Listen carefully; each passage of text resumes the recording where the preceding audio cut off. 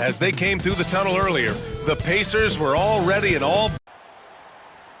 Hello, basketball fans. You've got it on... What's not...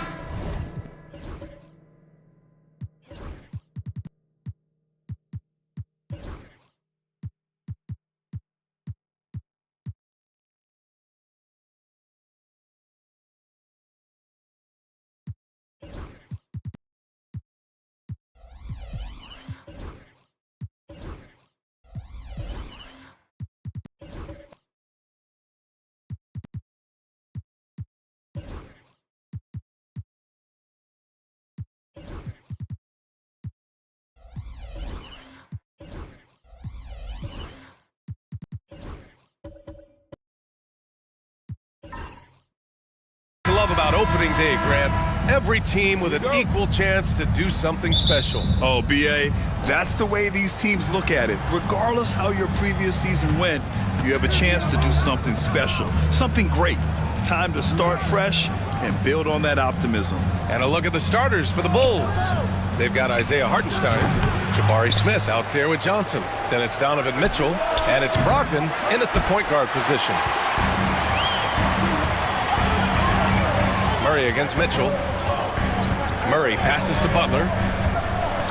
Oh, and Johnson with a block. On the wing, Mitchell, defended by Murray. Out of bounds. It'll be Indiana's ball.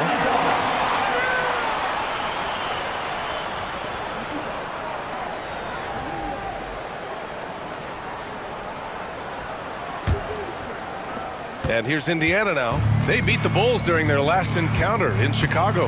Well, in this last matchup, they captured the win in large part because their backups provided a lot of the scoring punch. And they came away with the win last time in large part due to their depth. Great game from their bench.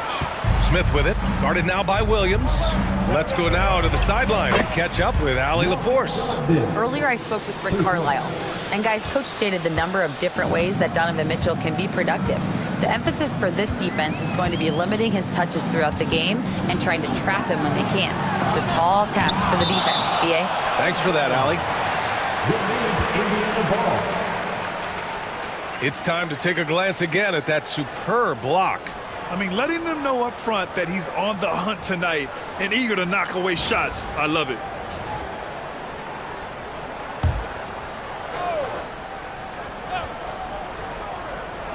And here's Indiana now.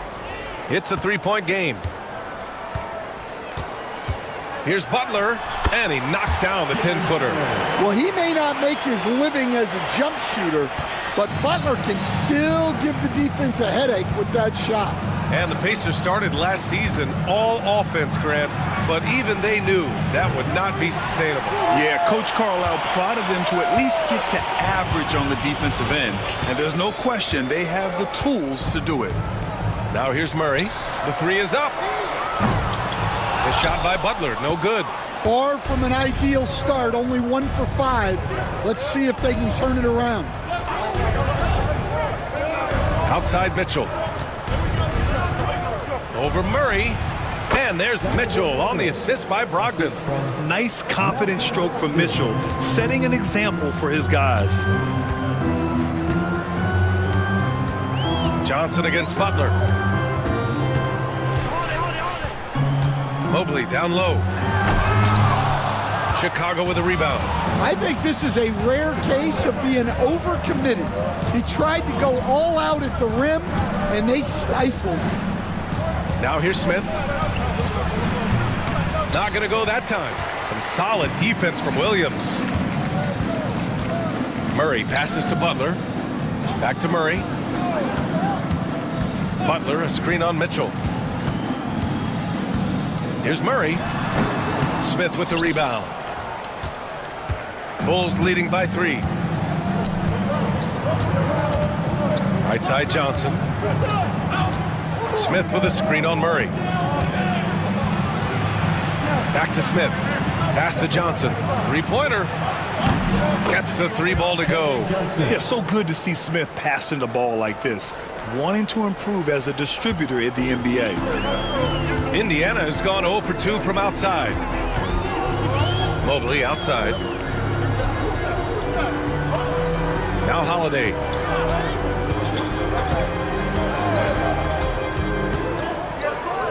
Pass to Williams. And yep, it's good.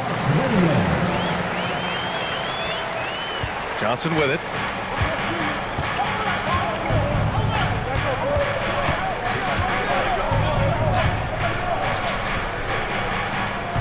To the left wing. Hartenstein with a screen on Holiday. The floater. Brogdon finds Hartenstein. Basket is good on the assist from Brogdon. Here's Holiday. No points yet. They've been having major problems offensively. Definitely in a bit of a dry spell. Outside Butler. Uses the glass on the layup. It doesn't matter what angle you give him. When Butler gets inside, you know he's going to convert. Now here's Smith.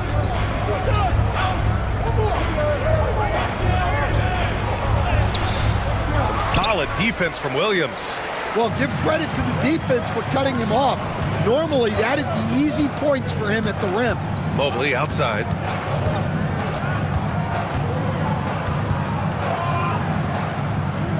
Back to Murray. 6 on the shot clock. Mobley, no good.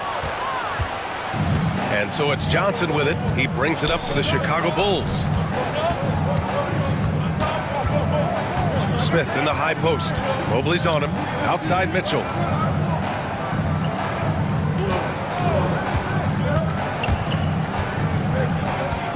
The Bulls need to get off a shot. Hartenstein. Pass to Smith. That's good. His first made shot in 3 attempts. And looks like Smith is already getting stronger. He's looking to add some muscle, and that finish through contact is a great sign. Now here's Holiday, and here's Butler outside. Drops in the 3. Butler's got 7 points in the game. He's consistent from out there, especially when you give him that kind of room. And coach, a perennial all-defense performer, Drew Holiday. Fearsome at that end of the floor in particular. Yeah, Brian, he's as good a defensive guard as there is.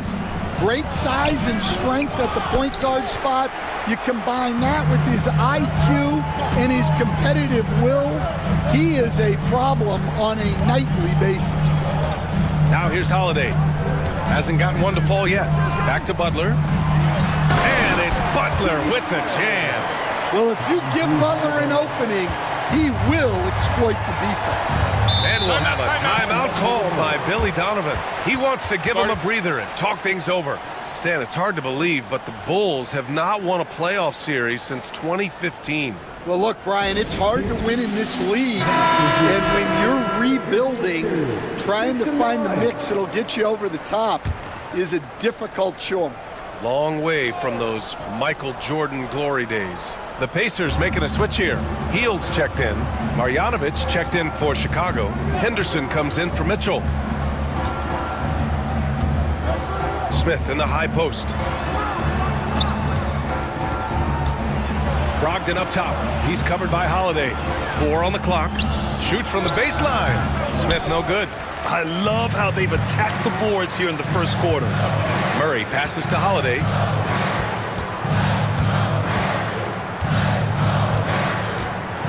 Butler, a screen on Brogdon.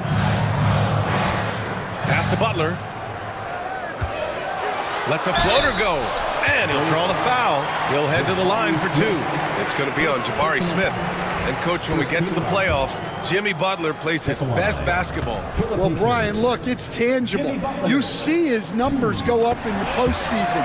Butler's been the #1 option on multiple finals teams. That puts him in rare company.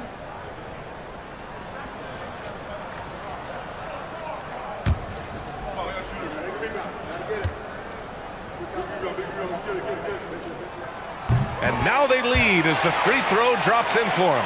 Now well into his 30s. Is it fair to start wondering how many seasons Jimmy Butler has left, Grant? Well, it's a fair question, B.A. But at the same time, Jimmy's hunger is just so different than everybody else's, which I could see helping prolong his career. Here's Brogdon. Perfect night so far, 2 for 2. The offensive IQ Brogdon has is fantastic. A creative scorer in close. Holiday against Brogdon. Outside Holiday. Williams a screen on Johnson. Johnson against Butler. Pass to Hield. Beyond the arc. Smith with the rebound. For Chicago, they've got 6 of 14 in so far. A moment to hear from Allie LaForce. Jimmy Butler's such an all-around player. He said, I don't need to be a 40-point scorer. My role is to impact winning. I just control what I can control in the end, play the right way, stay aggressive, and do whatever it takes to get my team the win. And Brian, he is good at his job. Well, playoff Jimmy is a real thing, whether he'll admit it or not. The Bulls have got 7 of 15 to find the net. Henderson outside. A minute 37 left in the first. Brogdon, the pass to Marjanovic. Oh, a big-time jam! Slams it right over Williams. It's those kind of passes that bring up the entire team's confidence. Impressive looks on the AT&T 5G Slam Cam. Indiana has gone just 2 for 6 from the arc here in the first. Here's Butler. And he's going to the line for 2. The official saw contact while he was going up.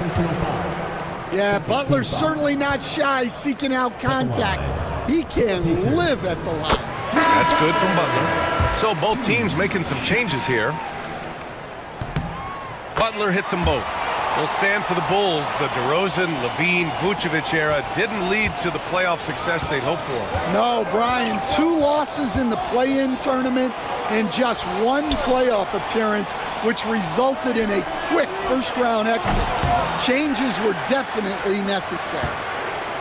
And it's Holiday with the ball for the Pacers. Butler finds Holiday. Fires the 3. Chicago grabs the miss. Let's see if they want to go 2 for 1 here, Grant. Hey, looking at the clock, I'd say yes. Brogdon, the pass to Hunter. Here's Marjanovic.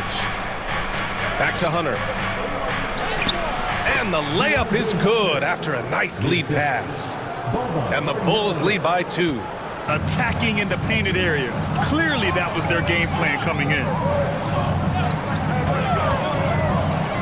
Butler against Kleber. Ooh, a little luck that time as it drops. Butler's got 18. Well, what a quarter he's had. You can tell he's in the flow. They should be looking for him every possession. Brogdon against Holiday. Now Brogdon. He's got 5. Launches it. Jimmy Butler getting it done for Indiana. Oh, what a quarter. He was absolutely on fire offensively. All right, stick around. We'll be right back after this.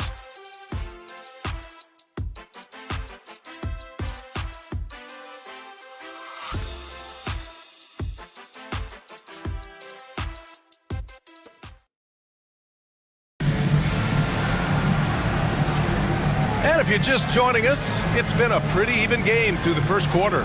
All right, let's quickly break down the game we've seen from the Pacers so far, guys. Attacking relentlessly, drawing fouls. They won that first quarter at the stripe. All right, and now you want to see them sustain this relentlessness for the entire game because it's clearly paying off. And for Chicago, let's take a look. Malcolm Brogdon out there with Donovan Mitchell. Then there's Maxi Kleber. Then there's Isaiah Hartenstein. And it's Hunter in at the 3. And for the Pacers, they're shooting around 41%. Holiday against Brogdon. Butler taking his time here. Pass to Hield. Mitchell against Butler. And unable to get the go-ahead bucket there. And for Chicago, they're shooting at 45% of the game so far. Kleber, screen on Hield. The 3 from Mitchell. On target from range. He's got 5. A volume shooter at the arc. Mitchell will rarely hesitate to take that. Trying to find a spark here. Yes, indeed. A rough stretch offensively. They could really use a basket. Now here's Butler. 18 points for him.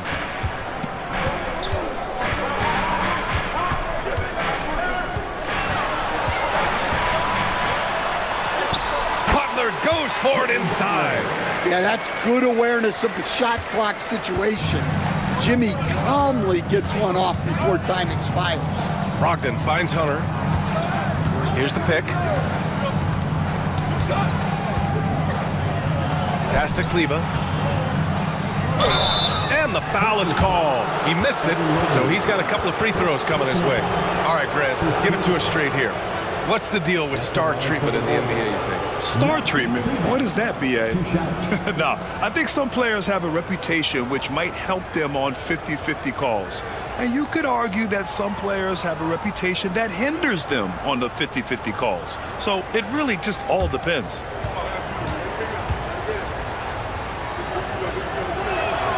First free throw is good. Williams is checked in for Indiana. Dinwiddie comes in for Butler. And the Bulls also making a change. Johnson, he's checked in for Hunter. Hield against Brogdon. Hield passes to Dinwiddie. Mobley outside. Pass to Hield. The 3 is up. That one falls. He's now 1 for 3. This is his shot. The defense must chase Hield off that three-point line. And timeout is called by Billy Donovan. We might see him looking to make some tweaks to the strategy here.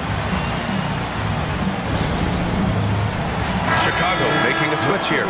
Smith's checked in. All right, let's take a second to view the 2K leaderboard and look at last season's top scoring squads. Indiana, number 1. The way this team played on the offensive end last year was remarkable. Seemed like every night they got everything they wanted and then some.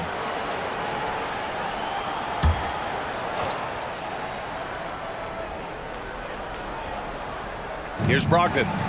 5 points in the game. Smith with a screen on Dinwiddie. Smith outside. Pass to Brogdon. Back to Smith. Oh, and Mobley with the block. Yeah, nice timing on the rejection. Mobley showing you how incredible defensively he can be.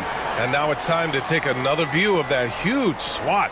Yeah, what a play. I mean, that'll have the offense thinking twice about taking shots in his presence.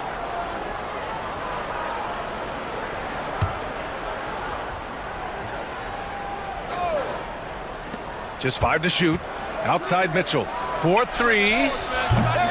It's rebounded by Indiana. At the conclusion of this one, they're off to Brooklyn where they'll face the Nets. And that'll be their only game on the road before heading back home. It's Dinwiddie on the wing. Holiday taking his time here. And he makes no mistake. Slam dunk. Check out Dinwiddie's hops. He certainly caught the defense by surprise there. Outside Mitchell. From deep, Johnson. And that one makes him 2 for 2. He's in his rhythm. Assisted buckets. Every team wants them. They show you're running effective team offense. Johnson against Hield.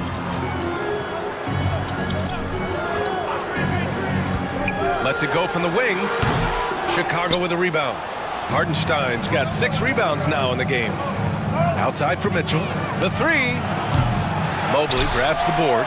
And just terrible defense. I don't know how he missed that shot. And we know Donovan Mitchell is a superb scorer. But Graham, what do you think he's focused on at this point of his career? Well, B.A., it's all about championships for him. This is a guy that doesn't just want to be seen as an elite player. He really wants to compete for titles, too. They're punishing those late defensive rotations, getting good looks inside throughout the half.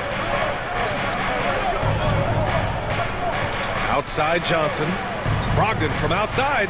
And that's a foul called on Isaiah Hartenstein. That's his first foul of the game. Love watching Brogdon make the right reads. He's more than capable of converting catch-and-shoot opportunities. For Indiana, they've gone 4 for 7 in the second quarter. Dinwiddie finds Hield. Mobley, a screen on Johnson. Hield passes to Mobley. Count it. 2 for 4 from the field now. Inside Mobley is set up for success. His size and reach means the rim is right there for him. Mitchell against Dinwiddie. Hartenstein with a screen on Holiday. Brogdon, the pass to Hartenstein. Outside for Mitchell. Oh, a clear foul there on the missed shot. So he'll get a pair at the line. It's on Spencer Dinwiddie. Going beyond mere stats, Mitchell breathes life into this offense. His energy lifts everyone around him. And let's get your take, guys, on the scoring breakdown for the Pacers. Well, their game plan has been very effective so far. They're working the ball inside, putting constant pressure on the defense. And not only that, they're off to a pretty hot start shooting from outside. They seem locked in tonight. And so Dinwiddie will bring it up for the Pacers. Mobley outside. Back to Dinwiddie. And he caught that pass in full stride on his way to the big slam. Impressive one-hand slam right there, B.A. Man, as long as he's confident about it, I'm good with it. Maybe use 2 hands next time. He knows where he is. And we'll have a timeout called by Billy Donovan. He'll take the opportunity to regroup. Smith with a screen on Dinwiddie. Mitchell, the pass to Smith. Now here's Brogdon. Fires the 3. Williams grabs the board. Pass to Dinwiddie. Mobley on a screen. Mitchell against Dinwiddie. From deep. Hartenstein pulls it in. Hartenstein's got rebound number 7 tonight. Here's Mitchell. Shot is good. Off the back rim and in. Mitchell's got 6 in the quarter. Defensively, you know Mitchell wants to get to the rim. You play it that way, then he pulls the string on you. Dinwiddie finds Mobley. And here's Holiday. Hits a 3-pointer. Holiday's got his first bucket of the game, and he's on the board for 3. Nice quick shot from Holiday. Not giving the defense time to react to him having the ball. Outside Johnson. Pass to Smith. Brogdon feeling it out a bit. No good on the triple. It hasn't been his best quarter. I mean, he's trying to shoot himself out of the slump. Holiday passes to Hield. Offensive rebound. Here's Williams. Outside Holiday. Second chance shot.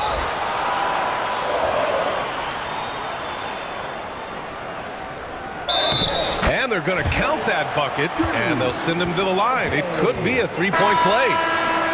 And their offensive execution has really picked up here in the second period. And this is his first trip to the line tonight. DeJounte Murray's checked in for Dinwiddie. Marjanovic checked in for Chicago. Scoot Henderson comes in for Brogdon. One shot.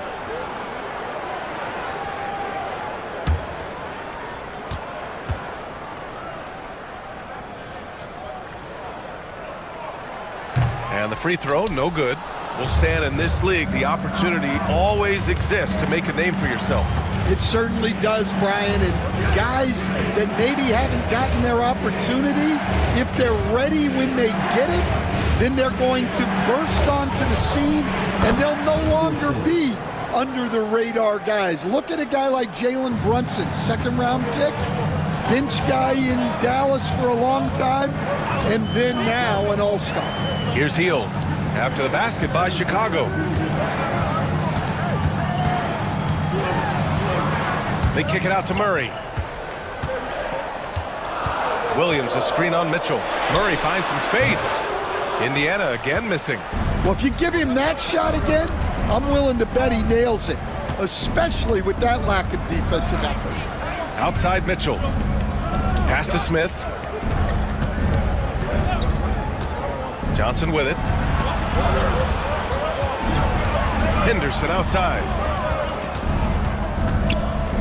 Over Holiday. Henderson misses. Well, that wasn't a bad shot. Defense playing a little loose there. Sometimes it just doesn't go in. Outside Holiday. 2 minutes remaining in the first half. 2 minutes. Mobley up top. Hield against Johnson. The kick out to Williams. And Murray launches it from deep. Goes back up with the clock winding down. And it's laid up and in by Williams. Williams has gotten his second bucket. And they've really managed to dominate inside. Pass to Marjanovic. Here's Johnson. Henderson, right side. Screen by Marjanovic. Out to the right wing. Now here's Henderson. The three ball. Mobley grabs the board. Mobley's got 8 rebounds in the game. Here's Holiday. Oh, rejected by Marjanovic. They get it back. First trip to the free throw line for him tonight. Jimmy Butler's checked in for Indiana. And the Bulls also making a change. Horton Tucker's checked in. At the line, for the Pacers, Mark Williams. Mind the lane. One shot. One shot.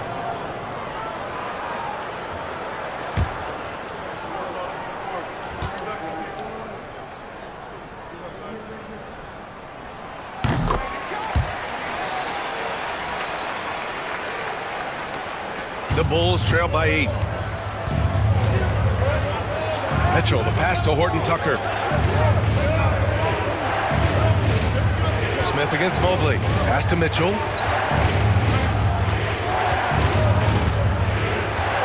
Six to shoot. And here's Henderson. Got a hand on it. Well, that's the long arms of Murray. A huge asset defensively, as we saw right there. Kleba, he's checked in for Chicago. Indiana leading by 8. 32 seconds left in the first half. Left side Butler. Fades. Can't get it to go. He's 7 for 12. And here's Henderson. He'll bring it up for the Chicago Bulls. They'll face the Spurs at home after this one. It'll be a quick stopover at home before they have to get back out on the road. In standing just 6'1", amazing how effective Mitchell is attacking the paint. And here's Murray. To the middle. Here's Misi. And he got the whistle on the way up. So he'll be headed to the line for a pair. First personal foul. The defense there doing whatever they can to protect the rim. Indiana shooting their 7th and 8th attempts at the foul line tonight. Macy, 2 shots.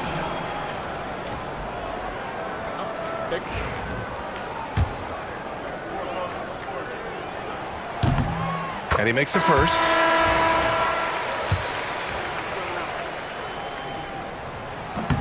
Both good from the line that time.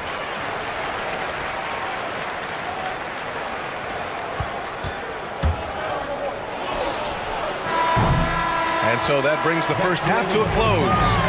It's the Pacers leading by 8. And we've got more action coming your way after this break. 30 seconds.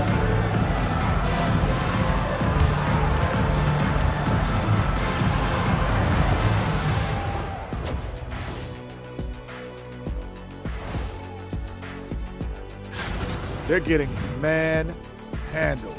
Falling behind, letting the crowd get into it, that affects your confidence. We'll see if they... Now let's take a moment here for a look at the upcoming schedule. Glad you could join us. Ryan Anderson and crew are ready to take it away.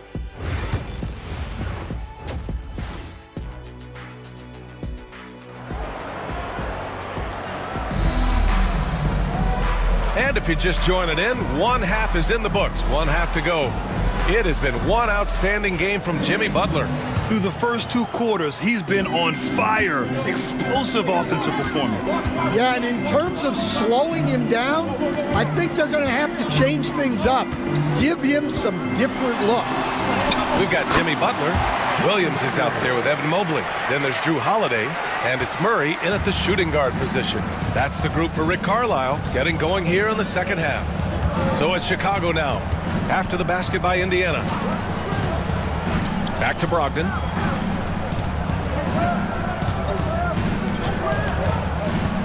Down low. Here's Hartenstein. And Hartenstein slams it in. And that's just great feel from Brogdon. Just an unselfish dump to his man. Pacers leading by 8.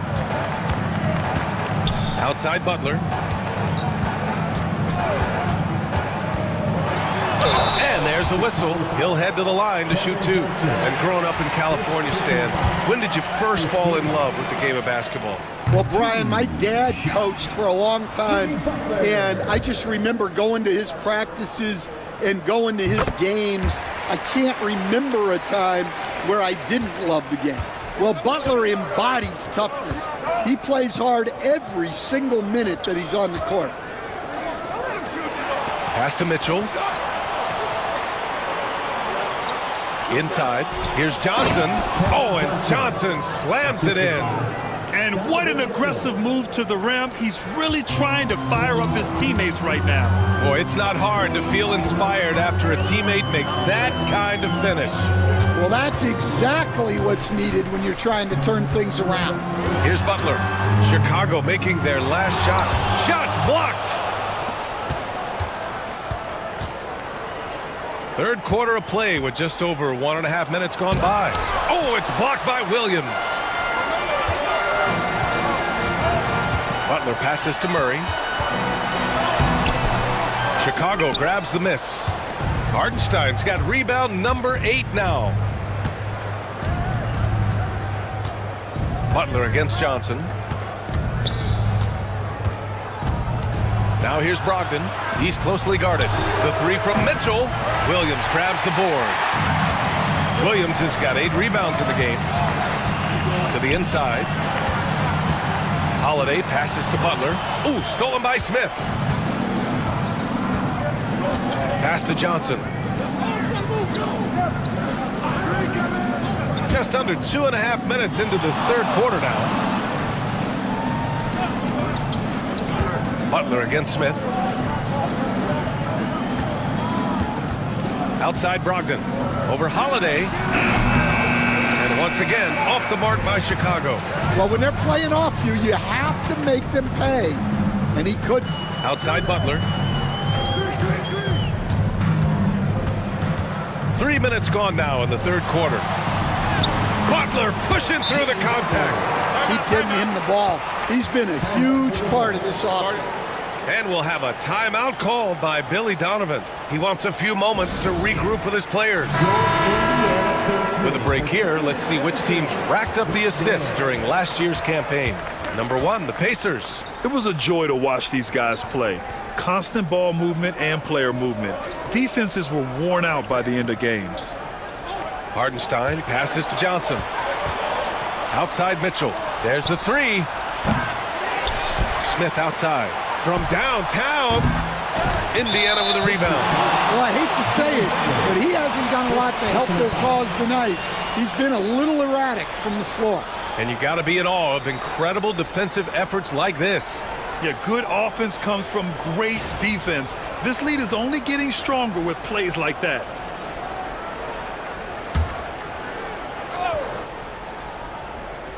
The Bulls trail by 9. Johnson passes to Mitchell. Over Murray. Mitchell misses. And it's Murray with the ball for the Pacers. Just 4 points. That's all they've given up here in the second half. Outside Butler for 3. Oh, Butler with the confidence from the perimeter. Not necessarily a staple of Butler's game, but they're reminding the defense he can drain it from deep. Brogdon, the pass to Mitchell.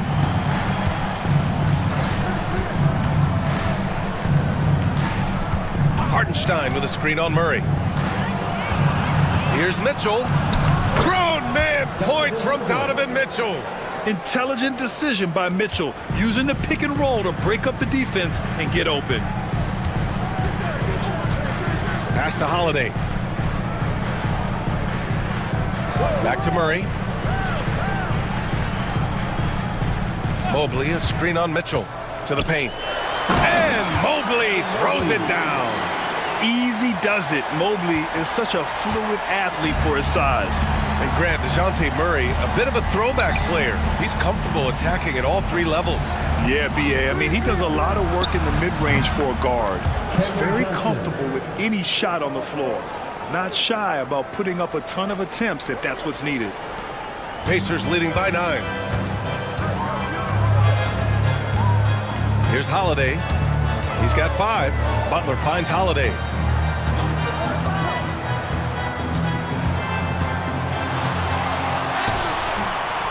Rebound by the Bulls. Now here's Brogdon. Brogdon with a strong finish. Well, Brogdon was not messing around there. The defense is right up on him, and he still finds the finish. Butler, a screen on Brogdon. Holiday passes to Butler.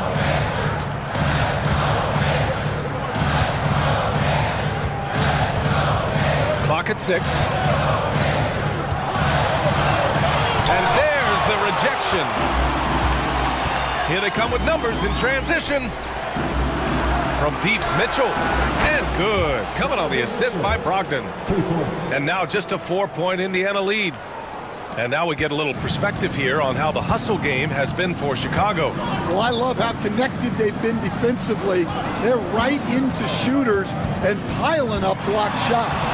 Well, another major factor in the offensive performance was the fast break.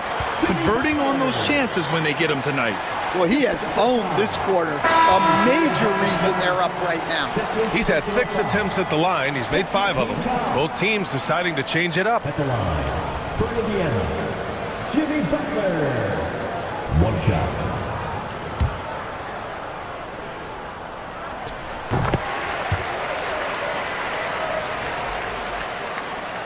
Bulls trail by 7. Outside Mitchell. They set the pick. Up top Kleber. Let's go with a 3. And again, it's Chicago with a 3. And what's working here? Each guy is willing to make the next pass. And let's take a moment to get your take, guys, on the scoring so far for the Pacers. Well, they've been owning the painted area offensively. I love the intensity they're playing with down there. And we've also seen them attack from the post. A lot of key possessions have ended with them scoring on the block. And they'll get another chance. Pass to Butler. 5 on the clock. Down low. Ooh, stolen by Smith. Outside Horton Tucker.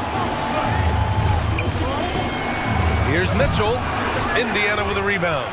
One reason this game is so tight is because both teams are hitting the boards with reckless abandon. Outside Butler. And a foul called on the way up. So he'll take 2 from the free throw line. It's going to be on Jabari Smith. Well, Butler is good at creating contact because he is so assertive offensively. 2 shots. The first free throw is good.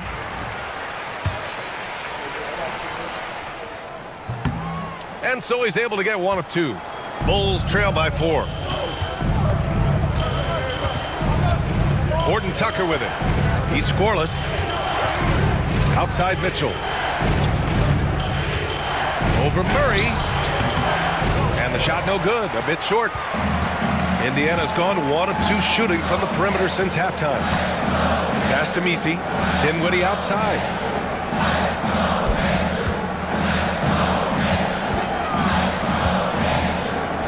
Mobley, a screen on Hunter. Dinwiddie against Hunter. Deflected! And they forced the shot clock violation. Great D. And the Pacers making a change here. Hield's checked in. Buddy Hield.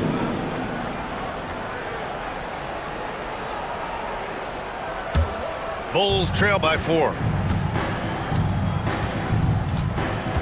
Now Mitchell. 15 points in the game.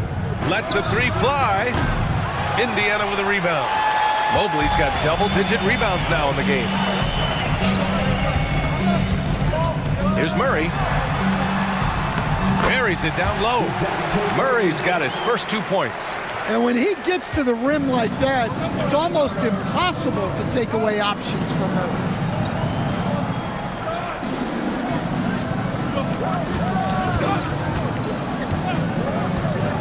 .151 left to play in the third quarter of basketball. Pass to Smith. Here's Horton Tucker. Rebounded by Hield. Indiana leading by 6. To the middle. Here's Dinwiddie. No good on the shot.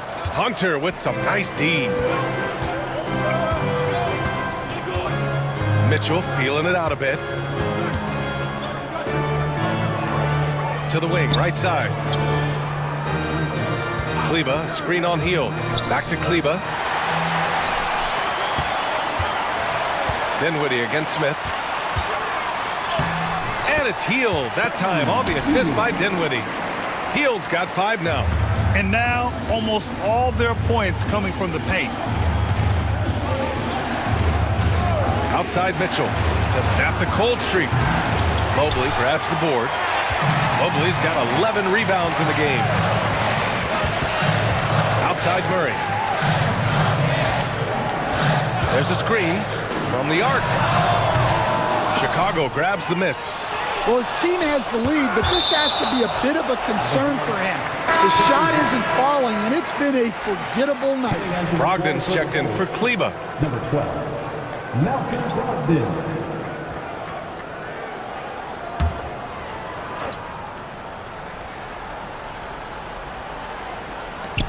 36 seconds left to play in the third quarter. Inside, deflects the pass. Ooh, stolen by Smith.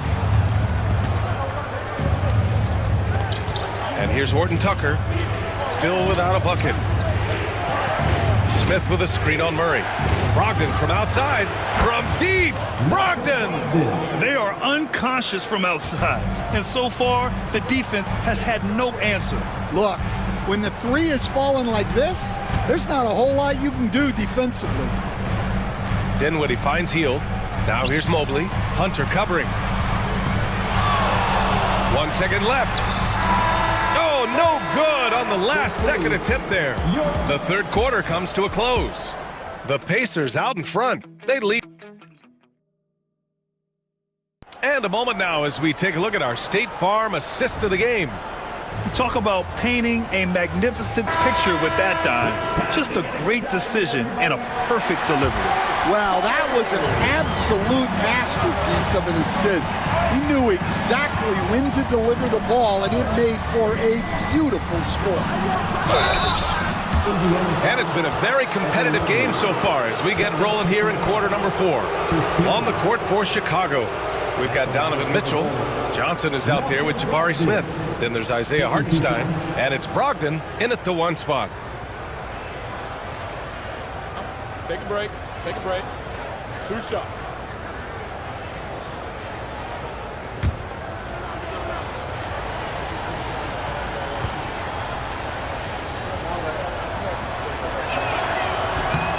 That one's off. And the veteran leadership Brogdon offers is tremendous. It's clear his younger teammates listen to what he has to say.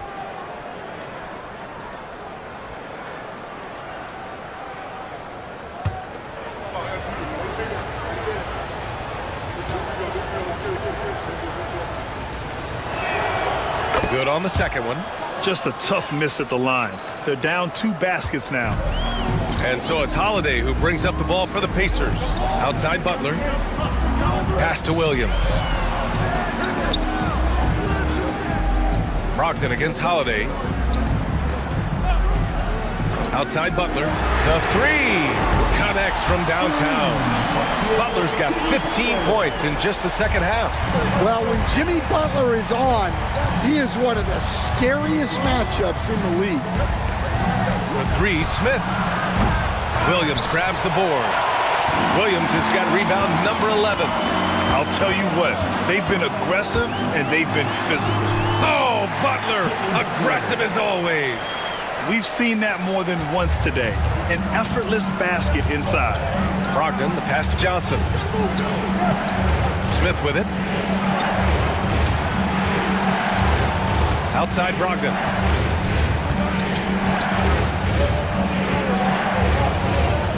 Shot clock at 6. Smith passes to Johnson. Here's Hartenstein. And perfection right through the net. About a minute and a half into the 4th now. Holiday against Brogdon. Puts up a 3. Smith with the rebound. Finding space on the perimeter, but he couldn't capitalize. Pass to Mitchell. Johnson with it. Butler covering. Back to Johnson. Just 5 on the clock. The 3, Smith. The Pacers pull it in. I know he's on a cold streak, but he can't let that get in his head. Yeah, they might want to draw something up here to get him something at the rim or get him to the free throw line. Sometimes that's all it takes to snap a cold streak. Playing with passion. Butler is never scared of a challenge, a wing who battles inside. And the first one at the line is good.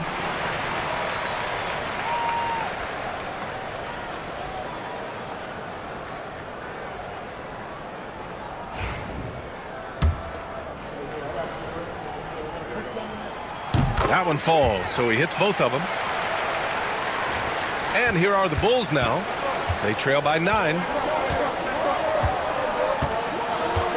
Picked by Smith. Here's Mitchell. The top of the key jumper is on the mark. The defense has to get up inside and press Mitchell. He's thinking of shooting it whenever he has the ball. Brogdon against Holiday. Pass to Butler.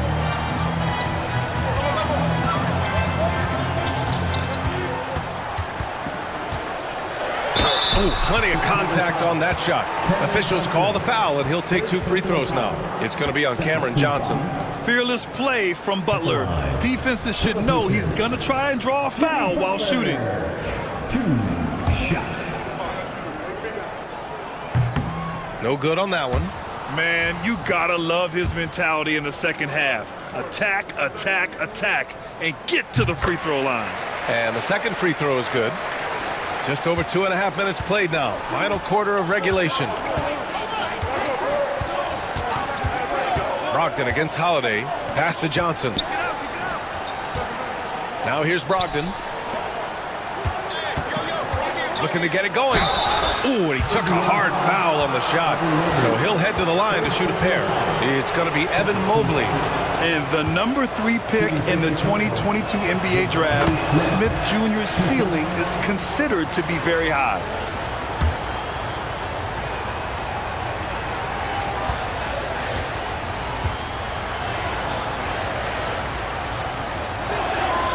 Smith hits them both. They're finding a rhythm from the line as they try to cut into this deficit. Indiana leading by 6. Outside Holiday. Butler, a screen on Brogdon. Here's Holiday. And he sinks that one, hitting the back of the rim on the way in. Yeah, well, that's a veteran move by Holiday. Take what they give you. Brogdon up top. He's covered by Holiday. To the right side. Pass to Mitchell. Back to Smith. Clock at 6. Outside Brogdon. Here's Smith. This one for 3. Oh, and Mobley with the block. And they turn it over. Shot clock violation as the buzzer sounds.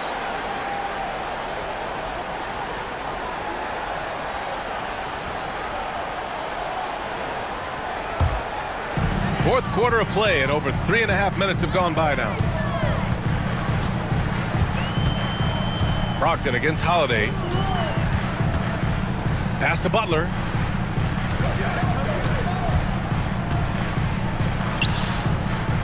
Outside Holiday. Down to 5 on the shot clock. From deep, Mobley. Chicago with a rebound. Hartenstein's got 10 rebounds here tonight. So active. Here's Mitchell. Williams grabs the board.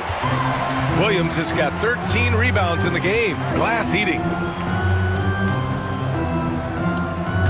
Outside Holiday. Butler, a screen on Mitchell. And there's a whistle. He'll head to the line to shoot 2. Smith, 4th personal foul, 3rd team foul. That's good from Butler. Jimmy Butler. Butler hits them both. Here's Johnson. Boy, they'd love if anyone could get a bucket. Yeah, their offense has been grinding to a halt. Pass to Mitchell. Picked by Smith.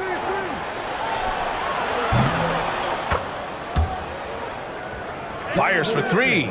Oh, Mitchell with a triple. Mitchell has everything, including that 3-point shot. Holiday passes to Butler.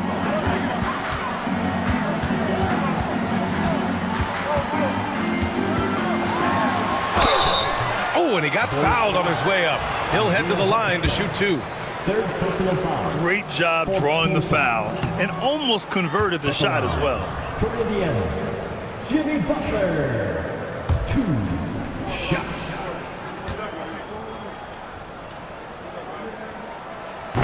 Second free throw, no good. Bulls trail by 7. And Mitchell launches it from deep. 3-pointer, no good. Murray looking around.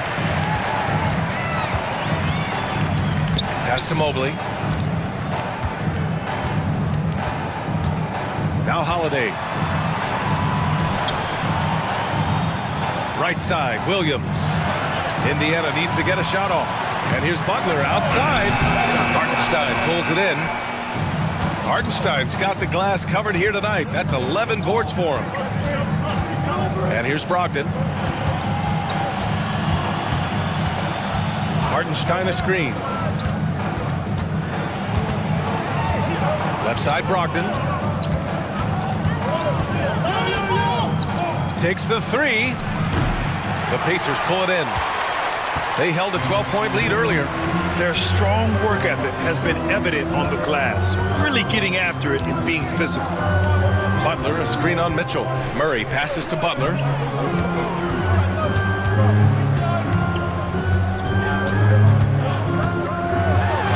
Down low. Butler drops it in. Well, he's just dominating right now. If his teammates are smart, they'll keep getting him the ball. Pass to Hartenstein. Back to Brogdon. Here's Mitchell, defended by Murray. Mitchell gets it done inside. With good length and strong physical tools, Mitchell will challenge any opponent on the inside. Butler, a screen on Brogdon. Holiday passes to Butler.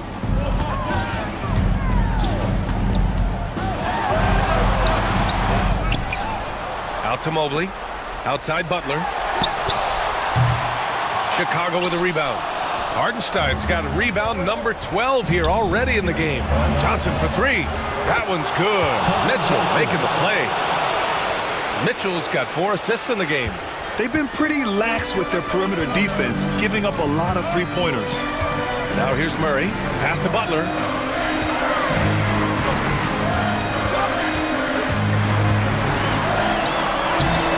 Oh, and makes it with the kiss. Butler's got 46. And Butler tremendously strong for a wing. That really helps inside. And from the sideline, let's catch up with Allie. Hey guys, Billy Donovan was just reviewing the plan with his team, and coach challenged the team, asking them to bring the fight inside, telling them to play with pride, telling the team, you're getting bullied near the hoop. Let's see if it works, guys. Okay, thank you, Allie. That free throw is good for Mitchell. You know, I've got 2 words to describe Donovan Mitchell. Dynamic scorer. You put this man in just about any situation, and he'll find a shot no matter what.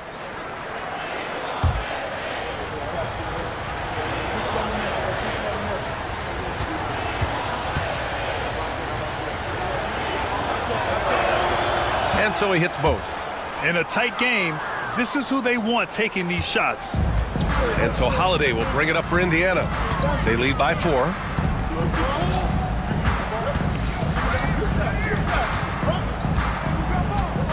Butler, a screen on Brogdon. Holiday from long range. He buries it from 3. Well, in the two-man game, Holiday stays under control and picks his spot. Now here's Mitchell. There's the triple. Indiana with a rebound. Williams has got his 16th rebound on the night. Murray finds Butler. Mobley, a screen on Johnson. Here's Butler. There's the block. And it goes out of bounds. That one off Johnson.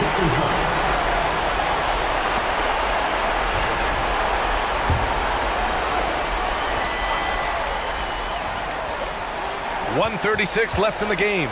Butler passes to Mobley. Just 4 to shoot. The offensive rebound. And that one good. Oh, he'll wear you down with the way he grinds it out on the offensive glass. Bulls trail by 9. Mitchell with the ball. The shot misses. Great D that time from Murray.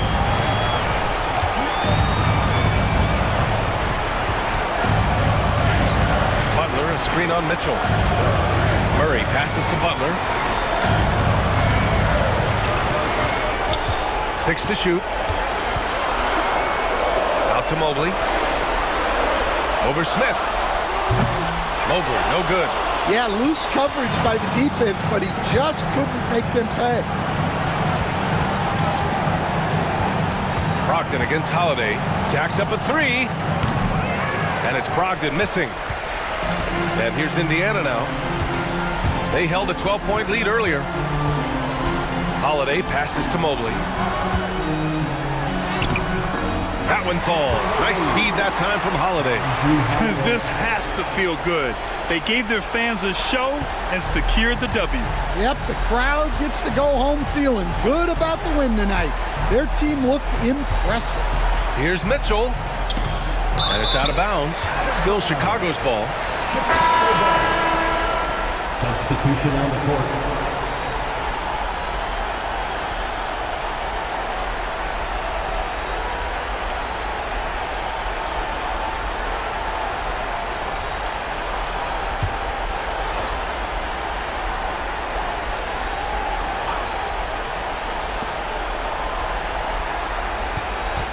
Outside Horton Tucker. And the foul is called. He missed it, so he's got a couple of free throws coming his way. That one on Murray. Fourth team foul. Shooting for Chicago, Taylor Horton-Tucker. He hits the first one, and that brings him within 10.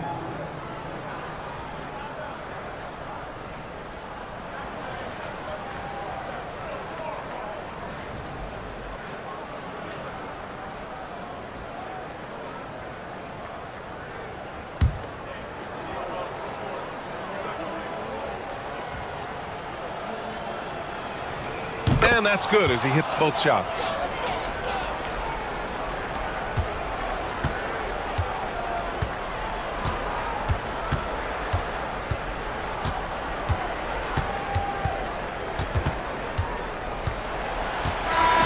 So Indiana wins it.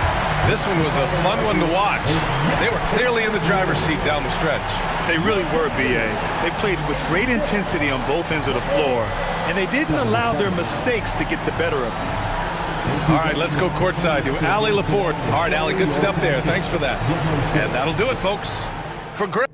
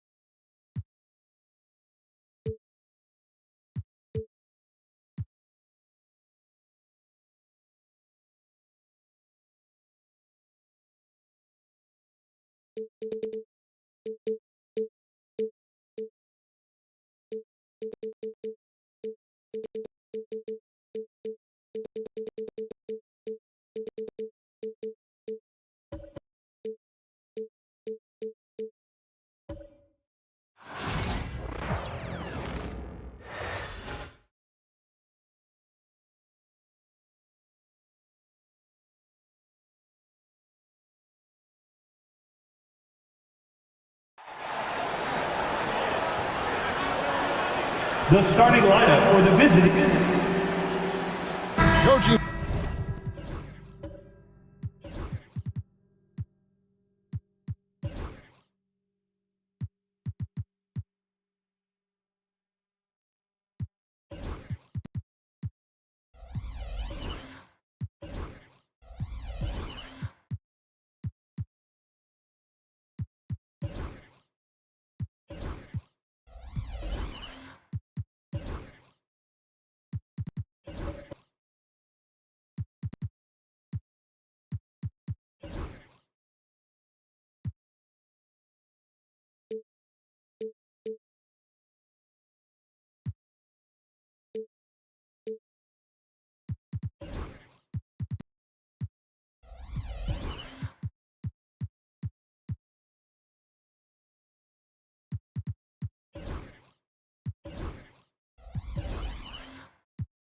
Staff's card.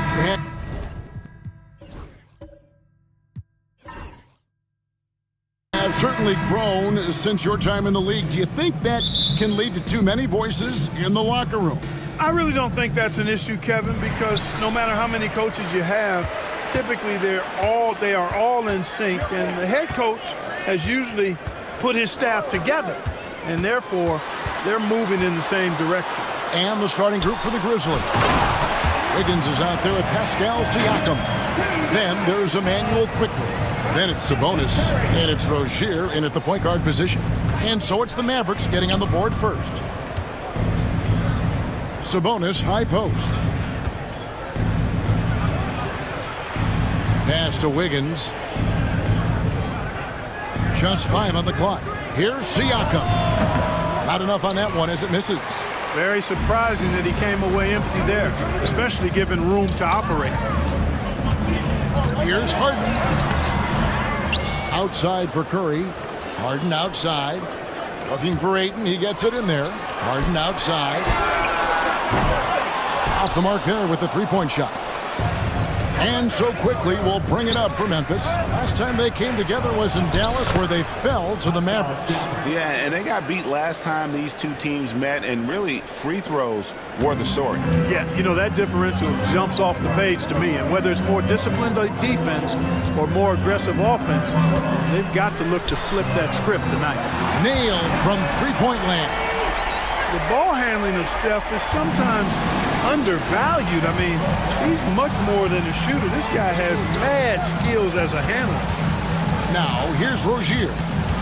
In the loss to the Warriors the other night, definitely was not himself. Sabonis sets the pick for Wiggins. Trying to answer back, but that three is off the mark. Harden looking it over. Pass to Curry. Puts up a deep three. The Mavericks rebound. Here's Jackson. Solid play on the low block, and that one's good. Now that's how you pick up second chance points. Stay active and be ready as soon as the shot goes up. And you know, Clark, you look at the switch the Mavericks hit last year. This is a team that has certainly bought in. It's pretty clear, Kevin. They believe in their coach, and they know they can make it to the finals now. They look to empower one another. They play as more than the sum of their parts, that's for sure. A well-oiled, cohesive group. Here is Harden, following the basket by Pascal Siakam. Pass to Curry. Jackson with the screen. They get it back.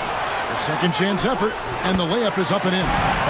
Jackson's got 6. Yeah, another nice bucket down low. They've really been able to work the ball into the post effectively here so far. Now here's Wiggins. His last outing he had 24 points. No one near Rozier as he lets it fly. Buries the long-range jumper.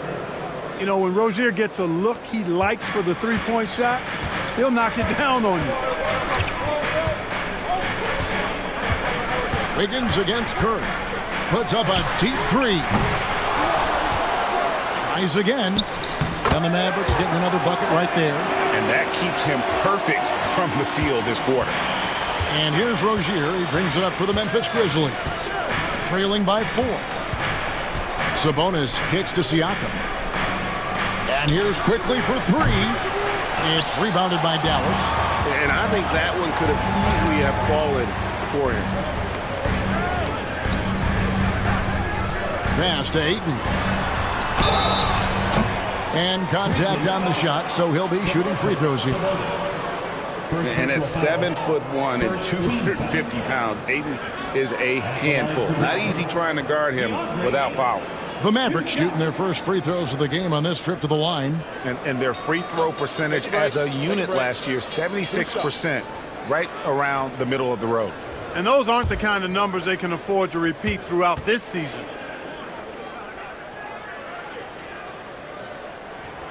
Free throw drops for Ayton. And you just have to be enticed by the skill set of Ayton, a 7'1" behemoth who plays with a lot of physicality and skill on both ends.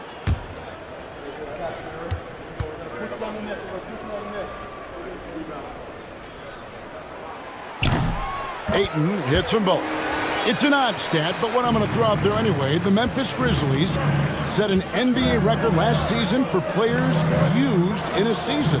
Kevin, this isn't football, right? They had 33 different guys suited up last season. That tells you how difficult it was. Constant change, hard to build chemistry, and let's face it, hard to win games. And the call on the shot that sends him to the line. Talk about confidence. Greg, what do you think about Harden's quote from a couple years ago when he said, "I'm not a system player, I am the system"? Kevin, I laughed when I heard it because most guys couldn't say that. But Harden absolutely can. He's an elite scorer turned elite passer. Your offense has to orbit around him when he's on the floor. Free throw good from Harden. Well, we know, GA, the Mavs are so adept at hunting the matchups they want. They're patient and methodical.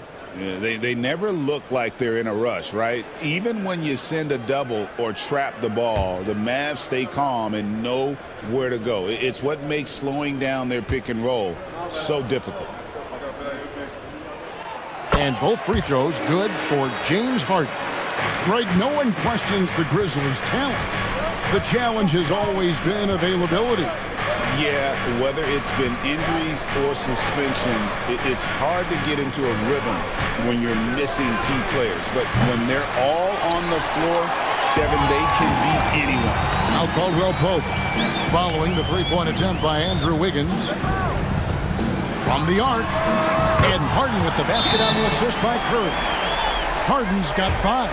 They're off to a strong start here early. 6 points off second chance buckets. We've got a timeout called by Taylor Jenkins. He's made the decision he wants to huddle up with his guys.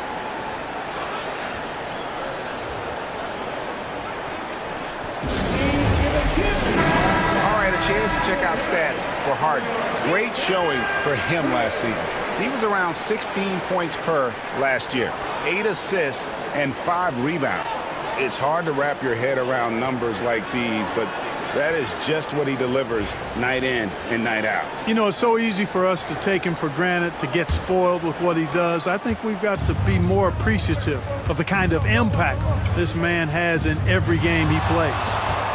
Now, here's Rozier. Memphis moving it around.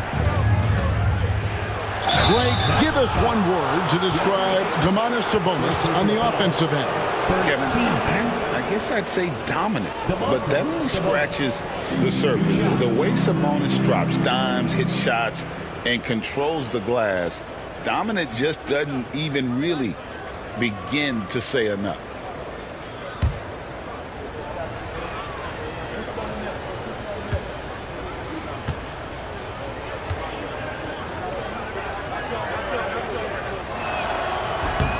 First free throw is good.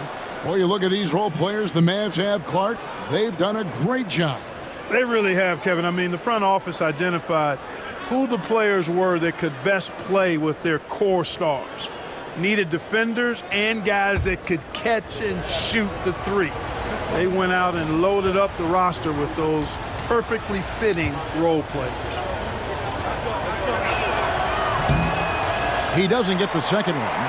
Domantas Sabonis, so versatile, brings so much to his position. He scores, he passes, rebounds, and defends at a high level. Siakam with it, guarded now by Jackson. And that one's good quickly. He does not lack for confidence, and he shouldn't. I mean, this guy is a dangerous scorer. Al Harden, he has 5. Left side Curry. Pass to Caldwell Pope. Here's Harden. And that one's good. His second basket of 4, shooting 50%. And boy, have they come out strong, really pounding the offensive board for second chance points. Ultra impressive, guys. Caught them off guard, and they've taken the momentum in this game now. Now, here's Rozier. Shoots over Curry. And it's Rozier missing. Time now to turn to our sideline reporter, David Aldridge. David. Kevin, Jason Kidd and I talked a few minutes ago. Now, we spoke about the problems that Pascal Siakam brings to the table. And you told me Pascal is so good with room to operate. You need to find him in transition and take away space when he has the ball. Of course, that's easier said than done. Kevin, back to you. Okay, David, much appreciated. Shooting 2.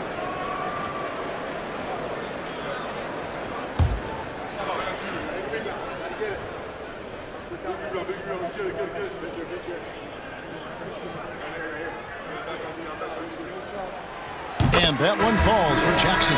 Johnson, he's checked in for Memphis.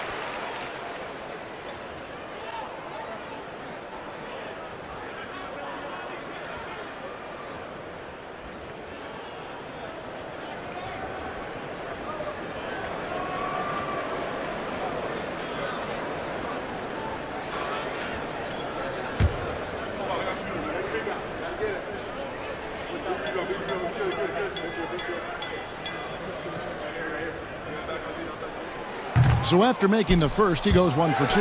To the inside, and stolen by Wiggins. Top of the key, Siakam. No-place jumper from the free throw line. Siakam's got 6 points. And you can see he's got a little bounce in his step. 3 out of 4 to start. Harden against Quickly. Pass to Caldwell Pope. Open with it. On the wing, Jackson.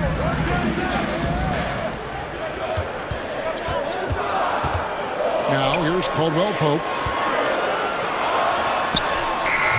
Still looking for his first make after that miss. He's 0 for 2. Now, here's Quickly. Johnson finds Siakam. Outside Rozier. Johnson with a screen on Curry. Wiggins. Mavericks with the rebound. Ayton's got 6 rebounds now in the game. Dallas keeping it alive. A fresh 14. Curry, that's good. You know, it's going to be tough to win when you give the other team second and third opportunities to score the ball. At some point, guys, it comes down to pride. Start banging on your chest and get after it from your heart.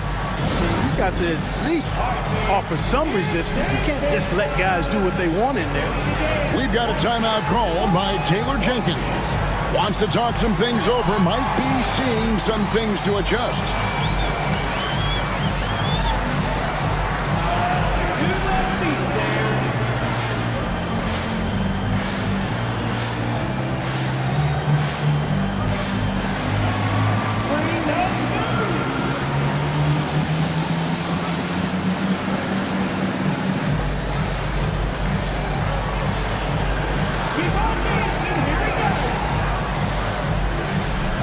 O'Neal's checked in for the Mavericks. Castle's checked in for Memphis. Here are the top distributors from last season. These guys always seem to find the open man. 4th, James Harden. Very few guys pass the ball better than he did. I mean, he didn't just have eyes in the back of his head. It's almost as if he had them on both sides, too. Now, here's Quickly. Johnson, a wide open look, and another miss by Memphis. Mavericks leading by 10. O'Neal kicks to Harden. Curry looking around, back to Harden. Outside Jackson. Johnson against Harden. Ayton sets the pick for Harden. Drains it from beyond the arc. Harden's got 10 points. Already, they piled up 8 second chance points. Feasting on those backboards. I love that physicality. Pass to Siakam. And the layup falls. 8 points for Siakam. And always nice to have an inside-out threat like Siakam. He can have an impact anywhere on the floor. Ayton the screen. Harden outside. And the call will be against Emmanuel Quickly. That's foul number 2 for him. And the Mavericks making a change here. Green's checked in. The Grizzlies also making a change. Washington's checked in.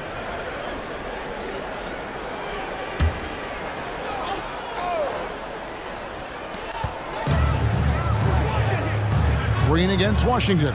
O'Neal a screen on Washington.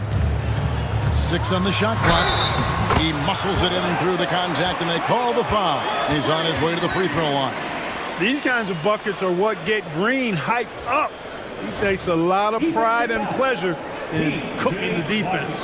And to me, Draymond Green really embodies the idea of a high IQ player. He can read the opposition, predict where a play is going, and those instincts aren't something that can be easily taught to anyone.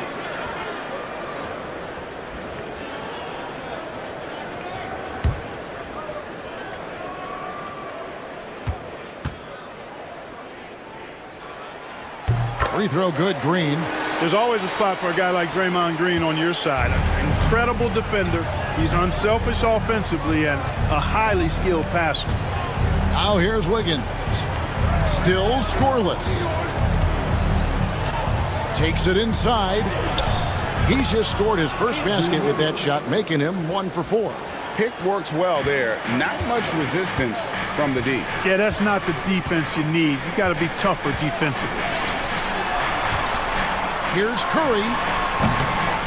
It's rebounded by Memphis. You know, it hasn't been his best outing, but they still find themselves in the driver's seat here.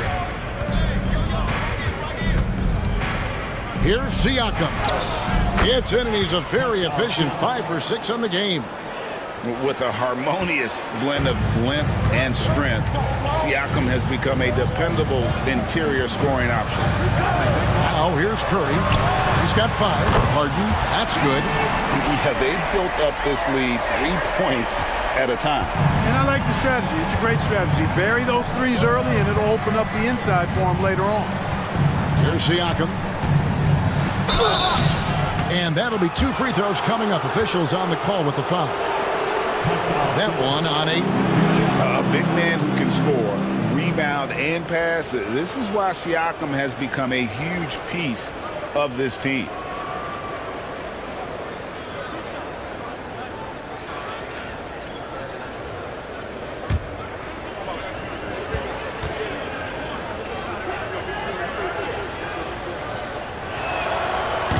That one is off. After exploding onto the NBA radar in 2019, Siakam Clark has been a sure thing on offense. Well, you know what you're going to get from Pascal Siakam. I mean, whether it's in the open floor or in the half-court sets, he's a guy you can count on delivering when you give him the ball in those situations. His offense never takes a night off. Good on the second free throw. Greg, in January 2024, Pascal Siakam was traded out of Toronto. And he came into the league an older player from a mid-major school. The Raptors did a lot to help Siakam, turning him into an all-NBA caliber player. Now here's Harden. 13 points in the game. And the 3 off target. Here's Castle. Guarded by O'Neal. Castle misses.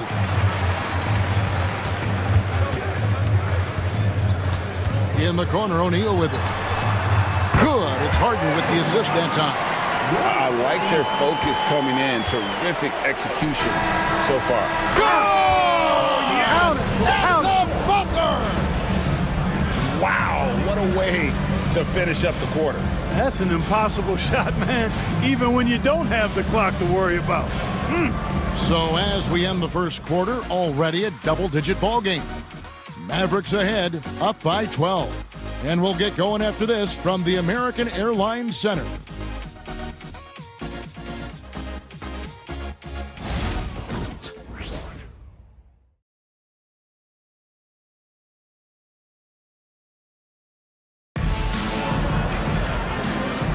And if you're just tuning in, we've got a wide margin on the scoreboard, but plenty of time left for a comeback.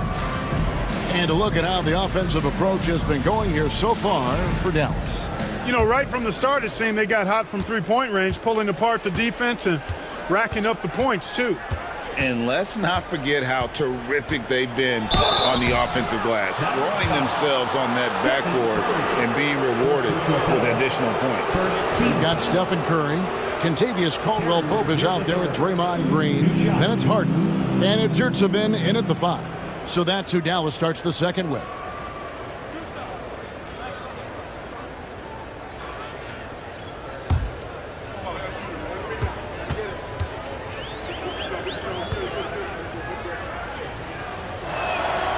That's good from Rozier.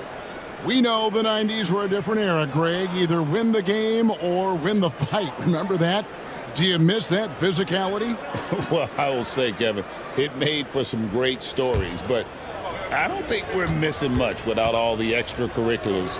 And I think we have a beautiful game now. And both free throws good for Rozier. And that's another area where he is just a superb player. Excellent at the free throw line. Wiggins against Curry. And Harden wide open. He shoots. No good with the triple. I'm shocked that didn't turn into 3 points. I mean, he makes you pay on those nearly every time.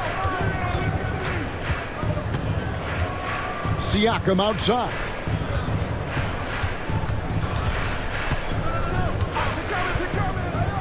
For 3. Yurtseven with the rebound.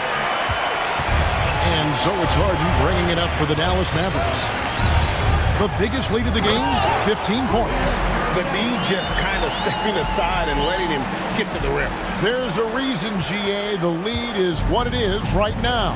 You know, you look at it, the communication is lacking, as is the trust. They can ill afford those types of breakdowns. It won't work. You can't win with those kind of breakdowns. Wiggins with the block. Great read that time by Wiggins, anticipating the shot. Sends it out with return to sender postage. Back to Rozier.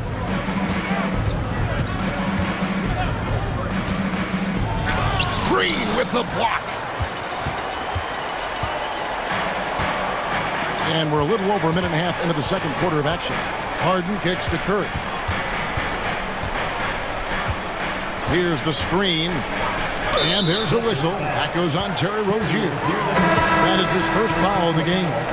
And the Mavericks with some changes. Ayton, he's checked in for Omer Yurtseven. And it's Isaiah Jackson in for Draymond Green.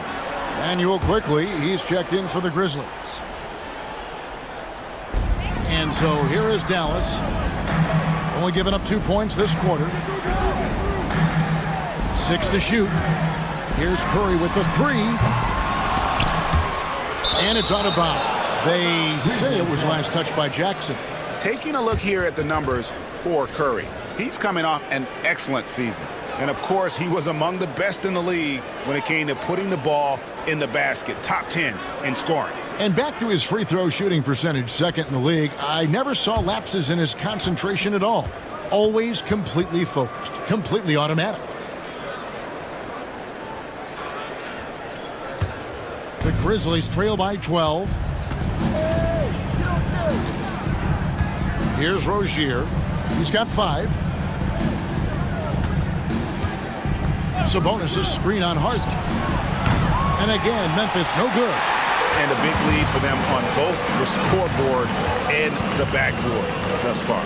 Yeah, rebounding has been a big key in this one. They've asserted their will and have taken control on the glass. On the wing, Wiggins. Back to Rozier. Siakam deciding where to go with it. And it's quickly missing. Well, he's got a great stroke. That one almost dropped. Curry finds Harden. Back to Curry. The three. It's good. The assist that time from Harden. Curry's got his third basket of the night. Straight up, Curry is as good as anyone and perhaps the best we've seen from three-point range. We've got a timeout called by Taylor Jenkins. He wants to check in with his team and regroup.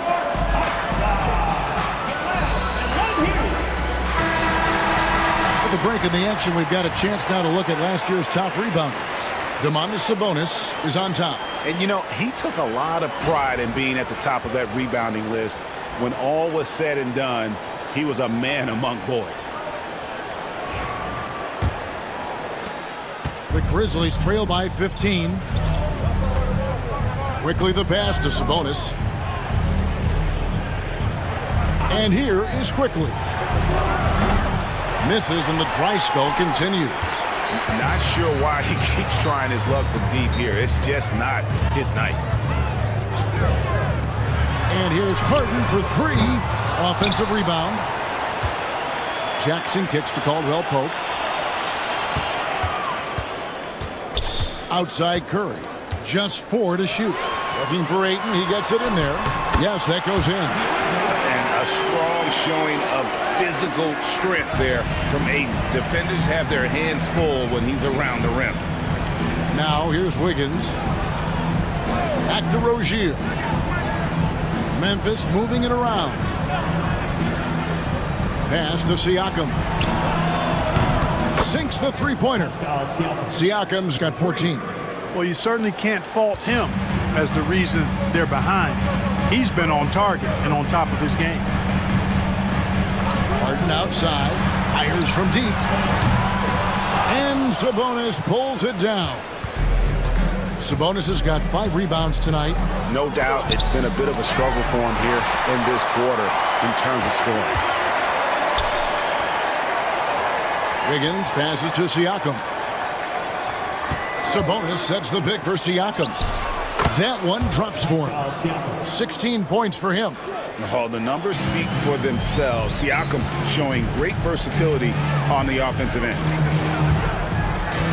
Ayton sets the pick for Curry. Pass to Harden. Back to Curry. Now here's Caldwell Pope. Ayton sets the pick for Caldwell Pope. And it's off from three-point range. And so Siakam will bring it up for the Grizzlies. A 12-point game. The shot's good from Quickly. Dallas has gone 1 of 6 from three-point land in the second quarter. Less than 20%. But they've continued to let him fly.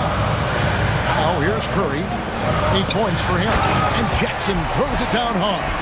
Well, you want to stop Steph in the two-man game, but he's so smart. He'll get others involved. The Grizzlies trail by 12, and many around the league believe Curry doesn't get enough fouls called in his favor. G.A., what do you think?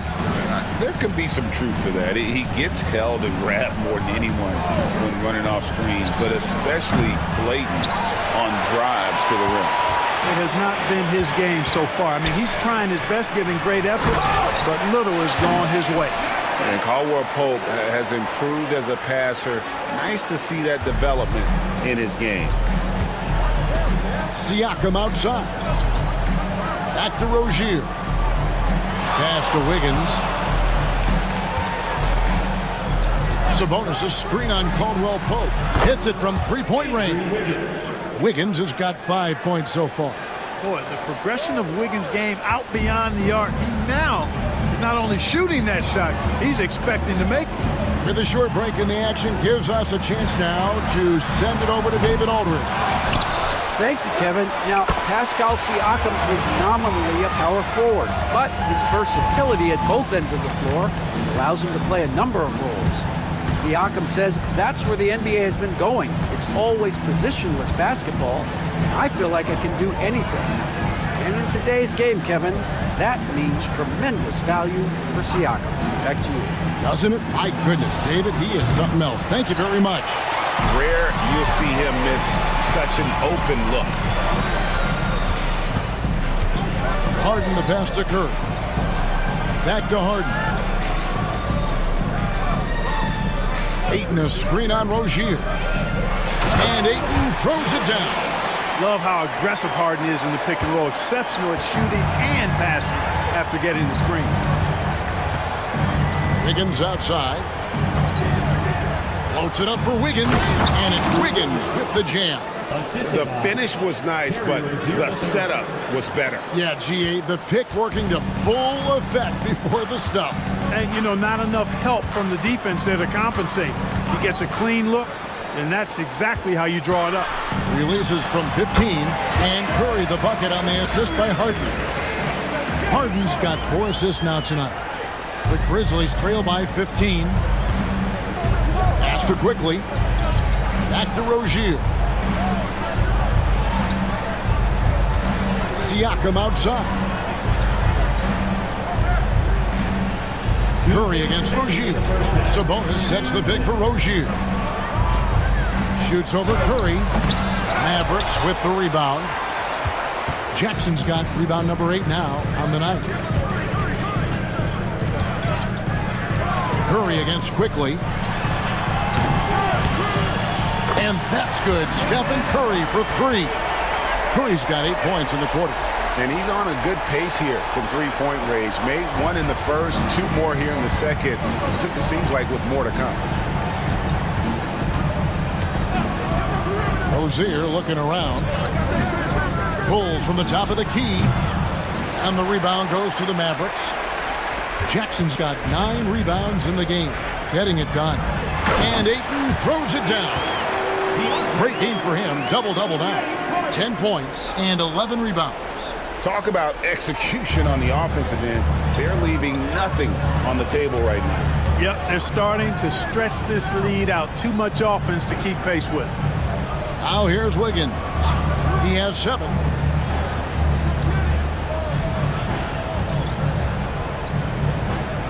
Sabonis' screen on Caldwell Pope. Inside and stolen by Ayton. From downtown, the Mavericks rebound. Second chance shot. And 2 free throws coming up. Unable to get that one to go with all the contact. Nice job grinding through and earning the whistle. Caldwell Pope felt it coming and just pushed through it. This is his first free throw of the game. The first free throw is good. Throughout his career, Clark, Kentavious Caldwell Pope has proven himself to be a quality player. He certainly has, and I love the way he plays. He's locked in all the time at both ends.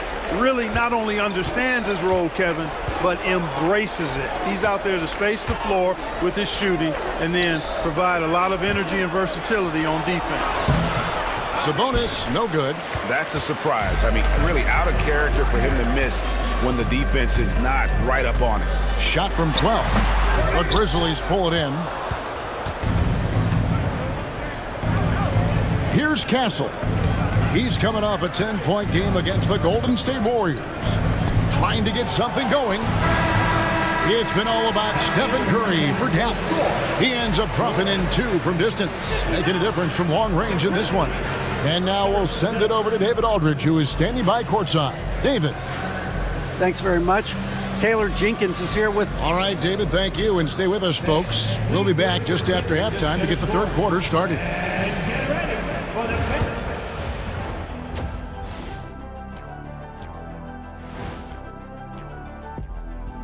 Hey, folks. I think they've been smart in their approach, guys. I mean, finding ways to set up ready shooters.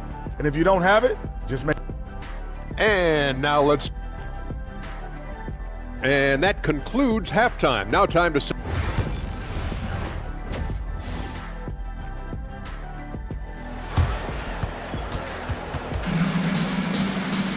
And there wasn't too much drama in the first half, but maybe things will tighten up here in the second.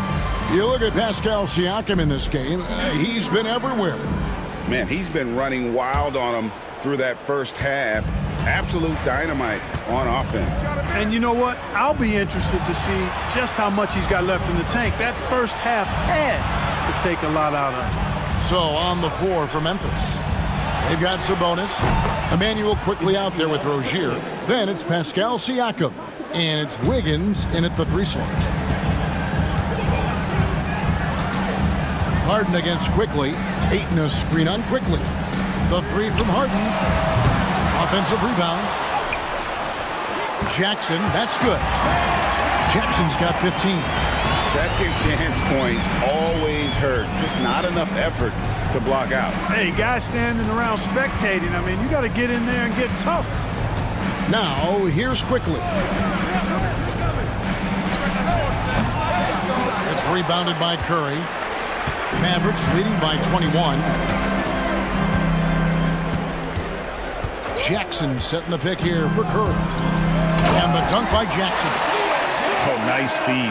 You can see how Curry makes their offense flow, even when he's not scoring. Grizzlies shooting around 41% on the night. Pass to Sabonis. Outside Rozier. Sabonis' screen on Curry.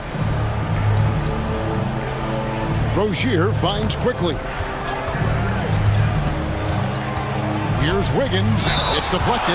Helps to have a shooting guard who can block shots, a real bonus, and Caldwell Pope does a nice job at stiff-arming shooters. First trip to the line for him here.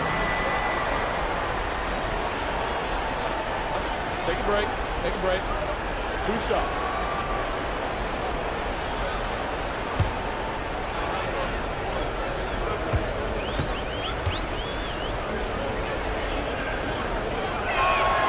And the first one at the line is good. A decent free throw shooter is Wiggins, trying to become more than that, though, given how often he gets himself to the line.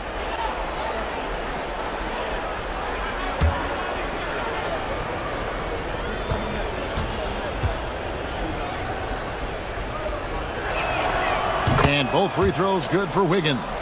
You know, it's interesting. Some people say Wiggins should play meaner, but to me the most important thing is that he improves his overall game every year. And Ayton throws it down. I love the play call. Ayton's a well-coordinated athlete. You know he has the reach. Give him a chance to go up and get it. Now, here's Siakam. He's got 16. Pass to Quickly. Wiggins outside. Sabonis sets the pick for Wiggins. Sinks the triple. Wiggins has got 12 points in the game. Out of the pick and roll, Wiggins doing a nice job staying poised, causing the defender just enough hesitation where he can make his move. Here is Harden. 13 points in the game. Well, most games he can knock it down from deep, but it just isn't there for him in this one. Here's Quickly. It's rebounded by Curry. Scoring efficiency has been low, and it's not helping them on the scoreboard. Harden outside, jacks up a three, and a great assist by Curry as that one goes in. Curry's got assist number 8 here in this one already. We've got a timeout called by Taylor Jenkins. This will give him a chance to discuss some potential alterations.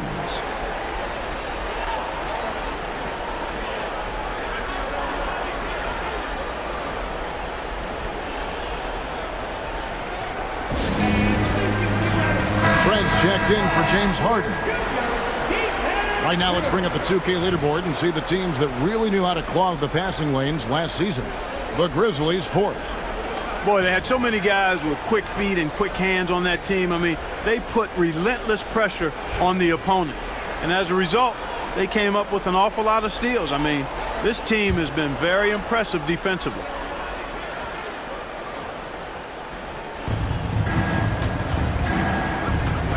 Quickly with it. He's got 8. Pass to Sabonis. Here's Wiggins. And here is Rozier. 5 to shoot. Sabonis' screen on Caldwell Pope. And another miss by Memphis. Mavericks leading by 23. Here's Trent. And a lot of contact on that one, so he'll shoot 2 here. That's on Terry Rozier. Clearly a foul. Yeah, he took a shot there. Earned those free throws.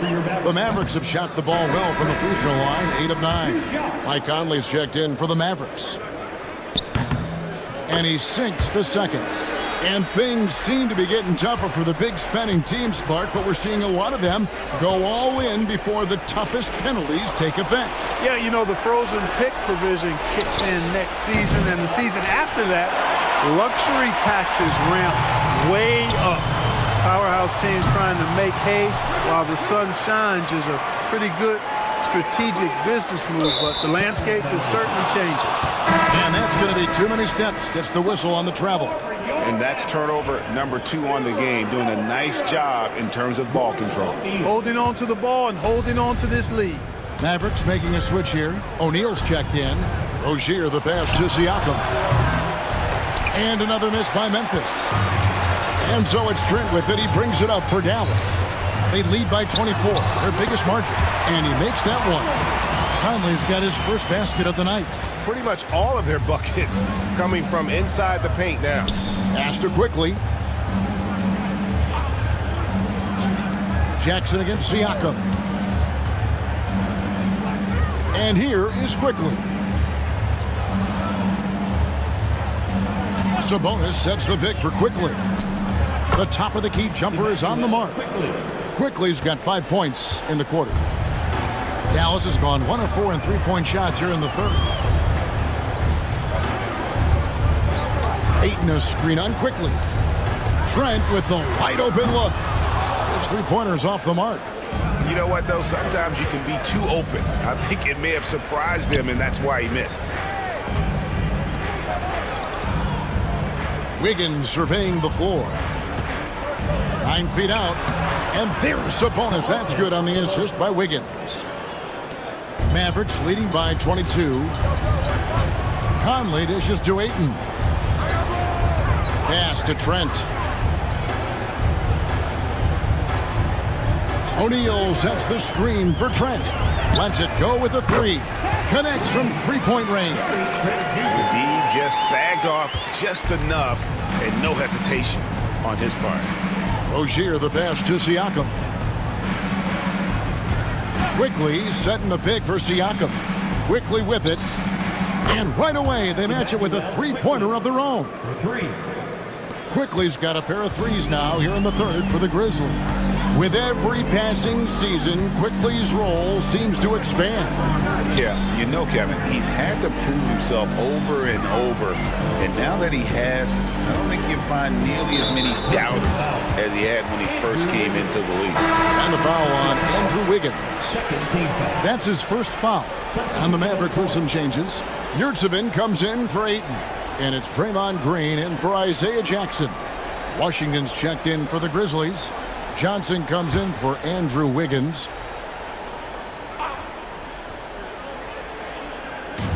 On defense, Memphis. Buries it from three-point range. Green's got 6. You've got to respect Green at the arc. If he gets open out there, he can make you pay. Siakam. And Siakam throws it down. I tell you what a good thing that he showed up today, because without him, this thing would already be over. And while we've got a moment, let's send it over to our terrific reporter, David Aldridge. David? Kevin, thanks. The NBA chose to extinguish G League Ignite. G League President Sharif Abdul-Rahim says, with the changing environment across youth and collegiate basketball, now is the right time to take this step. But Kevin, in its short time, the Ignite produced double-digit draftees, so the experiment was a success. A huge success, D.A. Thank you. Now, O'Neal. After Jalen Johnson missing on the last three-pointer. Here's Conley. That's in, coming off the assist from O'Neal. Slick move that time by Conley with the rock, carving out some space for himself to get the hoop. Astor quickly. Now Rozier. 5 points in the game. And finished off by Siakam. Outstanding distribution there. I mean, what impressive passing ability. Dallas leading by 23. Trent outside. Back to Conley.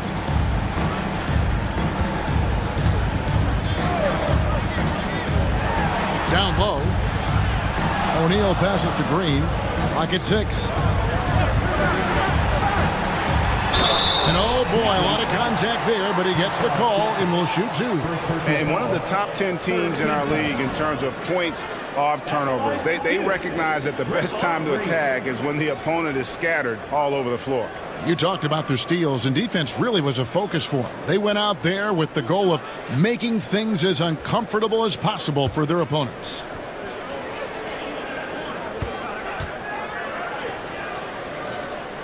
Free throw good, Green. Hadn't had great success at the line, but Green certainly works on his game from there. And the Grizzlies making a change here.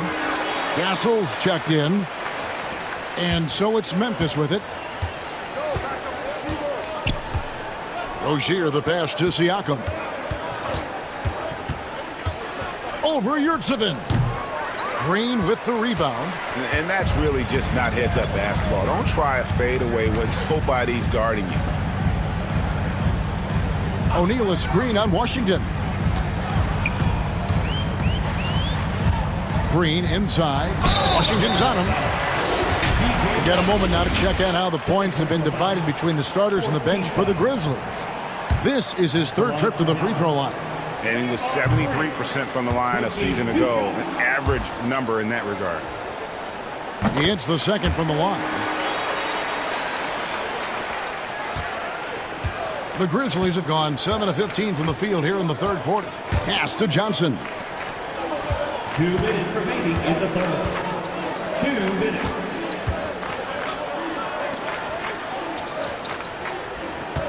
Johnson sets the screen for Rozier. Good on the triple. Rozier's got 8. Boy, they've been terrific from beyond here in the second. Exactly what the doctor ordered. Those three-point bombs will erase the deficit quickly if they can keep it up. Now here's Green. He's got 9 and out of bounds as the Grizzlies gain possession. A moment here to see some stats for Johnson. Coming off a terrific season, he averaged about 16 points a game, 8 rebounds, and 3 assists. And every team wants a scorer to give them a lift off the bench, and that's just what he brings. Well, he's instant offense. I mean, the game's momentum can be going one way, then bam, the scoring turns the tide. James Harden, he's checked in for the Mavericks. Curry comes in for Michael Conley. Harden kicks to Yurtseven. Pass to Curry.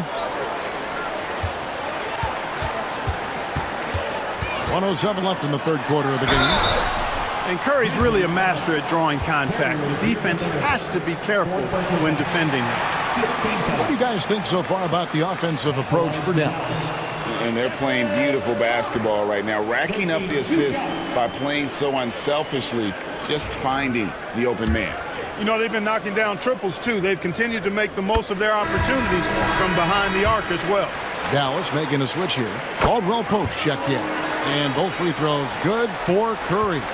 Boy, how consistently good Steph's been over the course of his career. Really remarkable. What a teammate, what a leader, what a player. Rozier the pass to Washington. Here's the break. A pull-up. It's rebounded by Memphis. Johnson surveying the floor. Siakam, right side. And Siakam throws it down. And those are 2 loud points. Siakam flushes it without much effort. Outside Curry. Puts up a 3. Johnson with the rebound. Johnson's got 4 rebounds now tonight. Here's Castle.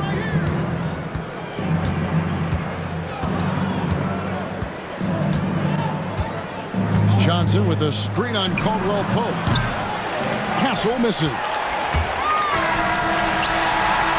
And so it's Dallas, sitting on a 21-point lead to end the quarter. The scoring has been tremendous, and they are shooting lights out with And there may not be a lot of drama down the stretch as we head into the fourth quarter, but stranger things have happened. And so here is Dallas. Jackson is out there with Ayton. Then it's Curry. Then it's Kentavious Caldwell-Pope. And it's Harden in at the 2 guard. That's the lineup in the game for Dallas. Off a pass, Steph Curry. That one is always going in, or almost always going in. Here's Castle. To the paint. Clark, when you played, virtually every team had an enforcer. But that is a rare breed, it seems, in today's game. Yeah, that's a good observation by you, I think, Kevin. I mean, a lot of teams had more than one enforcer back in the early 80s when I was playing. There's less physicality in general in the NBA today. I think that's why you see fewer enforcers, and there's a much greater premium on skill level than the enforcement component that existed in the early 80s and maybe a little beyond that. Wiggins outside. Pass to Sabonis. Johnson sets the screen for Sabonis. And there's the 3-second call, this one on the defense. Emmanuel quickly. 1 shot. And so he hits the technical free throw.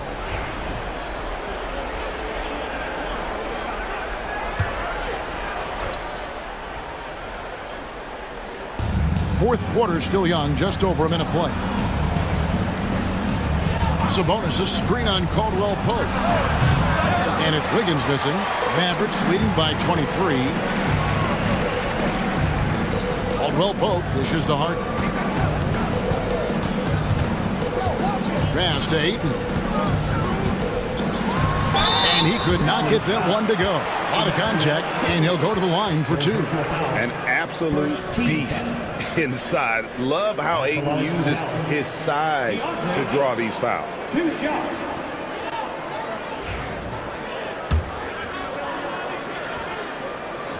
And he makes the first.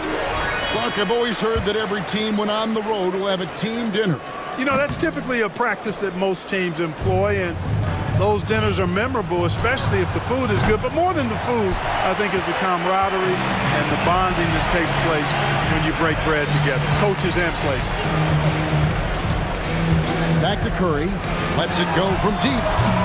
Grizzlies with the rebound. Johnson's got his 5th rebound in this one. Here's Quickly. 2 free throws coming up, and they call the shooting foul. That one on Ayton.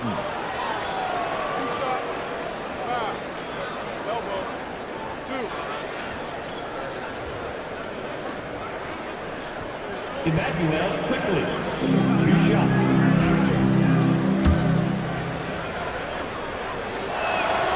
The first one falls. And even though they're down, they are putting on a show at the free throw line. Yeah, they're making the most of their opportunities at the stripe, and they'll need to keep it up to take the lead.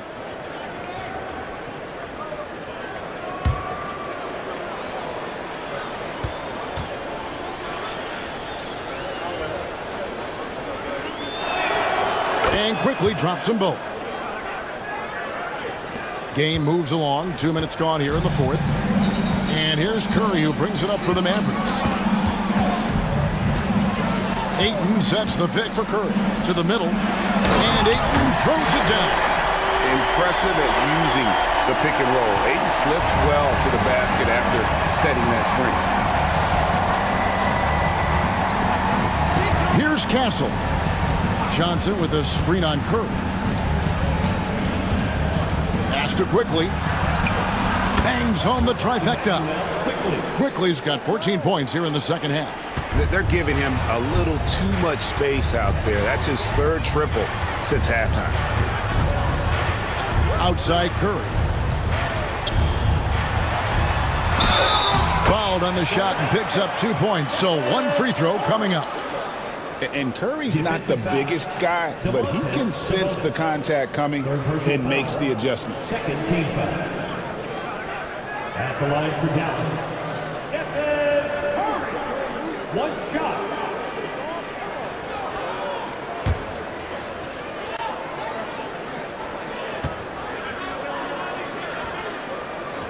And Clark, if you look at the NBA's draft combine, prospects now required to participate in drills and in other testing to be eligible for selection.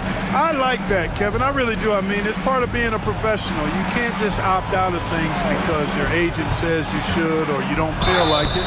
This is a professional business, so there should be some standards and accountability. And I think it goes hand in hand with the push for parity. It ensures equal access to the information that will enable all teams to make informed decisions on draft day. So I like it. I really do. 1 shot.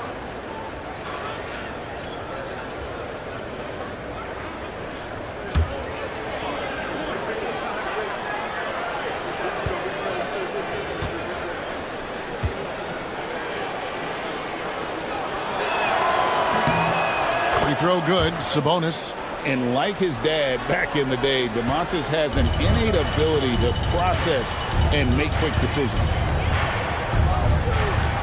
Jackson setting the pick here for Curry. Right side Jackson. Shot clock at 6. Ayton a screen on Wiggins.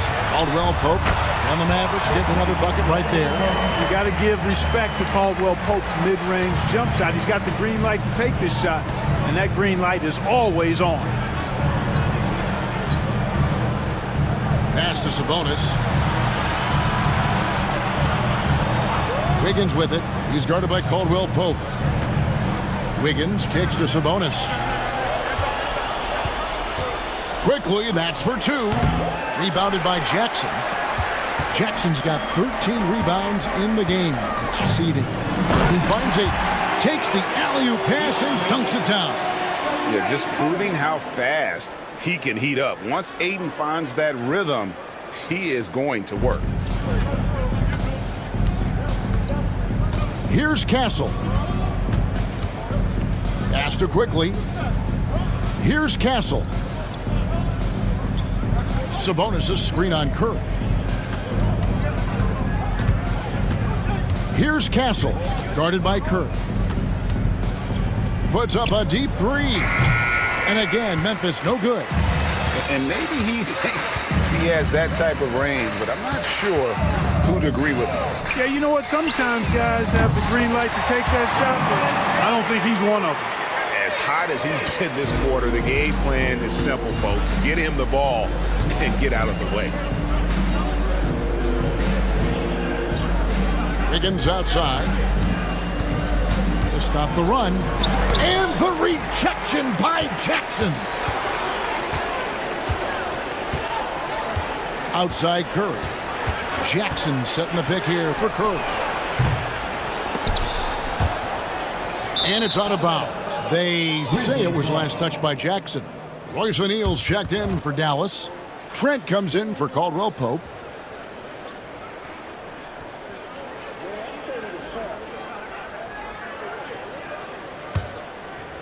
For Memphis, they've gone 3 of 8 here in the fourth quarter.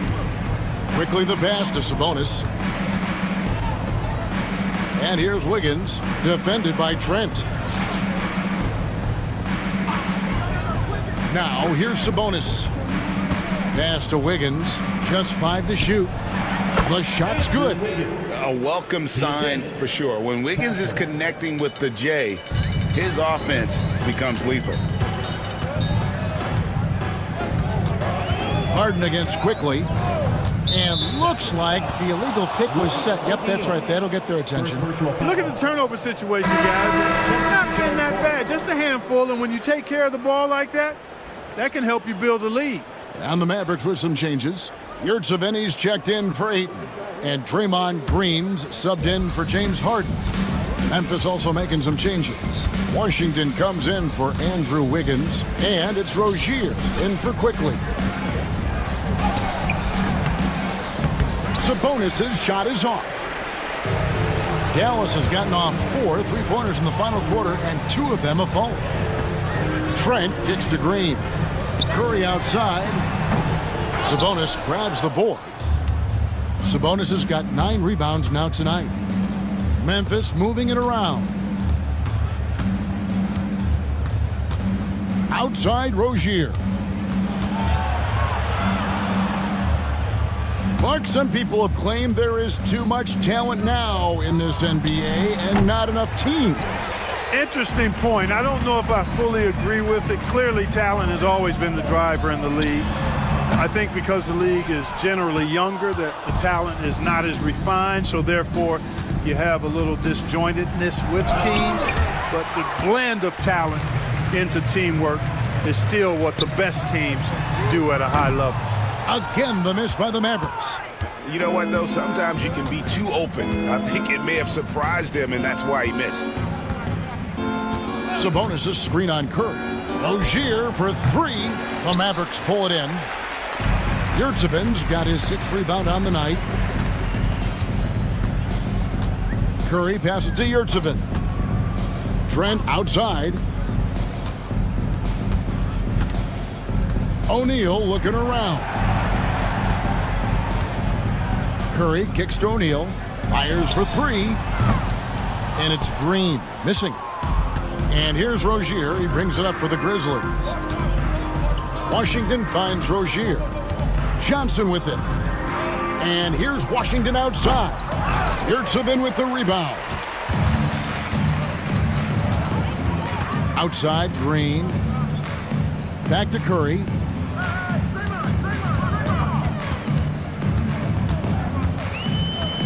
In the game. 2 minutes. To end the drought. It's rebounded by Memphis. They could use a big shot here to get this offense going. Too many empty possessions. Right now, they need a basket.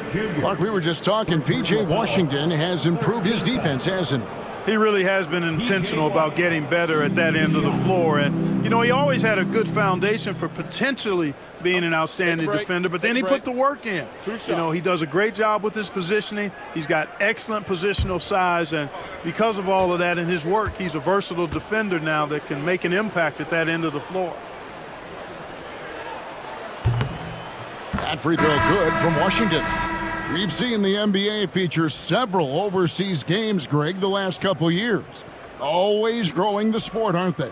And I know the fans love it. And nothing quite like seeing an NBA game in person and expanding that opportunity. Always a plus. Catching up on the changes for Dallas. Kentavious Caldwell-Pope, he's checked in for Royce O'Neal. And it's Mike Conley in for Stephen Curry. A dependable stretch for Washington is also somebody who continues to look to improve every year in the league. And it's Trent in the corner. Pass to Green. And here's Conley outside. And he's good on the three ball. One of the league's more reliable three-point shooters. Conley didn't always have that in his game, but he's lethal now. And as we head to the final buzzer here, a crushing blowout, big-time dominance, and this will go in the record books as a gaudy win for Dallas. They enjoyed a big boost from the strong play of their bench. The subs came in and did their job. Those points off the bench were key to their victory. And it'll go down as their first official win of the new year. And while there was some nice performances tonight, it definitely ended up being a solid outing for DeAndre Ayton. You have to love the way that he was closing out on defensive trips. He would always body up, and it's why he ended with so many boards. Conley, the pass to Yurtseven. Misses the three. Memphis has gotten some tough luck from three-point range. In the fourth quarter, they've hit just 1 of 6 from deep. Here's Castle, guarded by Harden. And the basket by Castle. A 6'6" Castle is a strong finisher inside. This has been a one-sided affair. Yeah, they've done a nice job of extending their lead and maintaining that intensity level. Conley against Rozier. Conley, the pass to Yurtseven. Over Siakam. The offensive rebound. They kick it out to Green. Over in the corner, Conley. Over Rozier. Dallas, no good that time either. Well, that's a good player missing from point-blank range. That's one you got to convert. Pass to Washington. Siakam outside. Here's Castle. A three-pointer off the mark. Harden outside. So we see the Mavericks taking the win here. And the outcome of this one was never in doubt. And boy, they really put in a supreme effort. It just felt like once they had that lead and it was comfortable, they were not going to relinquish it. And now let's catch up with David Aldridge, who's standing by from the sideline. All right, Dave. Thanks, guys. James, you had it going. How confident were you all offensively? I'm just trying to do whatever it takes to win. Like, honestly, if I got to score a lot of points tonight, teammates were making shots, they were playing hard. It was a great team effort. Whatever the team needs me to do, I'm willing to do. Everyone was clicking tonight, man, and it showed. Thanks. Back to you guys. Thank you, David. And that about wraps it up. For David Aldridge, Greg Anthony, and Clark Kellogg, this is Kevin Harlan saying thanks for being with us. But as we go, let's take a look at our player of the game, DeAndre Ayton.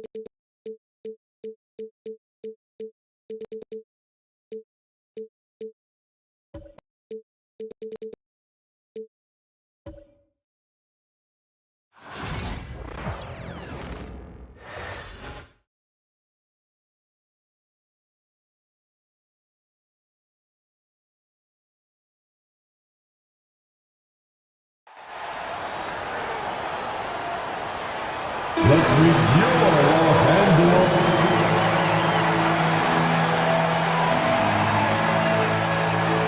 It's the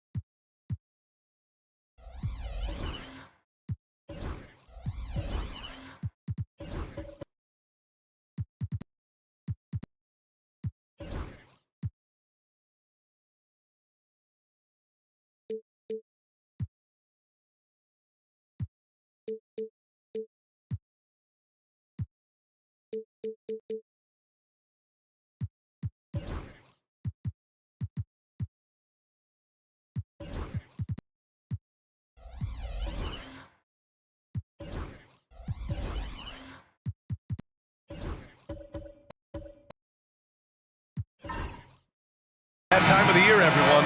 Opening night for these two teams in this new NBA season.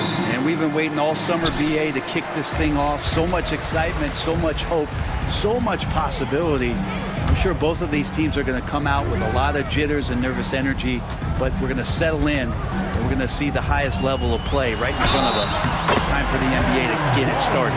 Now the opening lineup for Atlanta. They've got Darius Garland. Aaron Gordon is out there with Lou Dort. Then it's Clint Capella, and it's White in at the 2.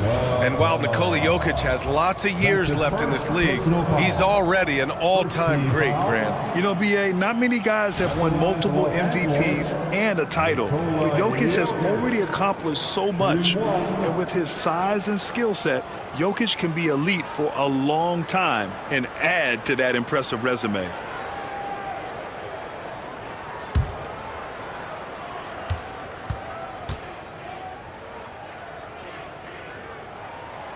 And that one misses. Well, Brent, when it comes to the Hawks, they've struggled to find consistency on the defensive end. No, B.A., that's not true. They've been consistently bad on the defensive end. I mean, they've been bottom 10 in defense 6 of the last 7 years. The only exception was the year that they made it to the conference finals. So that's just not going to cut it. You got to play both ends. Here's Lillard. The Hawks getting their last shot to go. Jokic with a screen on White. Middleton up top. The rebound by Atlanta. The Lakers beat them last time when these two met in Los Angeles. Last time these teams met up, they practically got run over. But to be fair, they took issue with some of the calls they were handed. Yeah, they wound up with a lot of foul trouble, but that's on them. The officials were calling it tight, and they never really adjusted. They kept committing fouls, kept complaining, and the game kept getting out of control. Now here's Jokic. Pass to Vassell. Back to Jokic. Count it. Good. Defensively, you can't afford to get stuck on the pick. That's one that the coaches will watch tomorrow with that player. You hate to see him give up in that situation. Garland against Vassell. Outside Garland. Pass to Capella. And here's White. 6 on the shot clock. So it'll be 2 free throws. He was fouled in the act of shooting. Grant, how about that in-season tournament win for the Lakers in 2024? Yeah, honestly, it just makes sense that the first of those trophies would land with a historic franchise like the Lakers.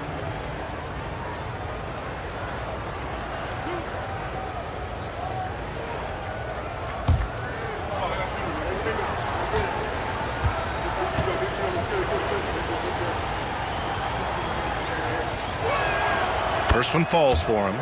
You know, Grant, after losing in the first round last season, it felt like changes were inevitable for the Lakers. Yeah, making the playoffs isn't enough for that franchise. They are all about championship success, and anything short of that is a failure.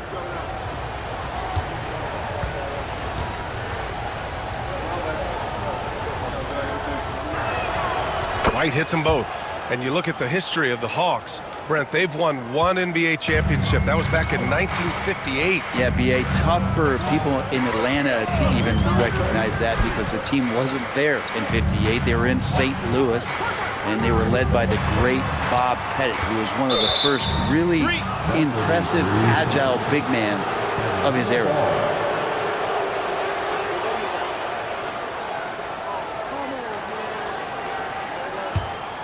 At around 2 minutes played here in the first quarter. Garland against Vassell. Garland with a screen on Lillard. Here's White. He's off on that one. Nice D from Horford. The Lakers have gone 2 of 3 from the floor. Here's Middleton. And it's Middleton finishing it off. Oh, man, nice jam from Middleton. The veteran swingman understands when to go after dunks like that. All right, let's check in with Allie LaForce. I did briefly speak with J.J. Redick. He was talking about unsung contributions, particularly those from Clint Capella. He cited the hard screens, the rebounding, the willingness to get his hands dirty. This is a guy who never complains. He just puts his hard hat on and he goes to work. Brian. Okay, good stuff. Thank you, Allie. And so it's Quinn Snyder here calling timeout. He's going to gather the troops and talk it over. All right, let's take a quick pause and look at the best shooting teams from last season. The Lakers, second. They were so consistent with their shooting. Maybe not lights out, but they played smart and didn't let good looks go to waste. Outside Garland. Shoots over Vassell. Darius Garland with a terrific move in the bucket. Garland showing no lack of confidence on that jump shot. And it's Lillard with the ball for Los Angeles.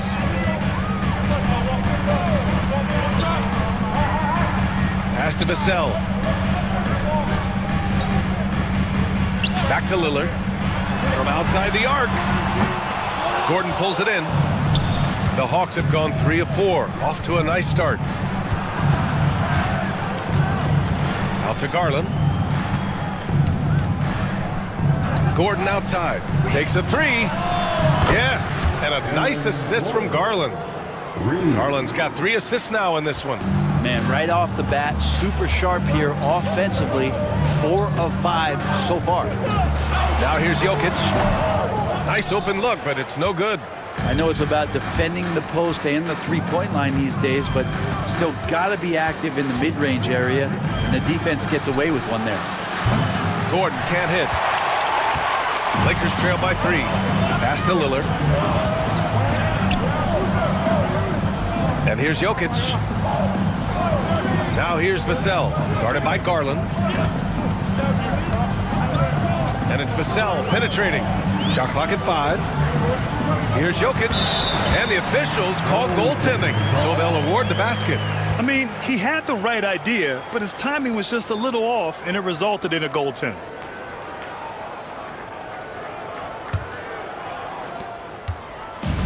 For Atlanta, they've gone 4 of 6 in the first quarter. Pass to White. Back to Garland. He shoots. Offensive rebound. Dort, the pass to Garland. Horford against Gordon. Shot clock at 6. The Hawks need to get one up here. White for 3. Rebounded by the Lakers. Middleton passes to Lillard. Now here's Vassell. Pass to Middleton.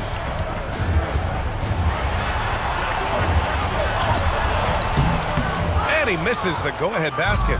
We'll have a hard time shaking that one off. Perfect position, plenty of space. Just clanked it. The kick out to White. Gordon outside. Stolen by Middleton. And here's the fast break. And here's Lillard. Launches a 3. Capella with a rebound. White against Lillard. Gordon with it. He's got 6. Outside Garland. 4 on the clock. Over Lillard. And the shot is good by Garland. Garland's gotten his 2nd bucket on the night. Garland right now putting some pressure on the defense with his vision and his handle. And so J.J. Redick calls for the timeout. He wants to review the game plan. And Grant, when you look at Darius Garland, he has a very polished offensive game. Absolutely. He's great at creating for himself, but also knows when to get others involved. He can score from anywhere, and he works incredibly hard on his craft. Harrison Barnes, he's checked in for Chris Middleton.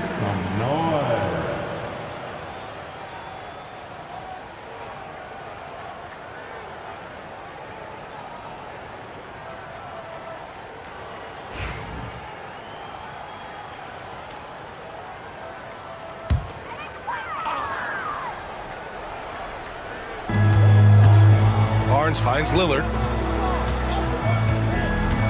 Here's Vassell. Back to Lillard. Over White. Gordon pulls it in.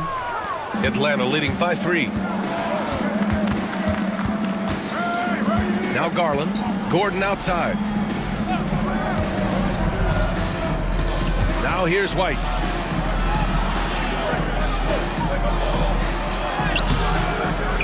That one is off.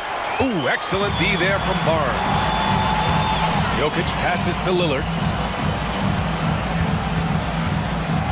Pass to Horford. White against Barnes. Jokic in the post. Misses the baby hook. Atlanta's gone 2 for 4 from range to start things off. Back to Dort.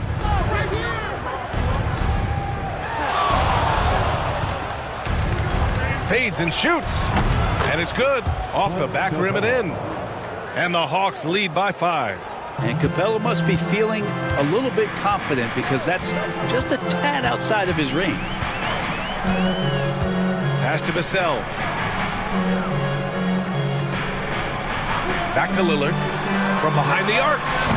The rebound by Atlanta. Give him a little credit. Take some guts to keep shooting if you're struggling this bad. It's getting a little bit ugly right now. And they call an illegal screen here. You can get away with one once in a while, but it looked like he wasn't completely set on that pick. Yeah, a quick little lean like that is going to get the ref's attention. Foul called. Reddish is checked in for Los Angeles. And a change for the Hawks. Sharp, he's checked in for Capella. Lakers trail by 5. Here's Lillard. Still no points. Barnes finds Jokic. Lillard against White. 5 to shoot. Outside Barnes. To get back on track. Ooh, plenty of contact on that shot. Officials call the foul, and he'll take 2 free throws now. That one's on Darius Garland. And Harrison Barnes in great body control on that possession, just working against the defender. Harrison Barnes taking 2 shots.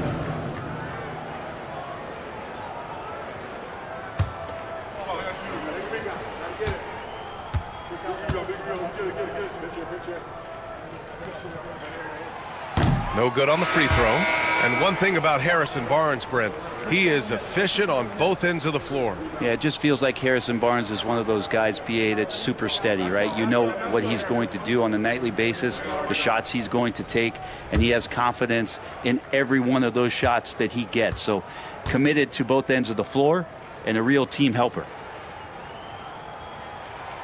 And he sinks the second. Over the last few years, Atlanta struggled defensively, Grant. Yeah, the Hawks haven't been better than 20th in defensive rating since 2017. They've had some great offensive teams during that time, but their defense has held them back. Now here's White. Lets it go from deep. They get it back. Out to Garland. Fires from deep. He can't hit that time. The way they've gotten after rebounds has been impressive. Lillard. And he'll draw the foul. He'll head to the line for 2. And you know, Damian Lillard, a lot of his points come from the line, Brent. Well, he does a great job of getting himself there. I think defenders are so in tune with Lillard's ability to drill you from the three-point line. He gets around the initial guy and then into the teeth of the defense where he's very strong at attacking the rim.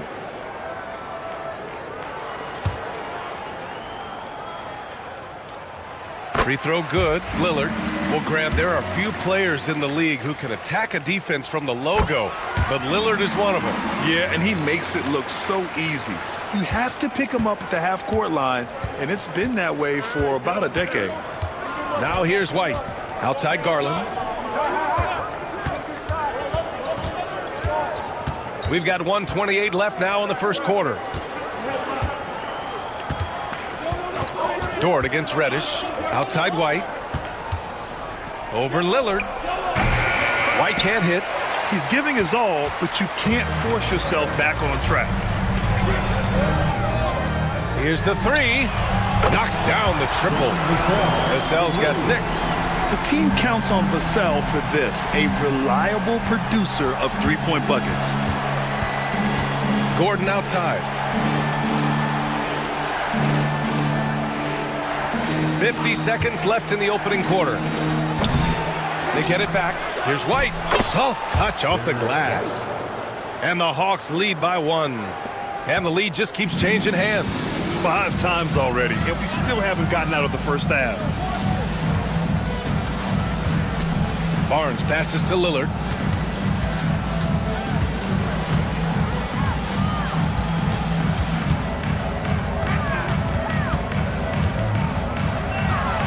And it's blocked. Lillard against White. Outside Garland.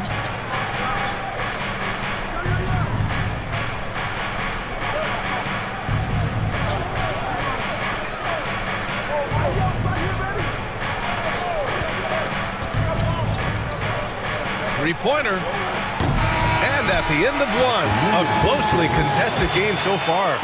Hawks ahead. They lead by 1. And we'll be back in just a minute with the start of the second quarter.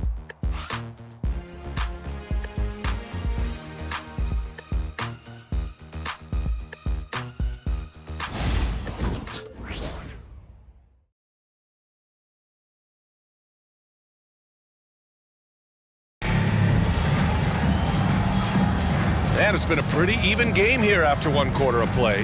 And before we move on, what do you guys think about what we've seen from Atlanta? Was simple. Rebounding made all the difference in the first quarter. They really got after it. Yeah, rebounding can also be just about will, and they showed some of that in going in there and collecting some boards.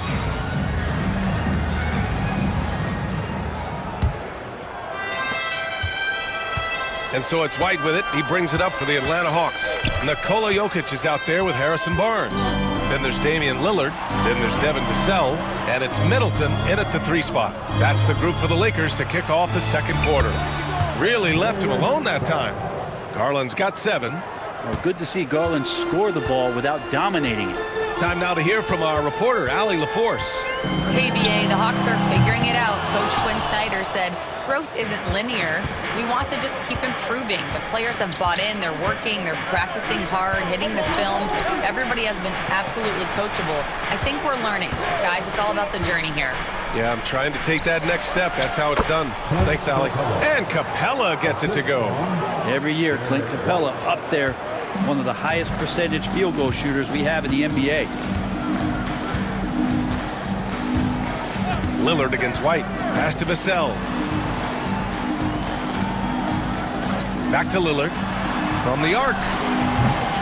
Rebounded by the Hawks. Gordon's got 4 rebounds now. Yeah, this has been a night where you can look at his shooting and his performance, and it's affected the team. That's the bottom line. White, the pass to Capella. Gordon with it. Outside White. Beyond the arc. It's hauled in by Nikola Jokic. And even with the miss, that's a high percentage shot for him. Lillard passes to Middleton. Now Jokic. He's guarded by White. And they double up Jokic. Lillard outside. Pass to Jokic. Yes! Great play by Lillard to set it up. Give him 8. Grant, there are such intense rivalries at the college level. Do any of those carry over to the NBA? Oh, BA, they sure do. I was part of some serious college rivalries. There was a lot of trash talk with the guys on the other side. It didn't stop that much after we got to the NBA. Drills it from deep. Garland's got 6 in the quarter. Yeah, he couldn't connect on anything from outside in the first quarter, but now he's hit 2 threes in the second quarter, and he looks much better. Now here's Middleton. Vassell outside. Middleton with a screen on Garland. Vassell passes to Jokic. And count it. Now 5 for 7. Nice stroke on the quick shot by Jokic. Not giving the defense any chance to come over and disrupt. White against Lillard. Gordon outside. Pass to Garland. From downtown, another 3 for Atlanta. Now he's found his range, hitting 3 triples in the second quarter after coming up dry early. Middleton passes to Jokic. Right wing.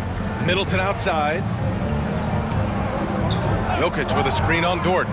Middleton with it. Now guarded by White. And Jokic throws it down. Oh, yeah, the Joker's running wild. Atlanta leading by 6. And here in the second quarter of action as we approach 4 minutes played. Lillard against White. Clock at 6. Over Lillard. White can't hit. The Lakers have gone 3 of 5 since the beginning of the second. And that one's good. Middleton. And that's what Middleton is known for, a remarkable outside shooter, and that release got off pretty quick. Outside Garland. It was stolen by Lillard. Middleton against Dort. Here's Barnes. Knocked loose. The Hawks have gone 4 for 6 here in the second. White, the pass to Dort. The basket drops, and he gets fouled on the shot. 1 free throw coming his way. And their offensive execution has really picked up here in the second period. And some stats here, guys. The scoring breakdown for the Hawks. Well, we're in the era of the three-point basket. So if you want to win games in this league, you have to connect from deep. And they have been thus far. So much good energy and flow tonight, and that has really come out of great ball movement. Guys have been open, and as soon as they are, they get the ball. That's good from Dort. From undrafted to a key rotational player. Lou Dort's story is definitely inspirational, Brent. This guy has worked so hard to make himself into an NBA player. But I will tell you this, B.A., he's never not believed that he wasn't one. And Luguentz Dort continues to make improvements, and the guys on the team love the way he approaches it. He was all alone on that one. Such a critical part of how their offense is going to flow. Things are only working when he seems to be on the floor. And so it's Quinn Snyder here calling timeout. He wants to make sure everybody's on the same page.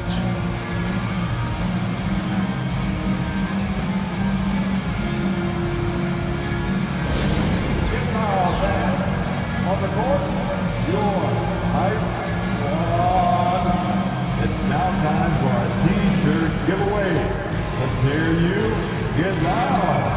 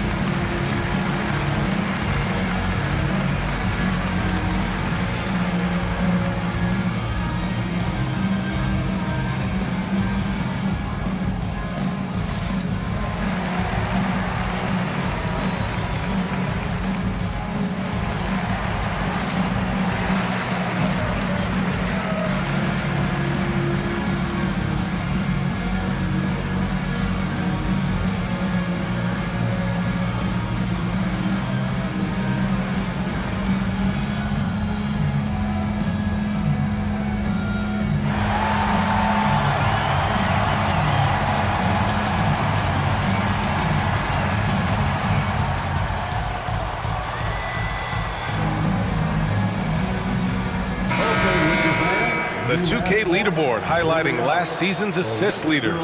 Nikola Jokic third. Not a lot of guys had better vision on the floor than him. He was able to see passing lanes and ready shooters no one else could.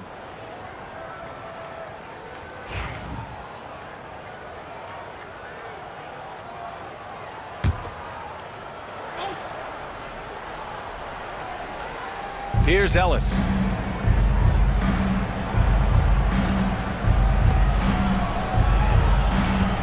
Dort, the pass to Smart. Now Gordon. Pass to Ellis. Here's Capella. Just 5 to shoot. To the inside. Out to Gordon. Smart outside. Dort outside. And here's Gordon from the arc. And Atlanta misses again. Lakers trail by 4. Vassell with it. And Capella picks him up defensively. Back to Vassell. Pass to Jokic. Jokic is doubled. Now here's Horford. It's Middleton on the wing. Defended by Gordon. A little mid-range shot is up. Middleton, no good. You wonder what the score would be if they weren't controlling the glass. Dort, the pass to Ellis.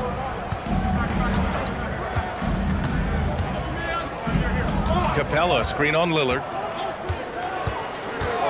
Back to Dort. Three-pointer. Jokic grabs the board. Jokic has got 4 rebounds now. Dort against Middleton. Pass to Jokic.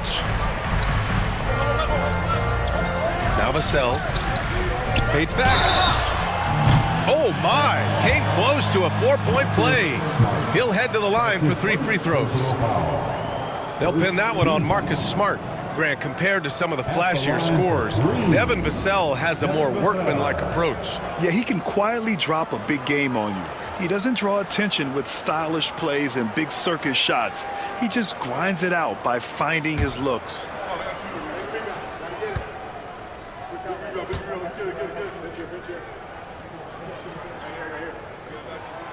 And he drops it first. And talk about a guy who just keeps getting better and better and better. Vassell is one of the more complete players in this game. And Los Angeles making a change here. Reed's checked in. Sharp, he's checked in for the Hawks. Allen comes in for Dort.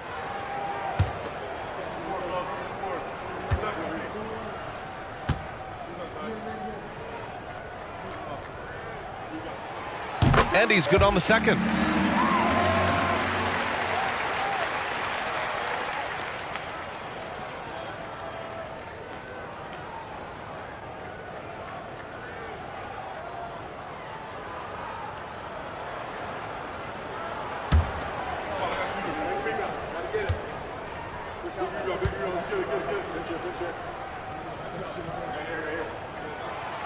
And he makes all three. And here's Smart. Yet to see a basket. Pass to Gordon. Shoots over Horford. Shot is good by Gordon. Now Gordon able to knock down that one from the mid-range. And so it's Vassell who brings up the ball for the Los Angeles Lakers. It's a three-point game. After this one, they're off to Dallas to take on the Mavericks. It's a quick turnaround on the road. Just one game. Now here's Middleton. He's got 5. The Lakers with another miss. To the paint. Stolen by Reed. And it's the Lakers on the break. And Vassell, the bucket, on the assist by Lillard. Lillard's got 3 assists now in this one. And this is what it's all about inside. Vassell willing to get physical to finish his motion. And so it's Quinn Snyder here calling timeout. Coach wants to speak to his guys, maybe alter some of the game plan. Heading to the court, the Lakers go. Let's make some noise.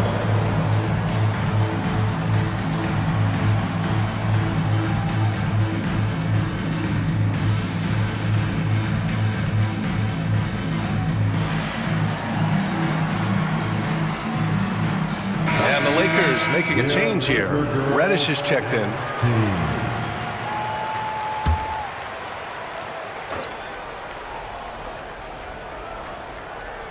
And Atlanta with possession here. Here's Ellis. No made baskets yet.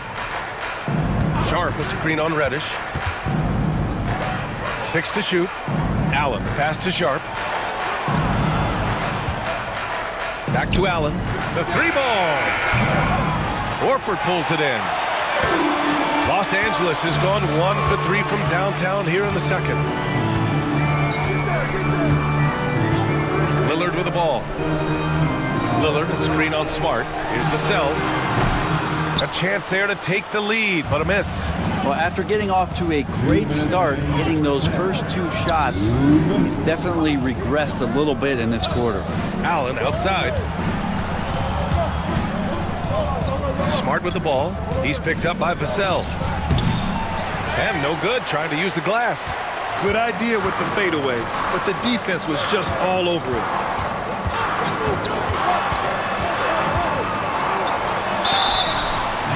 And a look now at Atlanta's upcoming schedule. On Tuesday, they'll be playing against Joel Embiid and the Utah Jazz. And then on Thursday, they'll take on Kyrie Irving and the Phoenix Suns. And you know, for that matchup with the Rockets, that's one to watch for. The 4th contest of this brand new NBA season. I'm really interested in how those teams match up this early in the season. Ties it up, and his next one could give him the lead. Well, his body control is phenomenal, and his ability to get to the line has always been impressive. That's a huge part of his game.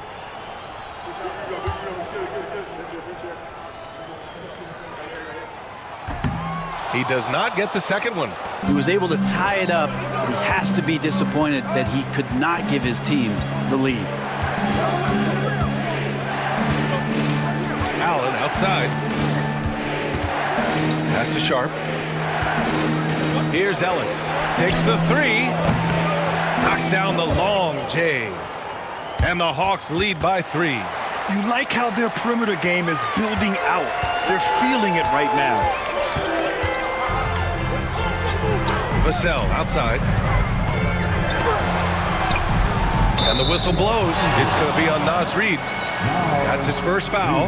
And when Wings take it down low, good things happen. Clint Capella, he's checked in for the Hawks. Devin Vassell for 2. Damian Lillard with that assist. Coming under the floor for the Hawks. Atlanta's gone 4 of 7 from 3 during the second quarter. Who was stolen by Lillard. Let's watch Dame here. Squads that love to run. Last year's team leaders in fast break points. In the third spot, the Lakers. You know, it really made for some exciting games the way this team ran the floor. Always maintaining impressive energy in transition.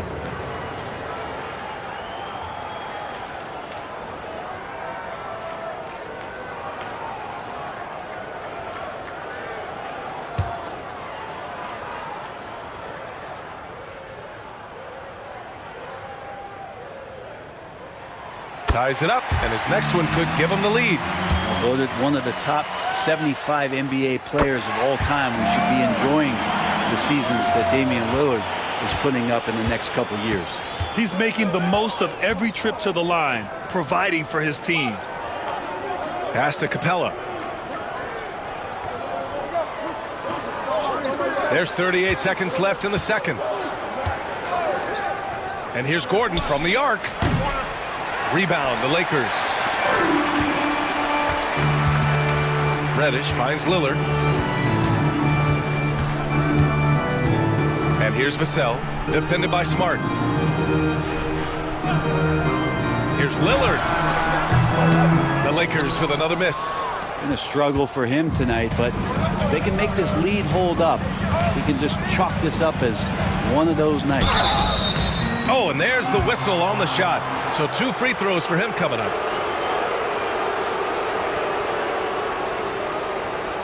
Atlanta shooting their 4th and 5th shots at the foul line in this game. Taking 2 shots. And he knocks down the first one.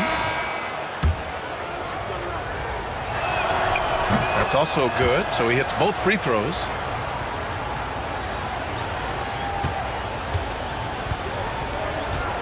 With 1 on the clock. It doesn't go for him. And the first half comes to an end. We've got a close game going here. Hawks ahead, up 1. Well, now a minute to check in with Allie LaForce. She's courtside. Hey, Allie. Allie, as always, thank you. We'll be right back to begin the third quarter right after this.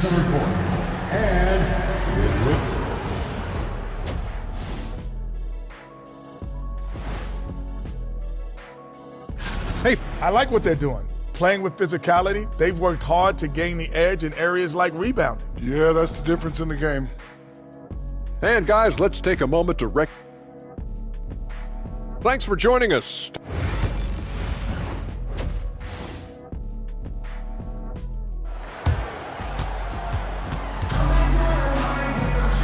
And in that first half, we saw a pretty tight battle.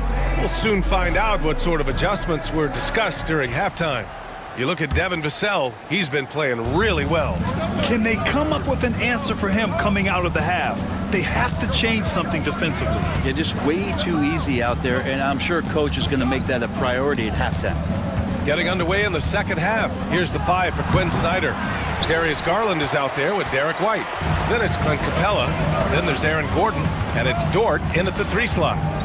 Now here's Middleton. Out to Horford. Pass to Vassell. Jokic with a screen on Garland. Down to 5 on the shot clock.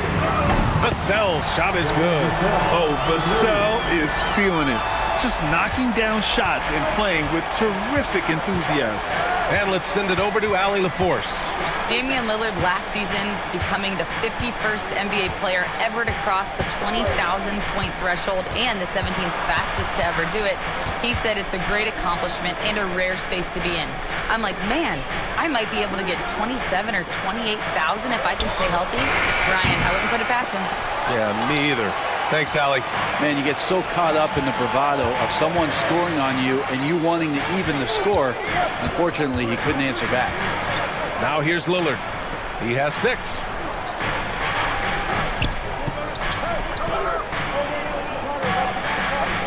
Jokic with a screen on White. For 3, here's Lillard. Rebound Atlanta. Capella's got 6 rebounds in the game.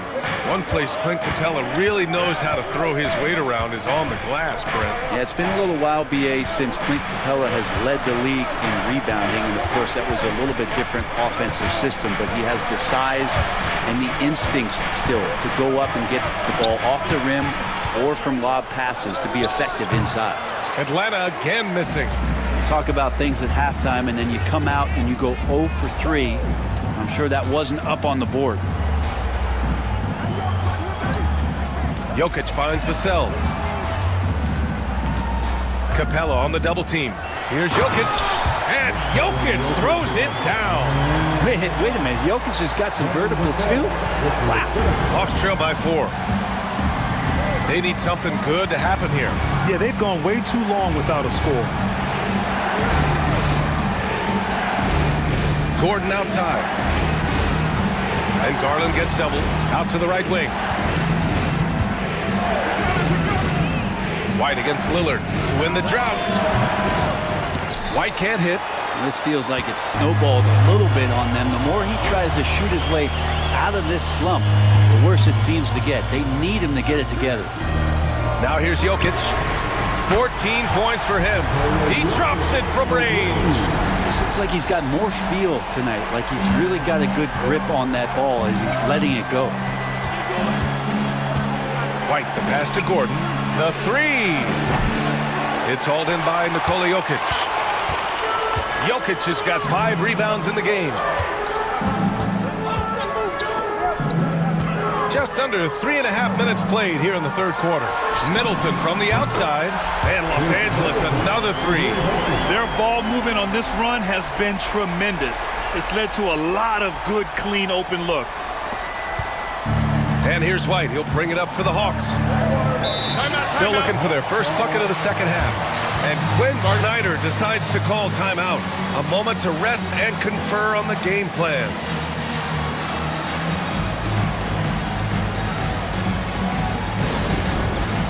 Barnes, he's checked in for Vassell.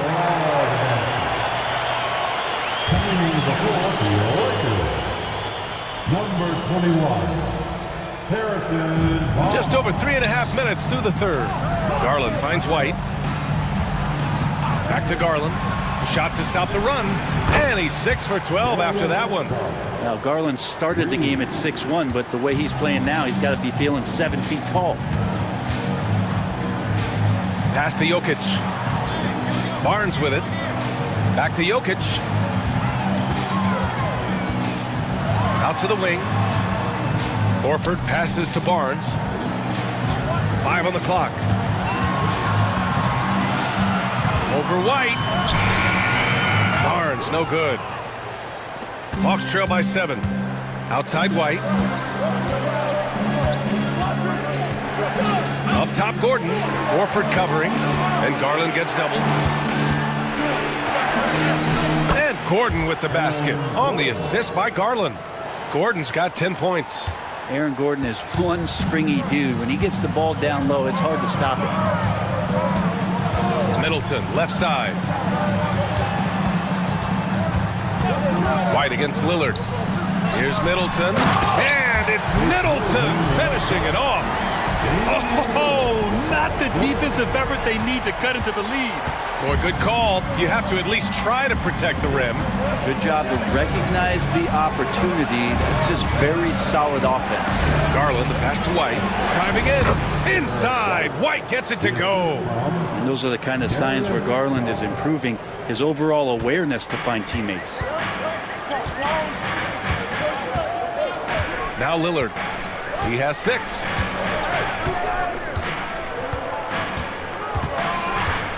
Pass to Jokic. Now Barnes. Over Garland. For 3. Here's Lillard. Rebounded by the Hawks. Capella's got rebound number 8 now.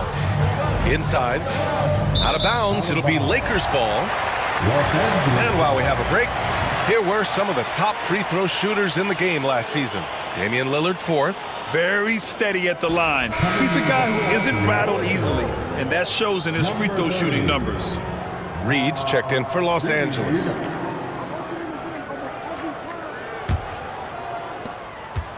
The Lakers lead by 5. Lillard outside. Left side read.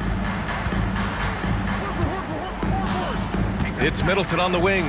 Dort defending. Lillard outside. From about 19, the Lakers with another miss. I mean, he's trying to shoot his way out of what's becoming a prolonged cold streak. Yeah, he's got to move on, forget about this sequence here, and try to find a way to get on the board. Three-pointer goes up, three-pointer goes down for White. Defensively, got to close out a little faster. That's a look he'll make with regularity. And we've got a timeout called by J.J. Redick. He's going to talk it over with his guys.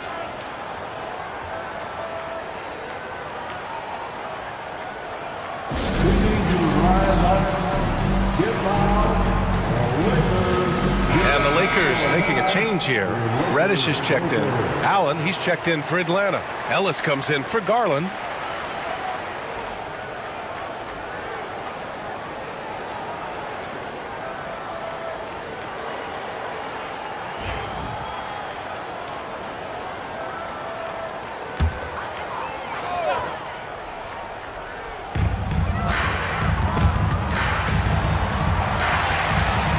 Three-pointer is up. Middleton. Capella with a rebound. Capella's got rebound number 10 tonight with that last one. White against Lillard. Capella screen on Lillard. White for 3. Atlanta gets it back. The basket counts and 1. He'll go to the line. A chance at a three-point play. Capella, one of the best offensive rebounders in the league. It's because of his activity. A chance to catch up on some numbers here. The scoring breakdown for Atlanta. Well, you love their unselfish play. Keeping that ball moving, good shot to great. That's winning basketball. Well, the three-point shot has been absolutely huge for them this entire game. And let's be honest, you have to knock down threes to win games these days. And that one falls. That puts him up 1 point in the game now. Capella has finished in the top 3 in offensive rating for a couple of years now. And he's up there in most years with the highest field goal percentage in the league. Now here's Middleton. 10 points for him.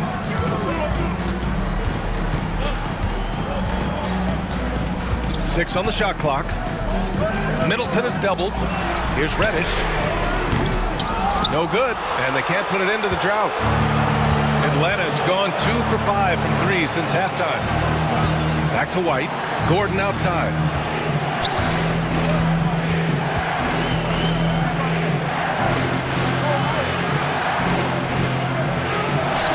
Up again. The Lakers have gone 5 of 11 in this third quarter. Reddish passes to Barnes. Oh, it's blocked. It deflects off the backboard. All right, Lillard, we know you can score, but you're going to show that pump fake. Another devastating move from him, enough to draw the foul. 3 trips to the line so far for him in this one. At the line for Los Angeles, Damian Lillard, taking 2 shots.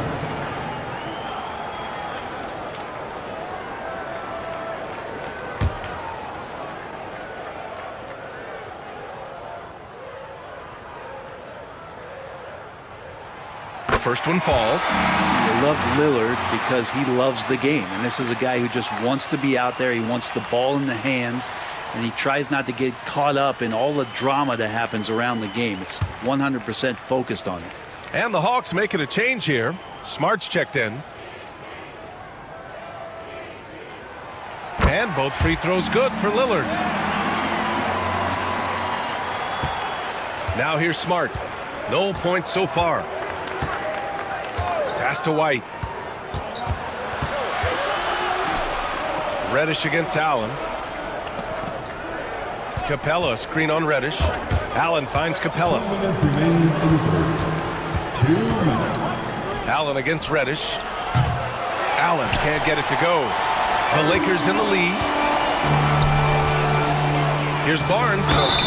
And count the basket. He was fouled, and he's going to the line for one more. All right, guys, let's get your take on the hustle stats for Los Angeles. Yeah, they've collected an impressive number of steals so far, using fast hands to force some turnovers and then scoring on the other end. Well, if we add another thing to it, it's about the urgency they've played with. I mean, you look at the eyes of these guys.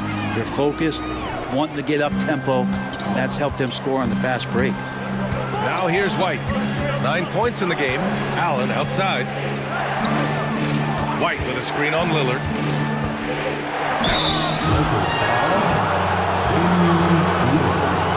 That's his first personal foul. Second team foul. It's his first trip to the line. Grayson Allen at the line for 2.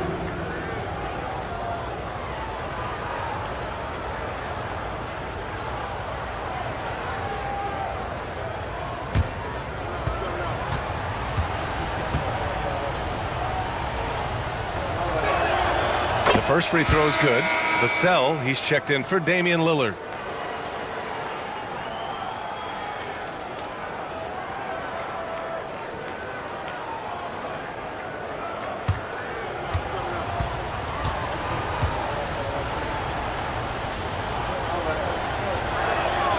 Good on both.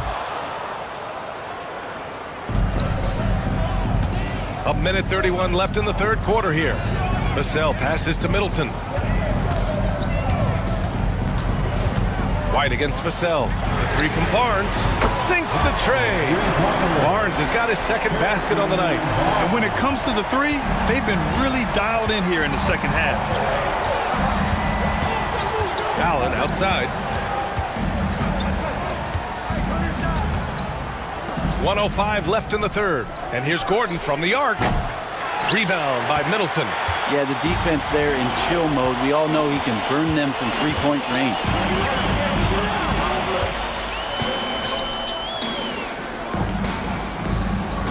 Reed a screen on Smart. Middleton from the outside. The shot no good. If you told me this was the kind of game he was going to have, I would not have expected them to be in front right now. Gordon outside. Pass to Allen. Just 5 on the clock.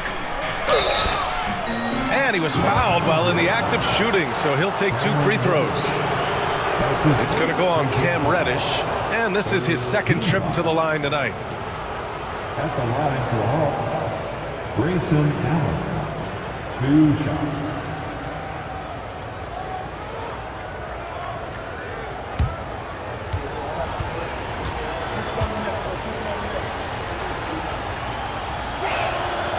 Free throw good from Allen. They're doing some good work at the line this half. Garland's checked in for Smart.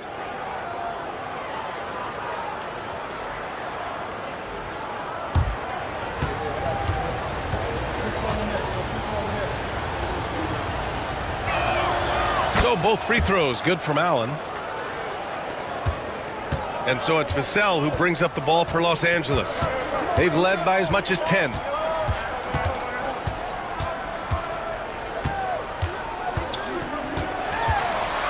Outside Reddish. Fires the three. Doesn't go for him. And even though he couldn't send the shot back at him, he certainly altered it. Yeah, that's the kind of energy that you want to see on every possession throughout the game. We're at the end of the third quarter, and we've still got a close one. Lakers ahead. They're up by 2. And when we return, we'll get the fourth quarter rolling here on 2K Sports.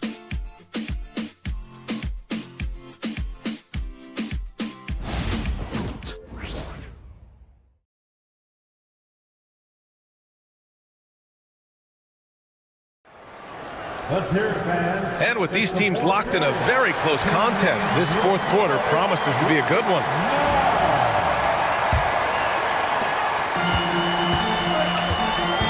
And here's Middleton. We've got Al Horford, Devin Vassell out there with Chris Middleton. Then there's Cam Reddish, and it's Jokic in at the center position. That's who's in the game for the Lakers. Now here's Middleton. Shot clock at 5. Jokic finds Reddish. Over Garland. Reddish misses. The Hawks trailing. To tie it up. And Garland with a basket on the assist by White. That's pretty tough for Garland at his size to be able to score around the contest. Horford outside. Gordon brings the double team. Pass to Jokic to the middle. Here's Horford, and Horford powers it home. And nobody putting out much of an effort to stop him. Surprising in a close game, a lack of energy on defense. On one side, inspiration. On the other, devastation. Now here's Garland. Garland with a screen on Middleton. Here's White. Down low. Stolen by Jokic. To the paint. Here's Reddish. The shot is good on the assist by Jokic. Jokic has got 5 assists in the game. Hawks trail by 4. To the middle. It's tipped. Phenomenal defense. The long arms of Vassell helping him come up with that block. Dort's shot is good. Cool, calm, and collected at a critical juncture in this game. Now here's Middleton. Outside Reddish. Middleton with a screen on Garland. Pass to Jokic. Capella with a block. Oh, that's just great timing. Interfering with those long limbs. Capella with another shot block. Gordon outside. Garland with the ball. Reddish covering. And the Hawks with another 3. Making his mark from long range today. That's his second triple of the half, his 5th overall. And we've got a timeout called by J.J. Redick. He is not messing around, calling them into the huddle.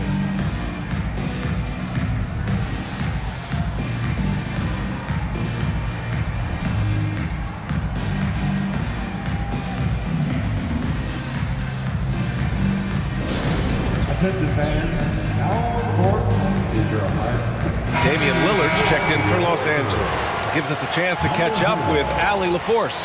I was able to listen in on what J.J. Redick was going over with his team. Coach knows they're losing the 3 battle, and he told the team we need to limit their outside looks, force them to put it on the floor, and make them beat us off the dribble. Back to you, Brian. As always, Allie, we thank you. Now here's Vassell. For 3. Rebounded by the Hawks. Capella's got his 16th rebound on the night. Pass to White. Gordon outside. White, the pass to Dort. Garland for 3. Again, Garland missing. The Lakers have gone 2 of 5 from the field in this final quarter. And it's Jokic missing. Atlanta's gone 2 of 3 from beyond the arc here in the 4th. Pass to White.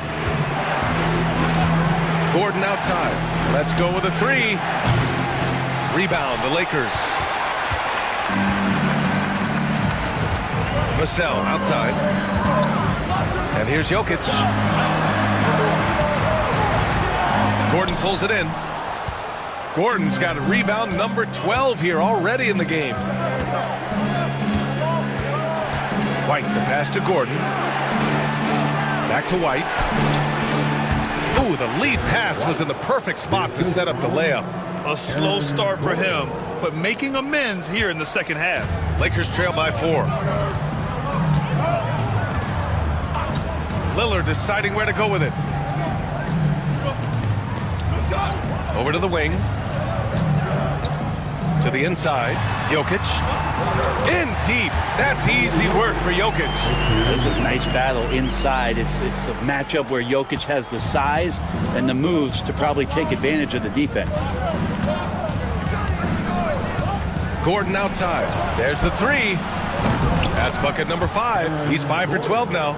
As the deep shots continue to fall, you can sense the frustration growing among these defenders.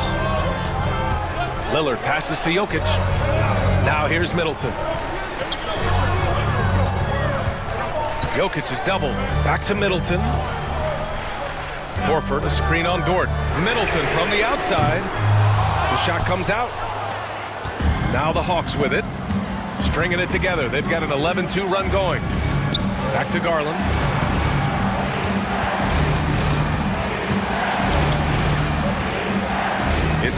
wing. White against Vassell. Goes up from the top of the key. And again, it's Atlanta. Lakers trail by 7. They're searching for a way to score. Yeah, buckets have been very tough to come by. Pass to Vassell. Back to Lillard. Over White. The shot by Lillard, no good. And not a way to get out of a funk. He needs to be looking for good, solid, more efficient shots. Not the wild one he took there. Damian Lillard. That's his second personal foul. First team foul. At the line for the Hawks, Derek White taking 2 shots.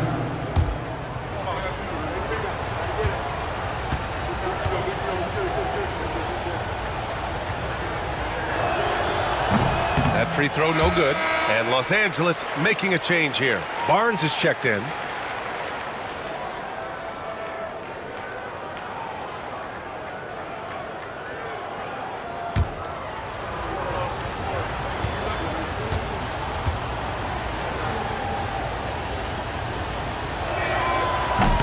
That's off as well, so he misses both.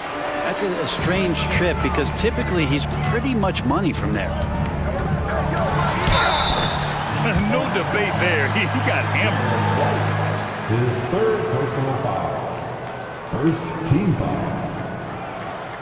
At the line for the Lakers, Damian Lillard taking 2 shots. Free throw good, Lillard. And both free throws good for Lillard. And the Hawks with possession here. They've given up just 8 points in the 4th. White, the pass to Gordon.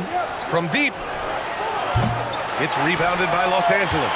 He continues to let it fly, but the makes have been few and far between. It's blocked. What a swat by Aaron Gordon. Pass to White. Garland for 3. It's hauled in by Nikola Jokic. Jokic just got his 8th rebound here tonight. Here's Lillard. Back to Jokic. Poke loose. Dort with a steal. And here they come. Here's White. Oh, send it home, Derek White. Some heads-up ball there from Dort. And so it's Vassell who brings up the ball for the Lakers.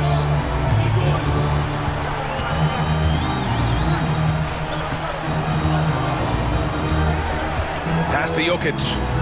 Jokic is doubled, and the call will be against Derek White. That'll get him his 4th foul of the game. And that's number 4. Definitely something to keep track of as we move forward. And that's how you defend. He wasn't showing any mercy with that swat. Amazing indeed. And getting stops like that only encourages them to keep attacking on the offensive end. Hawks on D. They lead by 7. Jokic in the post. He's against Capella. Clock at 4. Vassell. The shot is good on the assist by Jokic. Jokic has got 6 assists here tonight.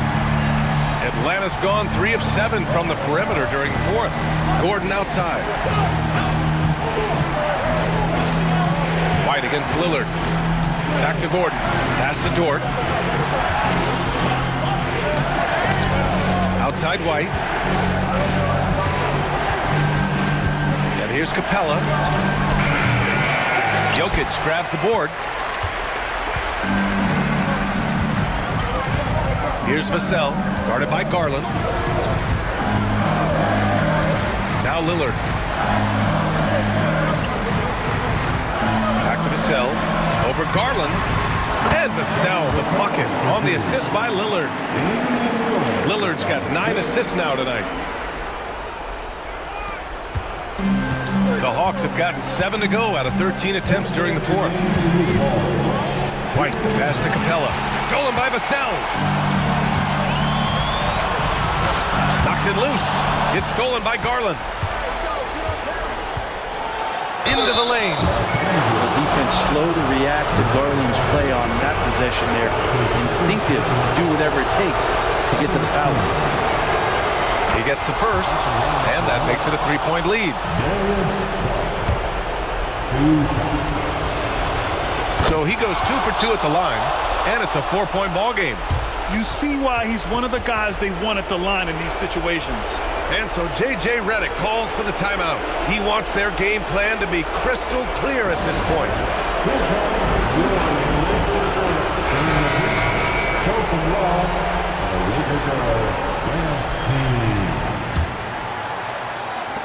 There's a minute 47 left in the fourth quarter. For three, here's Lillard. No luck on that one. Every possession counts for them right now. That's not going to get it done. Capella, screen on Vassell. Garland for three. It's rebounded by Los Angeles. Jokic has got double-digit rebounds now in the game. Vassell passes to Lillard. They get it back. Oh, he hangs in there and cashes in on the second chance points. Jokic stepping up big time here. Well, the Hawks shooting an even 50% since the fourth quarter got underway. Capella, screen on Vassell. Here's Garland. Lays it up and banks it in.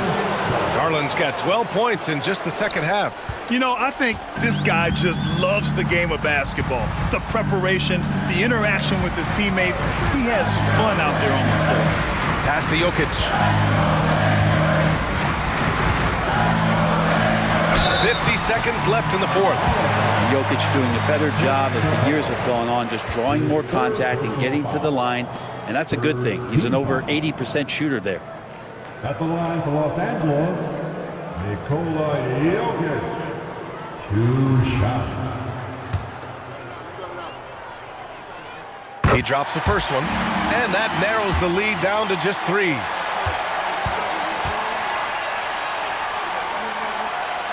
And Jokic drops them both. Yeah, just a fruitful trip to the line. He's made this a one-possession game. And I think we'll see him milk the clock a bit. Yeah, seems like the heady move right now. Garland for 3. Another miss by Garland. Trying to end this thing with some big threes, but the accuracy just isn't there tonight. To take the lead. Oh, he drained it from downtown. Wow, that takes steady nerves right there. Not backing down from this moment here. When the game is close, he kicks it up a notch. And Quinn Snyder decides to call timeout. And coach didn't want to take any chances in this situation, which is why he called the TO. Obviously not a lot of time to work with. What do you guys think we're going to see? It's always interesting to see what play a coach has saved for a situation like this. And sometimes not just what a coach draws up, but who he has execute in these moments.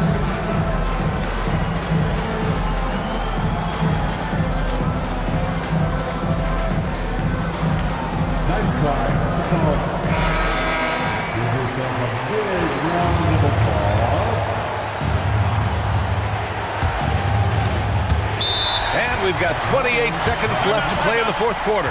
And Quinn Snyder decides to call timeout. The pressure is on, and he's got a plan to share with his guys.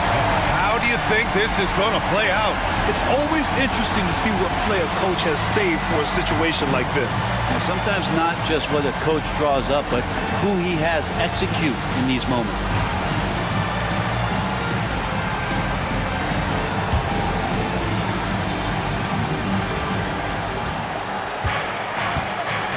Garland against Vassell. The teardrop. Nice D from Vassell. And he commits the intentional foul. Yeah, just a must-foul situation to stop the clock. And we've got a timeout call by J.J. Redick. Great time to call his guys into the huddle at a very tense moment in this game.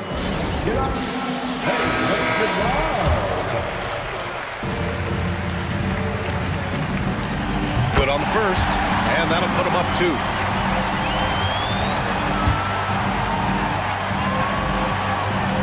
And so he drops them both, and it's a 3-point game. Couldn't have asked for anything better there. Only a 3 can tie it now. And it's Garland with the ball for Atlanta. White with a screen on Vassell. And again, unable to change momentum here. And they stop the clock as soon as they can with the intentional foul. Yeah, no choice but to foul in that situation. Although, that's not the guy you want to send to the free throw line. He's off on the free throw. Unable to get the second one to drop. Garland looking around. So it's a narrow victory for the Lakers. Pulling it out for the W. I'm sure they would have preferred a blowout victory, but a win's a win. And so true, but you have to credit the crowd for giving them such a big boost toward the end. It really kept this team's energy high. And now let's check in with Allie LaForce with the player of the game. Allie. All right, Allie, thank you. Well, folks, that's going to do it for now. For Brent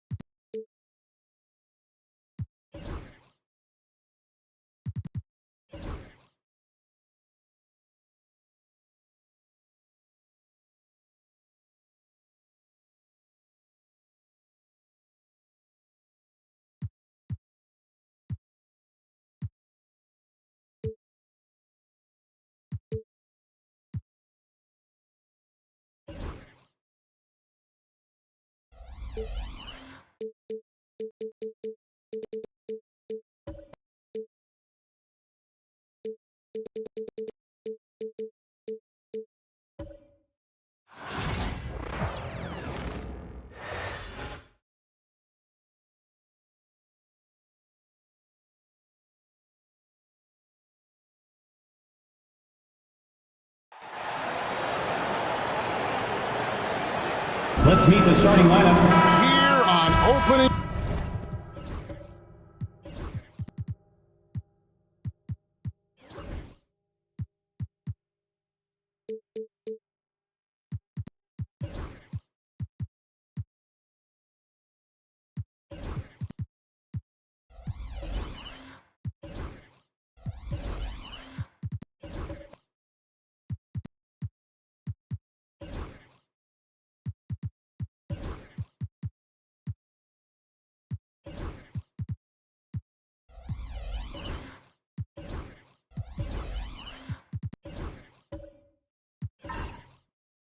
Game. And what a great day it is. Greg, what are these players feeling as they tip off this new season? It is always exciting to start a new season. Players are just filled with hope and optimism, especially after putting in all that offseason work. Here are the starters for Brooklyn. Markkanen is out there with Zach LaVine. Then it's Brook Lopez. Then there's Murray. And it's McCain in at the 2. Now here's Murray. Pass to McCain. Markkanen a screen on Brown. Down to 5 on the shot clock. McCain's shot is off. And let's head over to the sideline and catch up with David Aldridge. Hey, Kevin, spoke earlier with Mike Brown. He talked about the challenges that come with playing against Lauri Markkanen. Coach said you have to know where Lauri is at all times because he's so effective playing off the ball. He's a knockdown shooter and a smart cutter, and he moves extremely well for his size. This team's got a lot of respect for the mobile 7-footer. Back to you guys. Thanks so much, David. Now, here's Cunningham. Tatum setting the pick for Cunningham. Over Murray. Cunningham gets the bucket. Pick works well there. Not much resistance from the D. It takes incredible effort to stay connected to the hip of the offensive player. You've got to want to work. Count the basket. And let's be honest, Murray has never seen a shot he didn't like, especially these mid-range jumpers. Cunningham against Murray. Outside Tatum. Lopez with the block. On the wing, Murray. Covered by Cunningham. Murray, good. Murray's got his second basket. And inside Murray's attacking mentality pays off. He just works hard to find his own shot. Left side, Tatum. And that one clearly a foul. Gets the whistle and 2 shots coming up. You know, Doris, from the moment Jason Tatum entered the NBA, he has been the guy on his team. How big a burden do you think that is for a player to carry? Well, Jason Tatum, regardless of how much responsibility he has always worn it gracefully. This young man, from the time he was a little kid in St. Louis, has dreamed of leading an NBA team. He is doing exactly that. Now here's Murray. Last time out, he had 13 points. Here's Markkanen. Count the bucket. And he's got a free throw coming up as well. There's a lot to deal with when you're talking about Markkanen. This guy is skilled at 7 feet, can put it on the deck. This guy's just a very difficult guy to guard. The 7th pick in 2017, Lauri Markkanen. Almost a throw-in that Donovan Mitchell trade. That's incredible to think of now in the context of this guy becoming an all-star in his own right, Kevin. I mean, Markkanen is a 7-footer who's got efficient offensive numbers, like 50, 40, 90 type numbers. He is an uncommon talent. And Jordi Fernandez has called a timeout. And coach has decided they need a moment to talk things over. Murray, the pass to Lopez. Here's McCain. Pass to Markkanen, beyond the arc. That's good, and it's LaVine with the assist. Markkanen's got 6. Well, nice job to capitalize right there in an instance where all you got to do is catch and shoot. Tatum with a screen on Murray. Tatum against LaVine. Tatum drives in. Up and in on the layup. Boy, once he gets going, all 6'8", 210 pounds, Tatum very hard to stop off the bounce. Murray, the pass to LaVine. Lopez outside. Pass to Markkanen.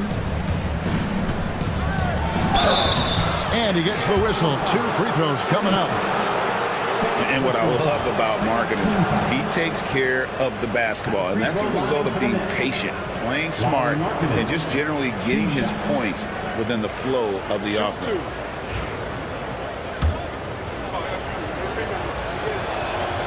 And the first one drops. Obviously, we've seen Lauri Markkanen make a considerable leap. This guy goes from role player to all-star talent.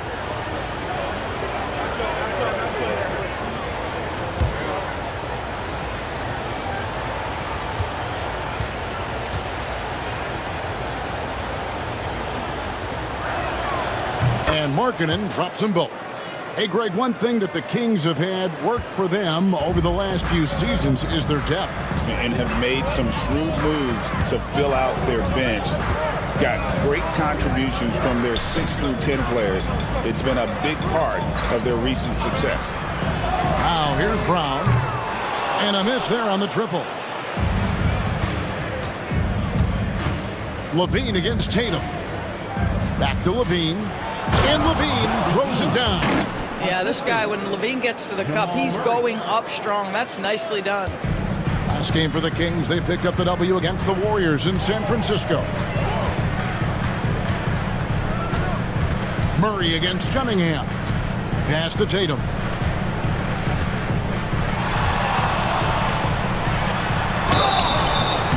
And foul on the shot. He'll shoot 2 at the free throw line. First personal foul. That's on Brook Lopez. From the moment Jason Tatum stepped into this league, he has been a guy who has wanted the burden offensively, and he has delivered. The Kings shooting their 3rd and 4th free throw shots of the night.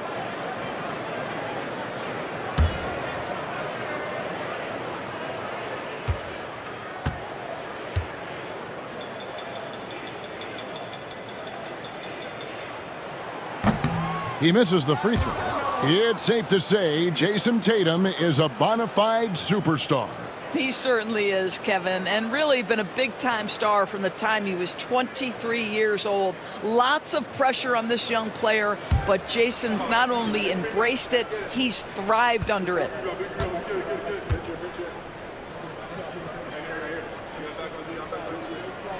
And the second free throw, good. Doris, what's the key for a team like the Nets, who have to hit the reset button, so to speak? I think, Kevin, you have to find consistency at the head coaching position, because then you can set clear and achievable goals for your team going forward. You set a style of play, commit to it, and just build year by year, game by game. The Kings trail by 3. Brown outside. Puts it up from 17, and Cunningham gets it to go on the assist by Brown. And you can play Cunningham on the ball, off the ball. He's really a generational talent, partly because of his versatility. And Jordi Fernandez has called a timeout. He's ready to talk things through with the team.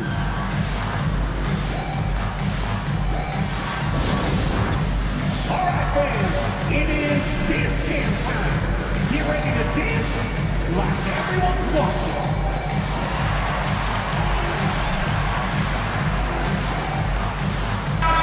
And let's see some numbers here on Jamal Murray. Coming off a terrific season, he was around 21 points per game, 6 assists and 4 rebounds. And what is crazy is that these numbers might not even do his game justice. He's been phenomenal. Feels like every night this guy does something that just blows your mind. So fun to watch, someone the other players look up to. Now here's Murray. From outside, off the mark. Outside, Tatum.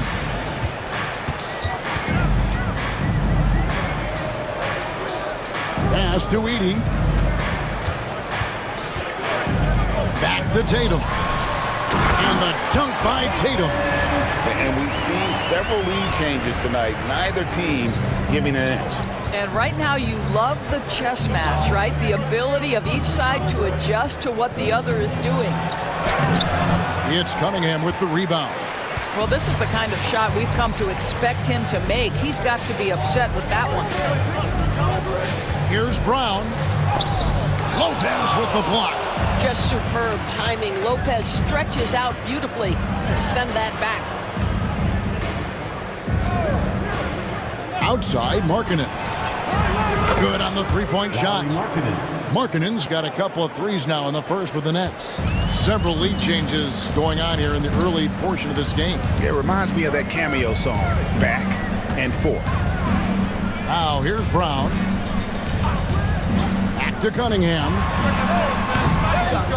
And it's out of bounds. The Nets will take it the other way. Now that we have a chance, let's go to the 2K leaderboard and reveal last season's top shot blockers. Brook Lopez third. And shot blocking is the element of the game that I think he cares about the most. That's where he puts in that effort and energy. Marcus Sasser's checked in for Brooklyn. Brooklyn's gone 2 of 5 from three-point land here in the first quarter. Murray against Brown. Back to Sasser. Howard down after the assist led him into the lane. And so creative with the ball in his hand. Murray draws the defense in and then makes a terrific pass. Now here's Cunningham. The three ball. They get the rebound. Iguodala. Good for the basket. Starting off 1 for 1 with that shot. And really, it's been a major aspect of their offense in the early stages here. Their success working the ball inside and getting points from close range. Sasser with it. Covered by Cunningham. Left side, Levine. 6 to shoot. Lopez from long range. Sacramento grabs the miss. They faced off right here last time they met, but the home team just couldn't pull out the win. And they lost the last matchup with this club, and it was really the reserves where the gap in play was felt. Now, here's Cunningham. Outside Tatum. That's in, coming off the assist from Cunningham. Tatum's got 10. I'll tell you, this lead's not going anywhere with this guy making plays. What a quarter. Pass to Levine. Lopez, a screen on Tatum. Levine feeling it out a bit. Puts up a deep three. Iguodala grabs the rebound. And so it's Cunningham with it. He brings it up for the Sacramento Kings. Round the pass to Cunningham. Another three for Sacramento. All right, defensively now, you've got to find a way to slow this guy down because he's putting it to you. Outside, Markkanen.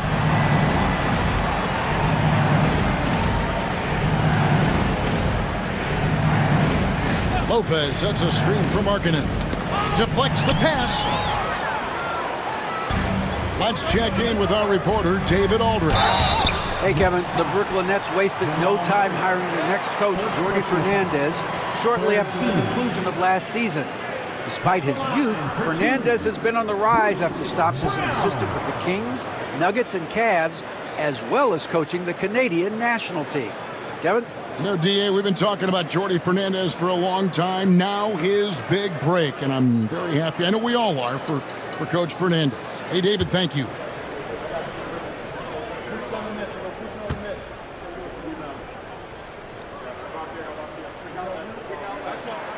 First one falls for him. What you love about Bruce Brown, guys, is how special his work ethic is. This guy defensively has been on point, but to stay on the floor, he's really developed offensively. Whitmore, he's checked in for Edey. And a new group in for the Nets. Goga Bitadze's checked in for Lopez. Santi Aldama comes in for Lauri Markkanen.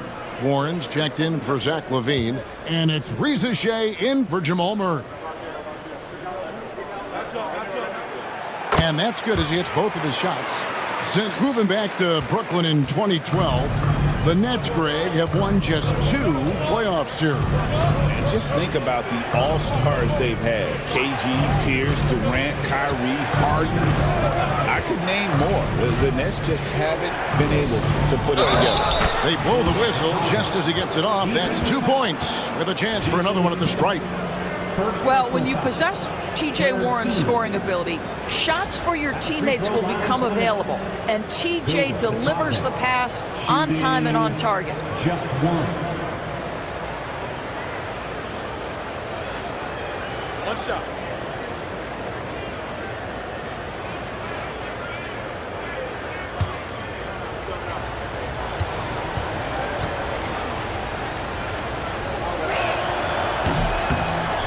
For the Sacramento Kings, GA, the expectations for this group have risen.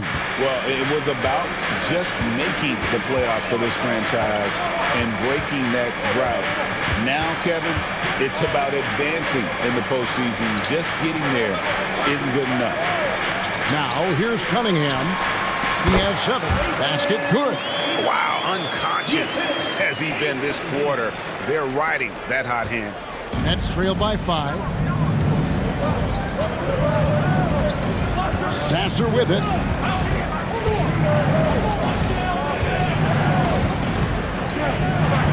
This one for 3. Rebound by the Kings. Just doing the job on the backboard. Pass to Iguodaro. Now Cunningham. From deep three-point land, and no good in the last second attempt this time. What a performance for Jason Tatum. He has been the story so far for the Kings. That quarter had to take a lot out of him. He racked up 12 points. We'll return shortly.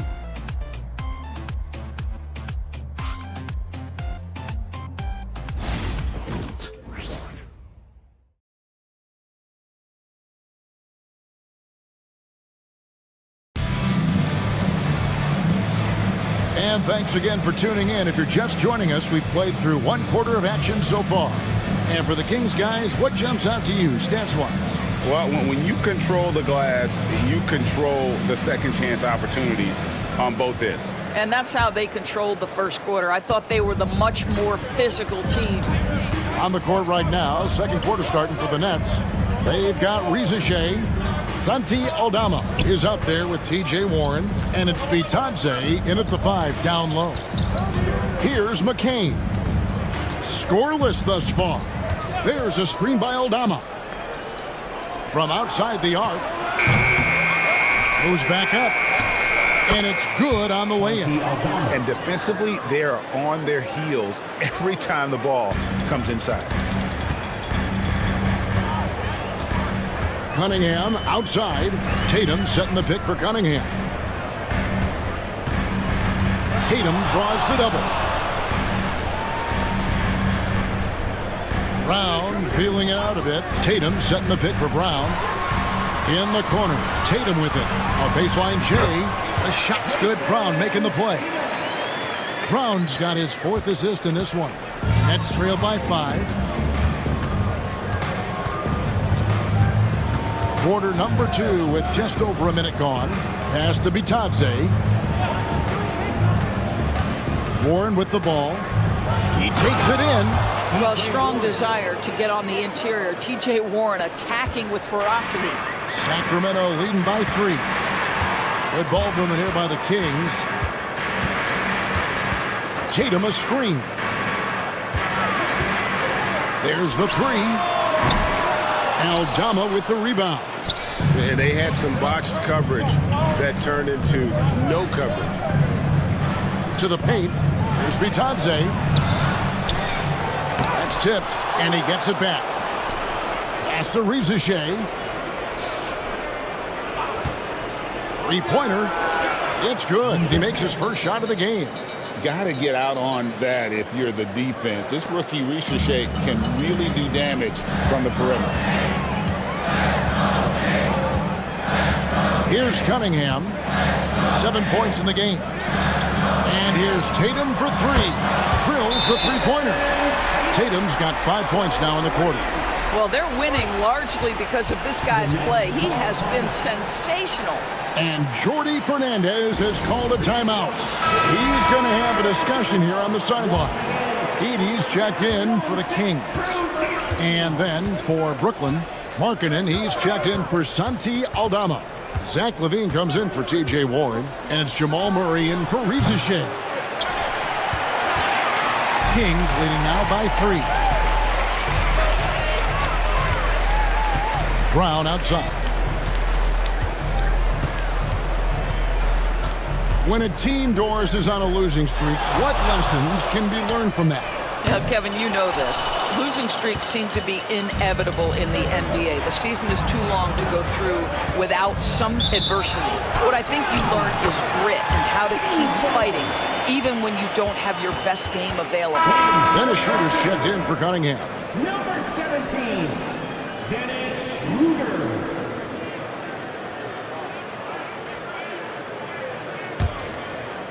About 3 minutes played so far in the second quarter. Sacramento's gone 1 of 3 from way outside since the start of the second quarter.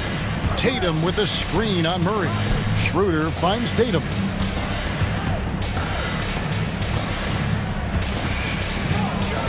Shot clock at 5. Oh, what strength and power from Tatum! And Murray's got the ball here for the Brooklyn Nets. It's a 5-point game. The shot by Markkanen, nobody around. Hits the three-point bomb. Markkanen's got 14 points. And they're hitting the long-range shots that they were missing in the first quarter, but still have ground to make up. Schroeder outside. Tatum on the wing. Guarded by LaVine. To the inside. Kicks it out to Schroeder. Takes a 3. Knocks down the 3 ball. Schroeder's got himself going there. His first points of the game on the deep ball. Nets trailed by 5. Pass to Markkanen. Here's Bitadze. LaVine for 3. Jason Tatum grabs the board. Schroeder passes to Easton. Schroeder outside. Tatum setting the pick for Schroeder. Left side, Tatum. Inside, Tatum! Well, the increasing strength of Jason Tatum is making it harder to knock him off his path. That is nice. Outside, LaVine. Outside, Markkanen. Off target from outside. Brooklyn Nets come into this one following a loss to the Philadelphia 76ers. Schroeder against Murray. Schroeder dishes to Tatum.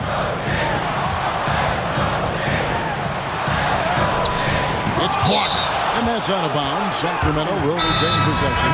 The Kings making a switch here. Abaji's checked in, and Brooklyn making a change here. And Mike Brown decides to call timeout. Looking for a breather, and maybe just 1 or 2 things to talk about.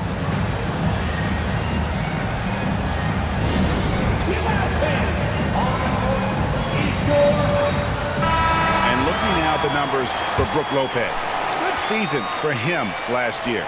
He averaged about 12 points per game last year. Almost 2.5 blocks and 5 rebounds. And it's nice to be able to bring someone with his defensive skill set off the bench. I think, in fact, to win a championship, you usually need a guy like this on your roster. Outside for Jackson. It's stolen by Brown. Pass to Abaji. And foul on the shot, so he'll get a chance at the line. First personal foul. First team foul.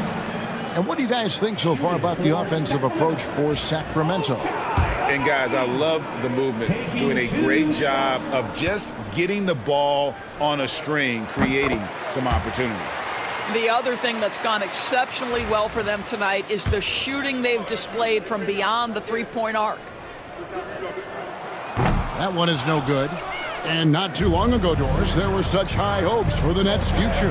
I mean, think about it, Kevin. A few years back, people were talking about Brooklyn being a dynasty in the making. They were loaded with talent. And for a lot of reasons, it fell apart pretty quickly. How fine is that line between success and failure in the league. Incredible. And Greg, something that is so important to this team, Jamal Murray's shot creation. It is, Kevin. He creates so much with the ball or off of it. The work he puts in on offense frees up everything for his teammates. Great competitor who's really a perfect fit with this core.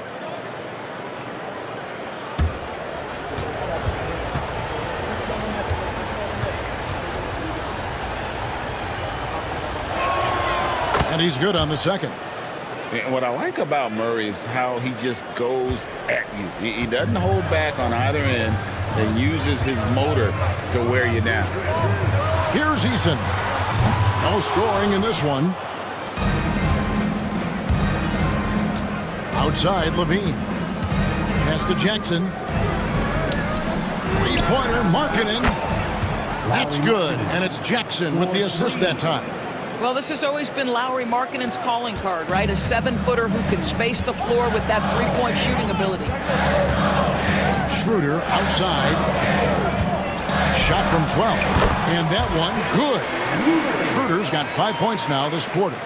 And the lack of effort to fight over the screen there makes that an easy shot. You know, we see this all the time. You're basically, as a defender, hoping the man misses rather than putting in the work to get over screens. Now, here's Markkanen. 17 points in the game. Now, this is Markkanen cleaning up on the offensive end. 7-footer just so skilled, he can find different spots to be effective. Schroeder outside. Shooting foul as the whistle blows. He'll shoot 2 free throws. It's going to be on Jamal Murray. And with the offense getting right to the rim, at least they saved the layup. And he's got his first free throw of the game.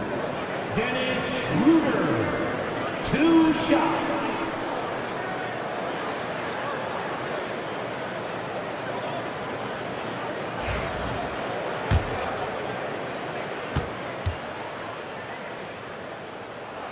That's good from Schroeder. You know, I think one of the important things for Dennis Schroeder is to keep trying to become more and more efficient.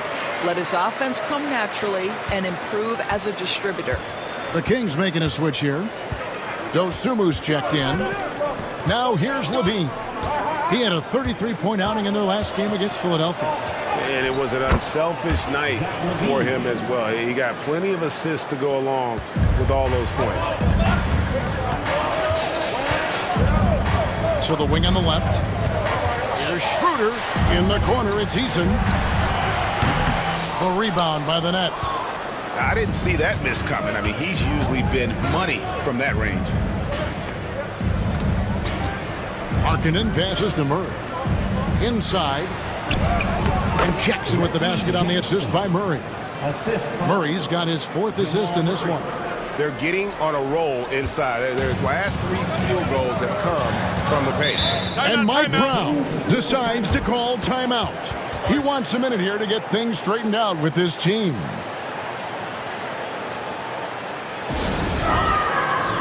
And the Nets making a change here. Aldama's checked in.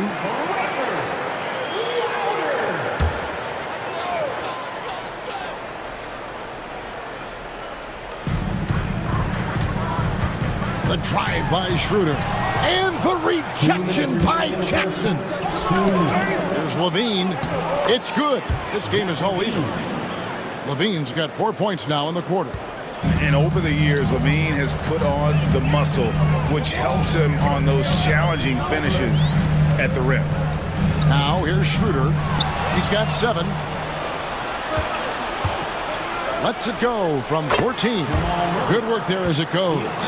7 points for Jamal Murray. What a terrific play by just a tremendous all-around player. This guy makes it look easy. Dosunmu with the bounce pass. On the wing, Dosunmu. And there it is for him. Dosumu's got the game tied up here for the Kings. Well, coaches love seeing this from Dennis Schroeder. Recognize the situation, find the open teammate. Pass to Aldama. For 3, Levine. Rebound by the Kings. They'll be playing host to Miami for the next game. And that game is the second of 2 straight at home. And count it, the shot is good. He'll go to the free throw line. How about about battling through the impact there and then wheeling that basketball in. Cam Whitmore, he's checked in for the Kings. Cade Cunningham comes in for Dennis Schroeder. The Nets also changing it up. TJ Warren comes in for Levine. And Marcus Sasser subbed in for Jamal Murray. Now, here's Warren. Can't hit from 12. 41 seconds left in the second quarter. At the elbow, it's Cunningham. From about 19 feet, misses off the left iron. Normally he'll drill that shot, and I'm sure they'll look to find him in that spot again. No doubt. Very good play call, good execution. Sometimes it just doesn't fall. Yeah, these defenders just look a bit overmatched, especially inside. And here's Cunningham. He has 7.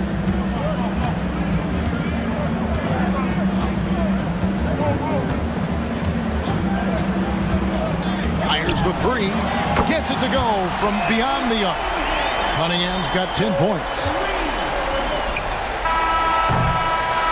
And that's it for the first half of action. What's been a very close game here. The Kings on top, leading by 3. A chance now to send it over to David Aldridge, standing by courtside. David. Thanks, guys. Here with Jason Tatum. You have been rolling early. How did you get in that rhythm? Just staying aggressive. Just continue. All right, David, thank you. We'll be back after halftime for the start of the third quarter. Attention to center court. And get ready.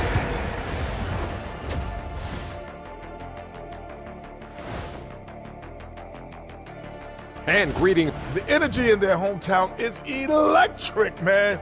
You could tell these players are loving the positive attitudes and moving along. And that'll do it for halftime. We send you back to Kevin.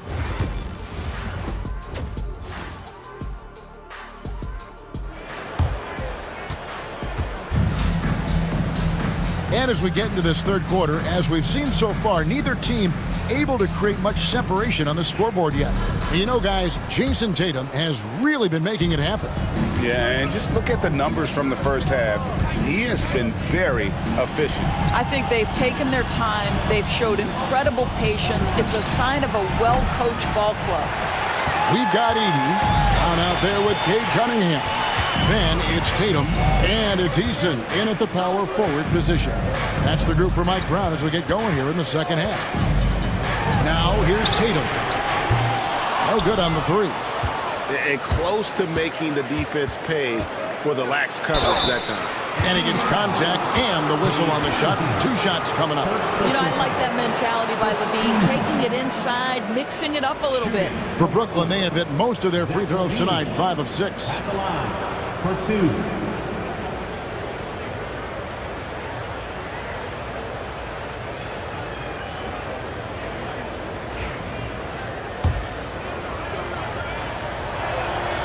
And he knocks down the first one.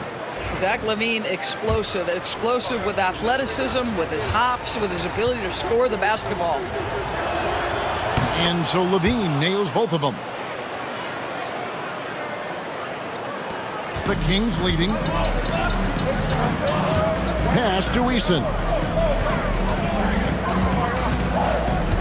Brown outside. And he drops in the layup off the glass. Brown's got 6. I'll tell you guys, sometimes it feels like Bruce Brown prefers to score through contact. He loves those kinds of challenges.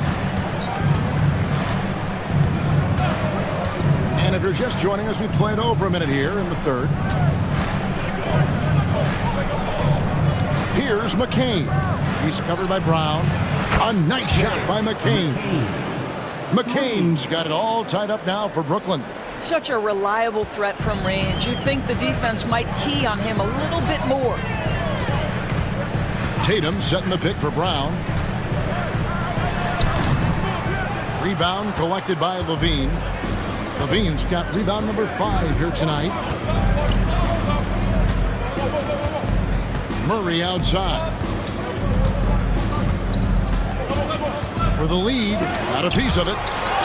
And he stays with it. Pass to Levine.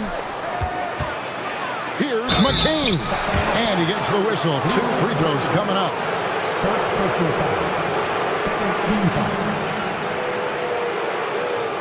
The Nets have been good at the free throw line. This one, 7 of 8. McCain at the line for 2.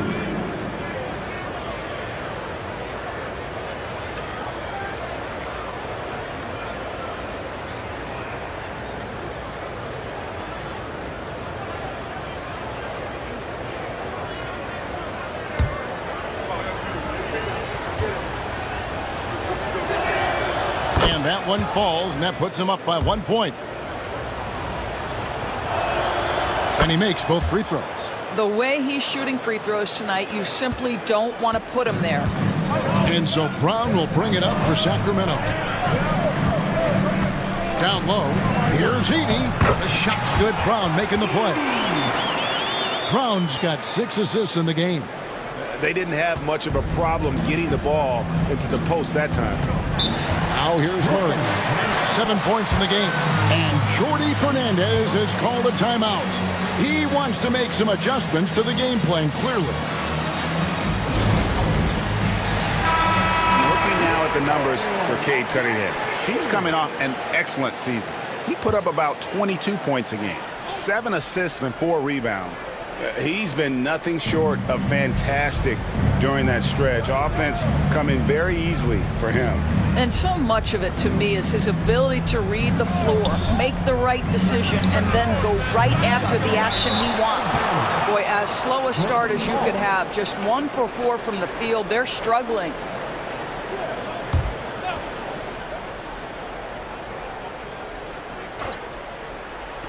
Brooklyn's gone 1 of 3 from downtown since halftime.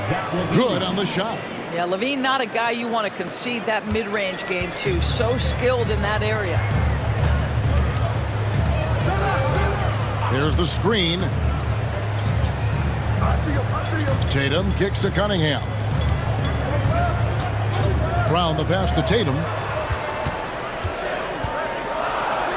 Brown inside. Edey lays it up and banks it in. Edey's got 6.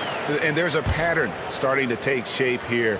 They're working it inside and getting good shots from close range. Levine against Tatum.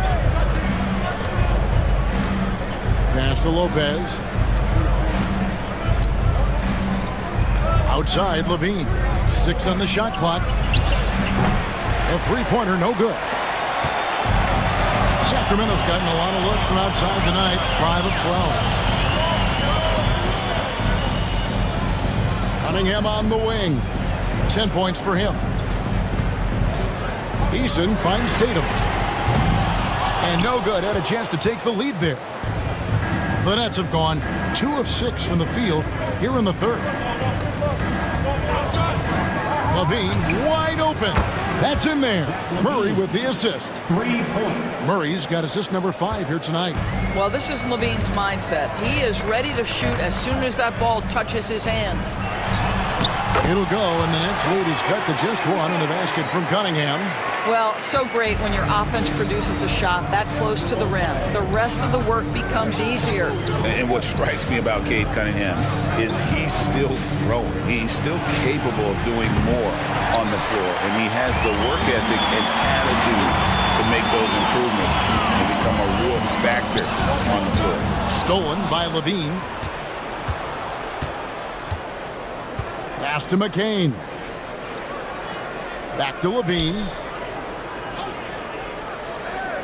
Here's Lopez. It's hauled in by the Kings. And this is a shot he can definitely make, and the defense not a factor at all. For the lead, whistle blows, basket is good. So a chance here for a 3-point play. Just a special offensive talent. We don't see guys like Cunningham come through the league that often. Here's what Brooklyn's going with right now. Goga Bitadze's checked in for Lopez. And it's Derek Jones in for Lauri Markkanen. 1 shot. That's good from Cunningham. For Brooklyn, they've gone a lackluster 3 of 9 from the field since halftime. Here's McCain. And the Nets miss again. The Kings have gotten 5 of 8 shots to fall for them in the third quarter. A nice 62% from the field. That one goes in. Edey's got 8. They should continue to get the ball inside. The defense struggling to contain them.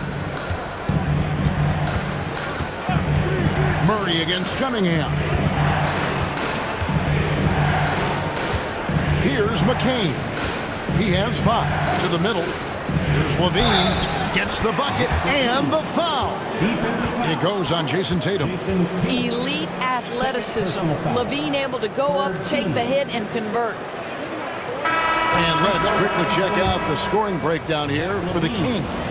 Well, I've been impressed with the ball movement all game long. They're really looking to just make that extra pass.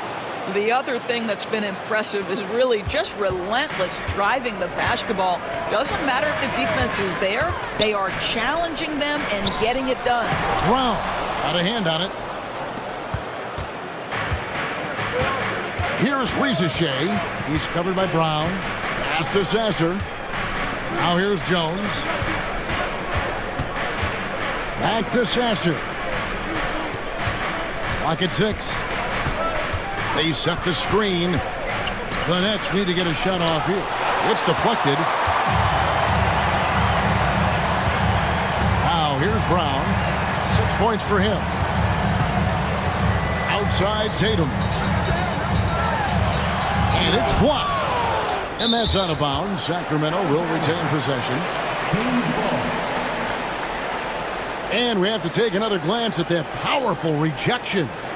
And guys, that is lockdown defense at its finest. Going right at the shot and then able to knock it away. Both teams will make substitutions.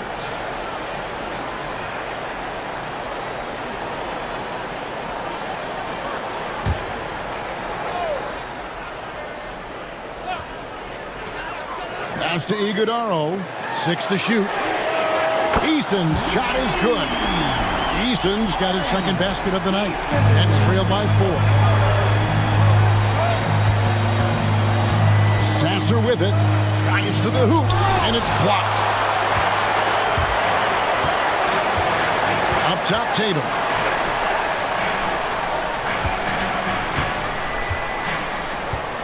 Cunningham, a screen on Jones. Tatum dishes to Cunningham. Shoots. Misses the layup. He had him with that pump fake. It's a neck-and-neck game here in Sacramento. Now Sasser. Right side Jones. And it's in there. Derek Jones. And Sacramento has possession. Over to the wing. Here's Schroeder. It's tipped. And he recovers it. Pass to Eason. Oh, good on the triple. Jones against Tatum. And Cunningham with the block. Oh, great anticipation by Cunningham, managing to get his hand on that shot. And we got to take a second look to admire that outstanding block. And that is a huge block. Given how close this game is, a stop like that was right on point. Some changes for Sacramento. Whitmore comes in for Tari Eason. And it's Dosunmu in for Dennis Schroeder. Santi Aldama's checked in for the Nets. Here's Sasser. Outside Warren. There's a screen by Aldama. Warren the pass to Aldama. Now the fast break. Tatum with the ball. And foul on the shot. He'll shoot 2 at the free throw line. There is a deceptive quickness with Jason Tatum. When he's attacking the basket, it puts the defense in a compromising position. Taking 2 shots. He hits both from the stripe. Here's Aldama.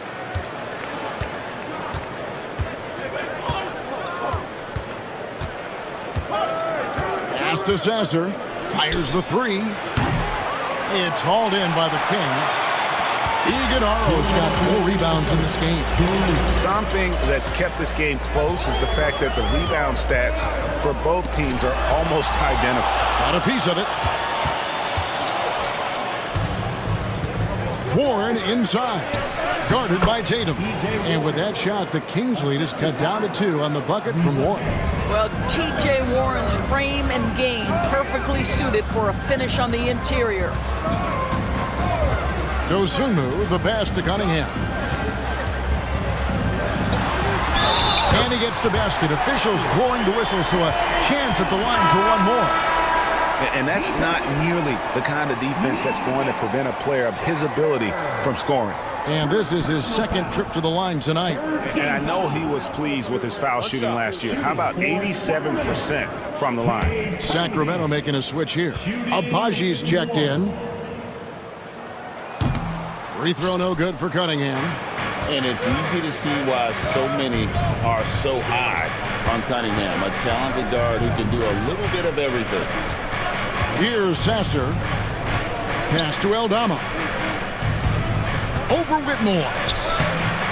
Aldama can't hit. Kings leading now by 4. And that one's good. Whitmore. Whitmore's got his first bucket of the night. And Whitmore a beast inside because of his power and ability to elevate. Here's Aldama. Whitmore defending. 6 on the shot clock. Here's Bitadze. Abaji pulls it in. To the inside. Here's Whitmore. And Whitmore throws it down. Oh, man. When Cam Whitmore throws it down, you feel bad for the rim. Nets trail by 8. Shot and game clock separated by 5. Here's Sasser. Gets the three-pointer to fall. Sasser's got 5. And so it's Cunningham with it. He brings it up for the Sacramento Kings.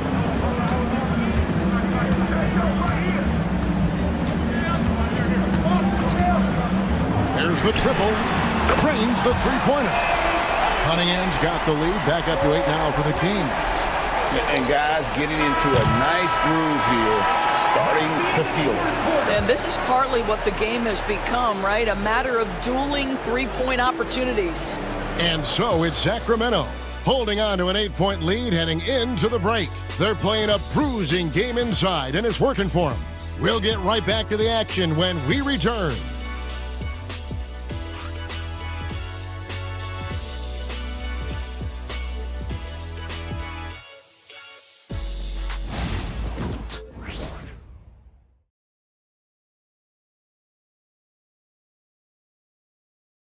And now we have a moment to reveal our State Farm assist of the game.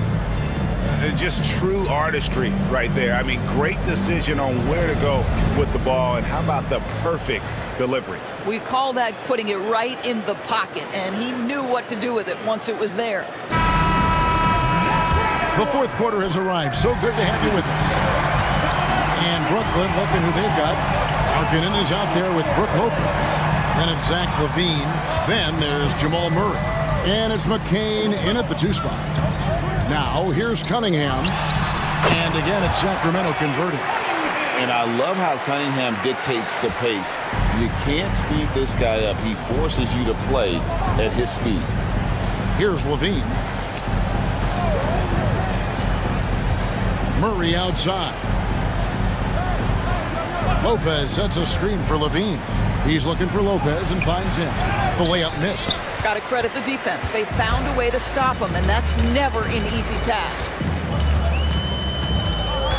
Cunningham on the wing. Here's Edey. It's to Abaji.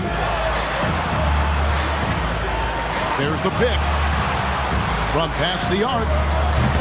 The shot, no good. Nets trail by 10.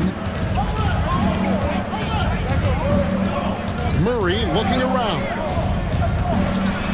And the foul on Tari Eason. That's his 3rd foul of the game. Jason Tatum, he's checked in for Sacramento.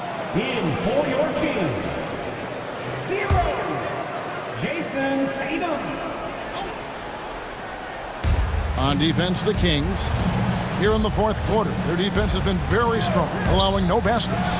McCain off target from three-point range. And you could tell he thought that triple was going to fall. Eason finds Cunningham. Final quarter here, and we're just over a minute and a half through it. Tatum's shot is off. Here's Edey. The third shot of the possession finally falls for him. Edey's got the lead up to 12 now for the Kings. Murray outside. Trying to break that ice-cold streak, and he's fouled pretty hard on that shot, but he's got the chance to pick up the points at the line. It's going to be on Cade Cunningham.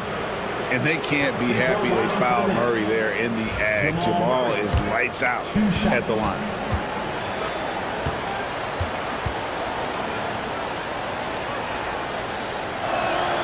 Free throw good, Murray. This is as good as it gets from the charity stripe here in the second.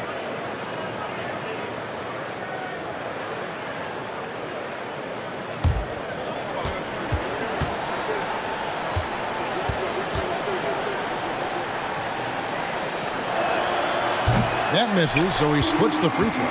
And that's the battle they haven't been winning today. Their work on the glass has been porous, and that's got to change. Tatum kicks to Cunningham.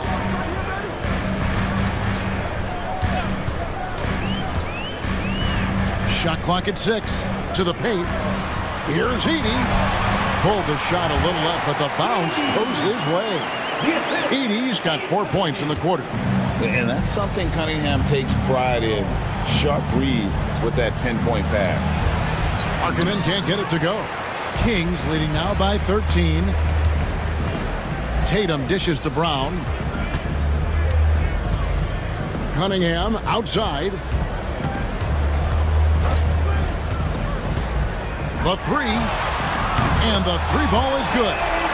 Cunningham's got 15 points here in the second half. He's hit 4 now from behind the arc, 2 in each half, making an impact.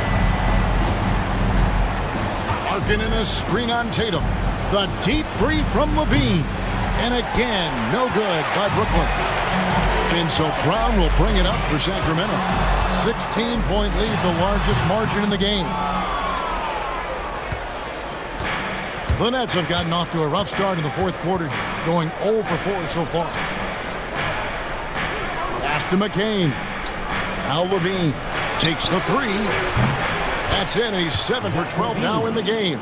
Boy, he's been cooking, but the teammates, he's just not getting a lot of support from them. And a little over 3.5 minutes in the books so far here in the fourth. Nets trail by 13. Well, picked up his 4th foul. Maybe have to scale back his aggressiveness with plenty of time left in this one. Coming off a big game, his confidence couldn't be higher, and coach knows it. Well, the best players to me deliver night after night after night. So as long as he's hot, keep riding it. Brown outside. Brown sets a screen for Cunningham.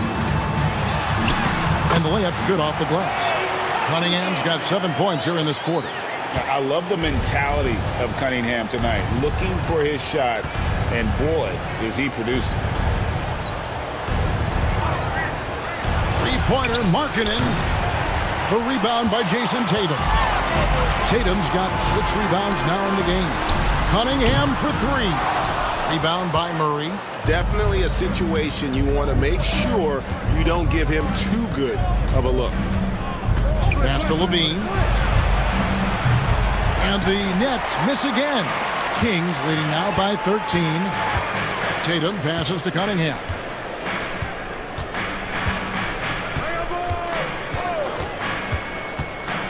Back to Tatum.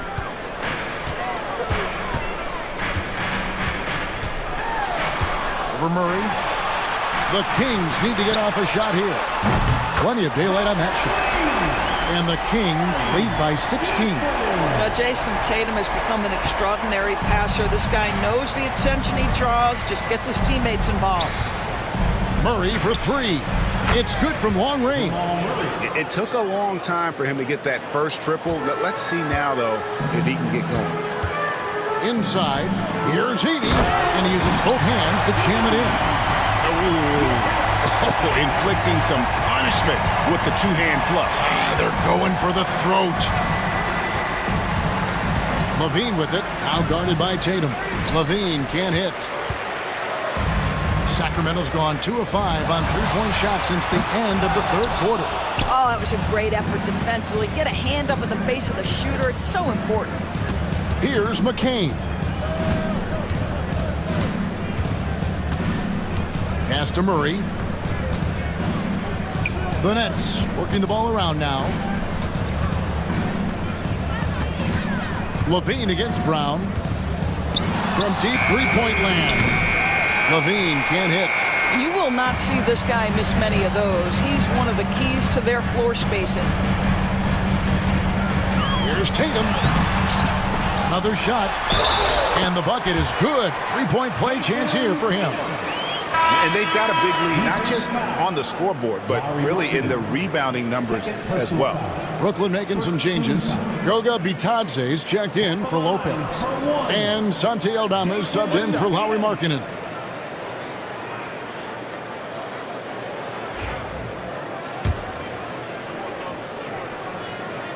And that one falls for Tatum. Nets trailed by 18. Murray kicks to Levine.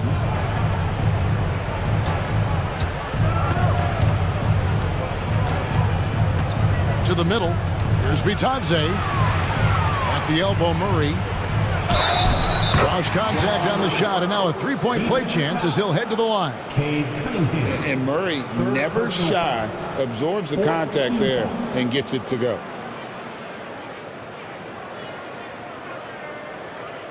At the free throw line for the Nets, Jamal Murray. One shot.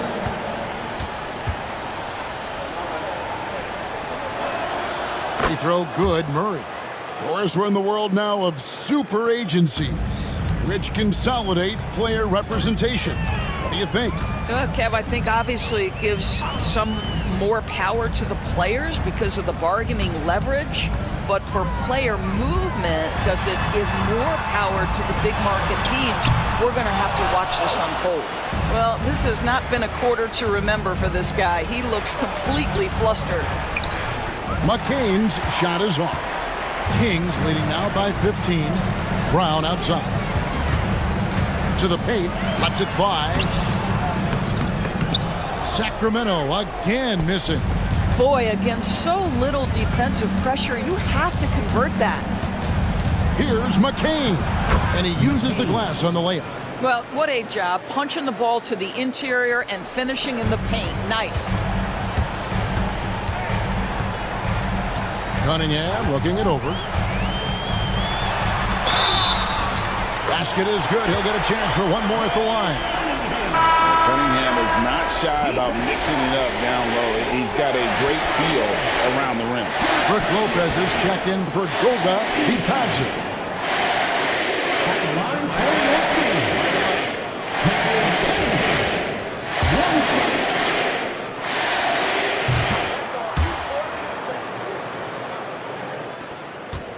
Nets trail by 16. And we got a timeout here called by Jordi Fernandez. It's a chance for them to regroup and refocus.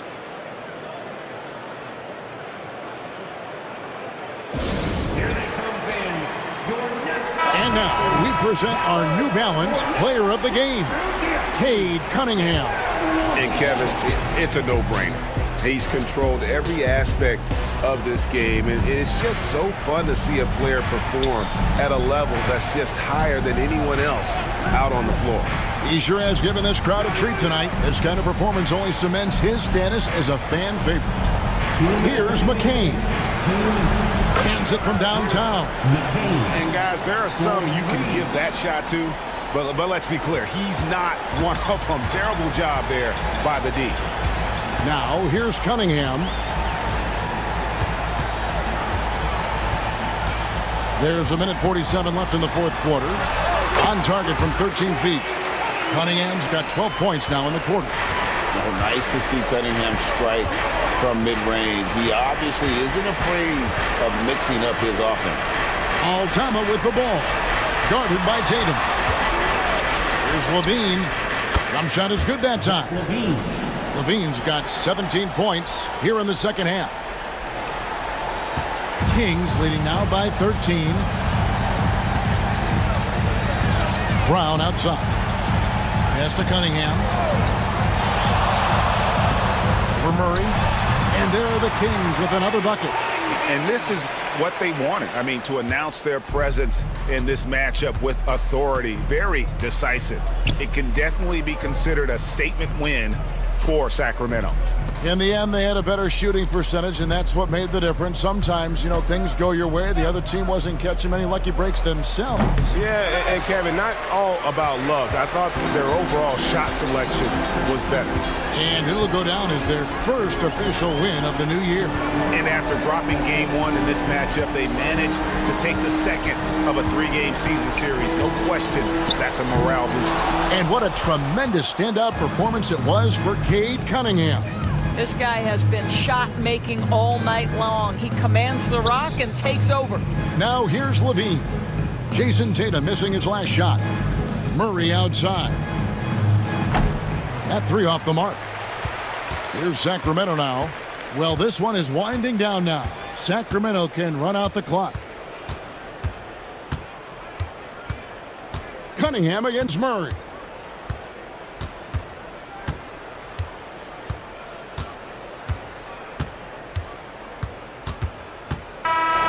So it's the Kings winning this one easily. Some good moments throughout this one, but they have the clear advantage down the stretch. Yeah, I mean, I love the way they executed on both ends of the floor, completely under control for the vast majority of the game. And whenever there was a misstep, they just didn't allow it to fester, and that's why they're going to walk away with the win. Thank you for joining us. That'll do it for now. For Greg Anthony, Doris Burke, and David Aldridge, this is Kevin Harlan saying thanks for tuning in. And as we leave you,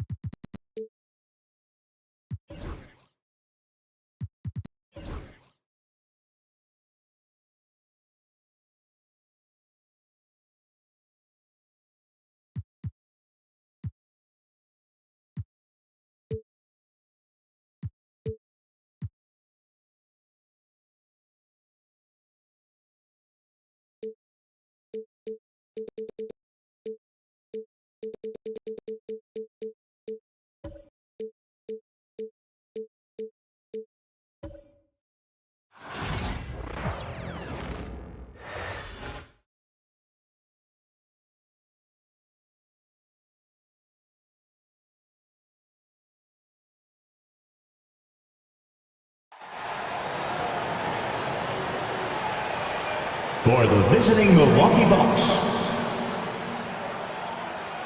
At point. And it's opening night. Great.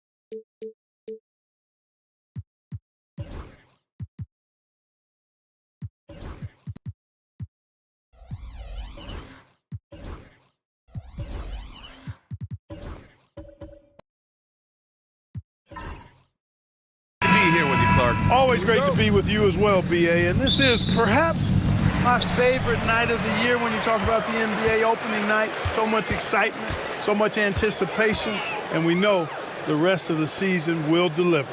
Let's check out Milwaukee's starting lineup. Bam Adebayo is out there with Michael Porter.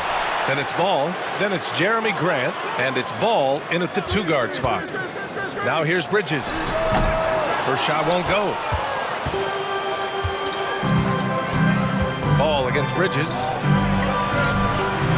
The kick out to Ball. Pass to Adebayo. Grant outside. Just 5 to shoot. And so he draws the foul, headed to the line to shoot a pair. You know, depending on where Jeremy Grant's been, he's filled a lot of different roles. He's been asked to be the alpha or the second option or even a role player. But whatever it is, he's always willing to do whatever it takes to help the team. That one falls for Grant.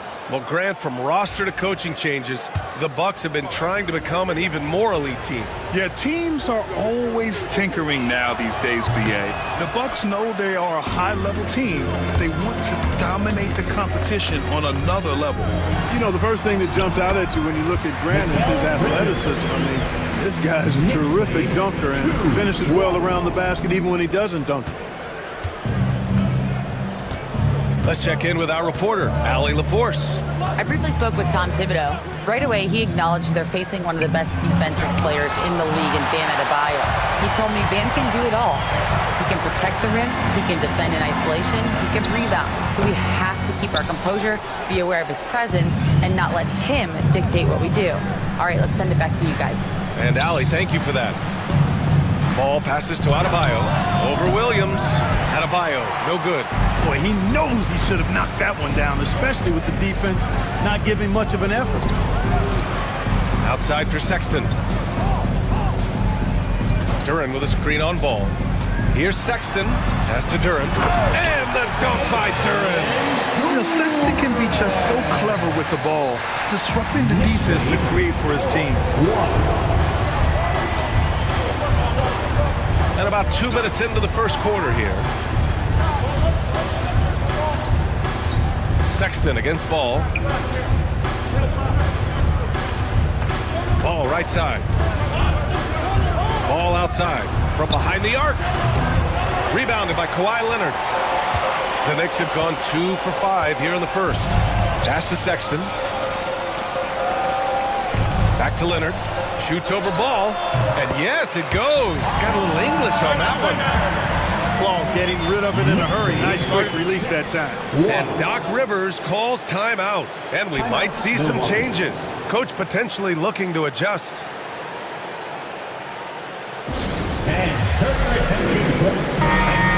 All right, let's take a look back at last season and see the teams who collected the most second chance points. Second, the Knicks. Second chance points were crucial to their offensive production, so they worked to maximize that strength.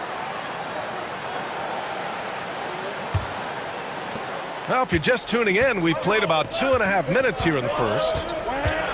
Grant outside. Lets the three fly, and the three-pointer goes. Boy, he's a much improved three-point shooter, Jeremy Grant. Coaches have to appreciate what he does for the team spacing because of him knocking that down. Stolen by Ball. In transition. Here come the Bucks. And Ball with the basket. The assist by Porter. It's all knotted up. Woo! His energy is unmatched. And, you know, you're going to get those buckets, guys, when you're quick to get out on the break. Get that ball up the court as fast as you can. Now here's Leonard. Duren with a screen on Grant. Inside. And the dunk by Duren. You expect Kawhi to take the shot, but he cleverly makes a pass. And so it's Ball with it. He brings it up for the Bucks. First quarter of action, just under 3.5 minutes played. Pass to Adebayo. Porter against Bridges. 5 on the clock. And here's Grant from the arc. It's rebounded by New York. Here's Sexton. No made baskets yet. Duren with a screen on Ball. Sexton finds Duren. Ooh, good finish at the rack on the slick feed. They're going to work inside. I like how confident Jalen is from this area.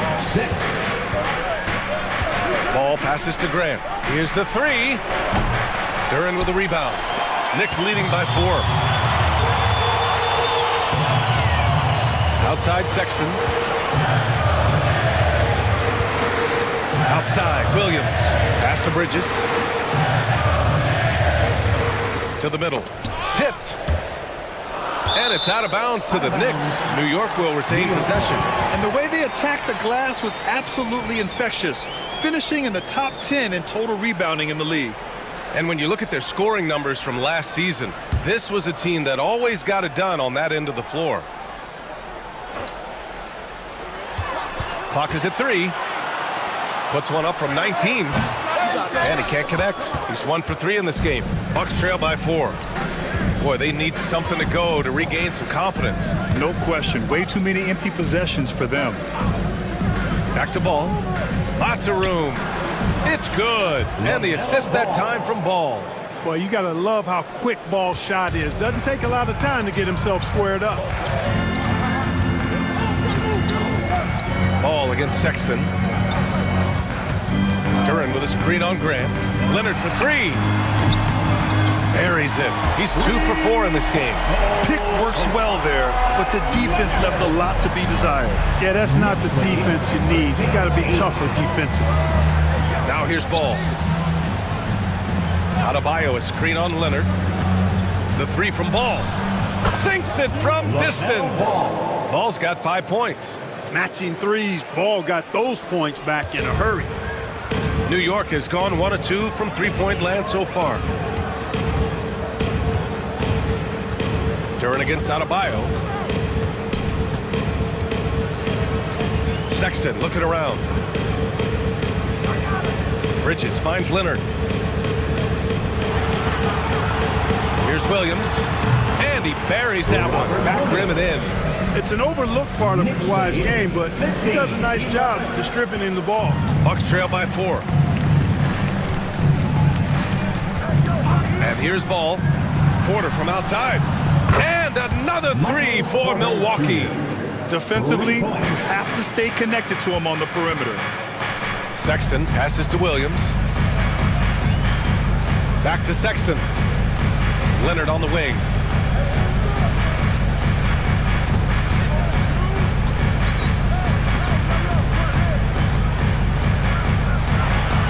Back to Sexton.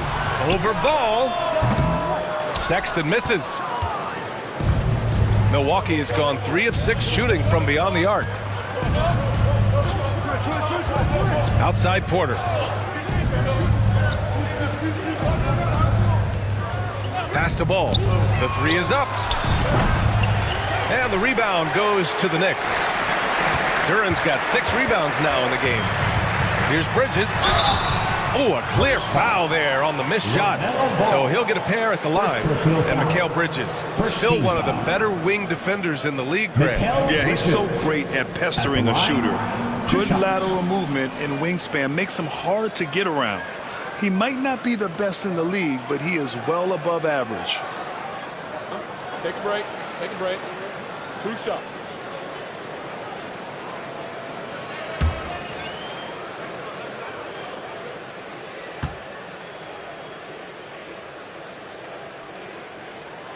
And he drops it first. Well, Grant, one thing about this Knicks team, they have a clear identity. Yeah, they have the mentality of their city, New York City, playing the game with passion and in-your-face attitude. And, of course, these Knicks leave it all out on the floor. Stewart, he's checked in for New York. And so he makes both from the line. Well, Grant, all the high hopes Knicks fans have had in recent years, they have finally come to fruition. Yeah, it really was good to see the Knicks have a great campaign last year. From the players to the coaches to the front office and the fans. They've pressed all the right buttons. Now here's Grant. 4-3. And the rebound goes to the Knicks. Duren's got rebound number 7 tonight. He's been off this whole period, unable to sustain any kind of consistency. Here's Leonard. He's got 5. Pass to Duren. The shot, no good. Oh, great D that time from Adebayo. Already +5 in terms of rebound margin. Pretty clear. They're dominating that area. They've come out with a lot more energy and effort so far. Out of bounds. It'll be New York's ball. Williams is checked in for New York. Van Vliet comes in for Kawhi Leonard. And Milwaukee also making a switch. Smith, he's checked in for Adebayo.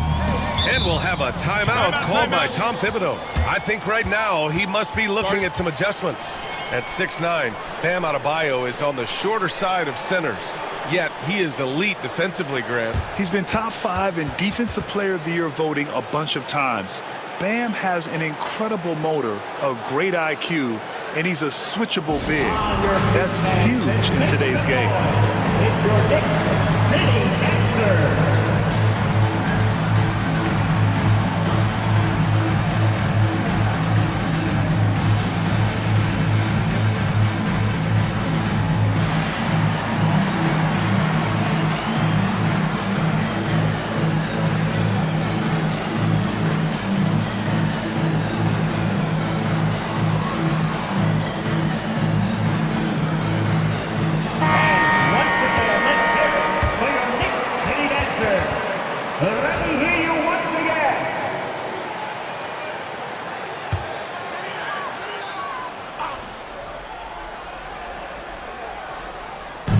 And the Knicks with the possession here.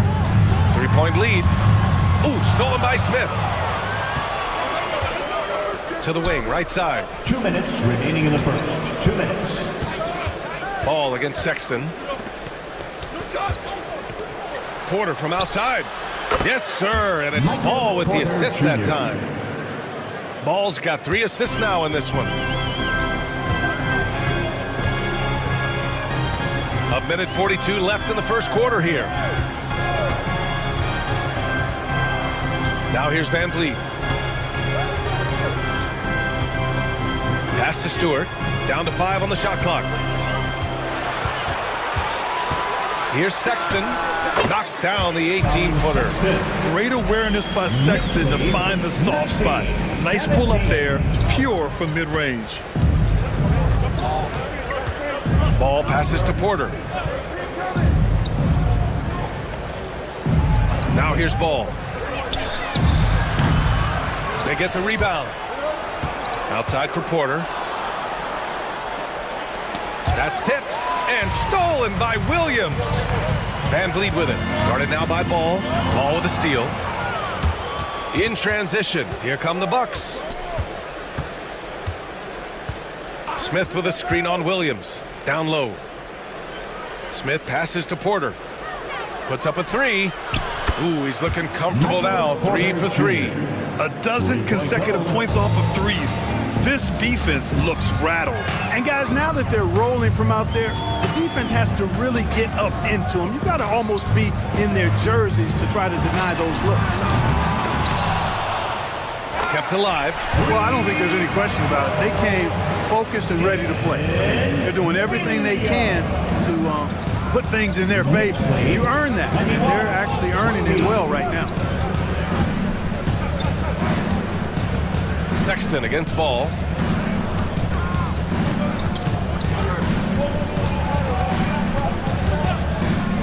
Top of the key. No good. No excuses, none. I mean, with the defense non-existent, I mean, he has to connect from there. And still a close game as the first quarter comes to a close.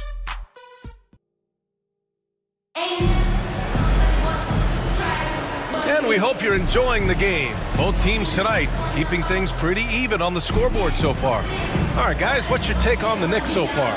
Well, it's simple. When you can dominate the boards at both ends, you can control the second chance touches. And, you know, their rebounding advantage has been glaring, simply outworking them on the boards for that entire first quarter. On the court for Milwaukee here in the second. Lonzo Ball is out there with Ball. Then it's Jeremy Grant. Then it's Michael Porter. And it's Adebayo in at the center position. And you can't afford to lose sight of Leonard in these situations. He's just so dangerous and assertive in transition. Grant outside. Porter against Williams. Back to Grant. And stolen by Sexton. And let's swing it over to the sideline and hear from Allie. Thanks, Brian. The Knicks, one of the top defensive teams in the league, and it starts in the paint. Coach Tom Thibodeau said, quote, "We've prided ourselves on having a tight shell. We've got great rim protection, guys who take charges, and we're aggressive on the ball. Guys, great defense has always been Tibbs' MO." And nothing has changed now. Thanks, Allie. Now here's Ball. He's got 5. Had the space there, but it's offline. And the defense got away with one there. I mean, that's a shot he typically makes. Pass to Leonard. Now Duren. Sexton with it. Denied by Adebayo. What a menacing swat by Bam, letting them know there are no easy shots when he's around. Van Vliet misses. Uh-oh. Did he change his mind on the way up? I think he did. Come get it, come get it. Ball passes to Porter. Grant against Leonard. And stolen by Williams. Fast break, New York. For 3, Sexton. And the Knicks miss again. Bucks trail by 3. And the foul is called. He missed it, so he's got a couple of free throws coming his way.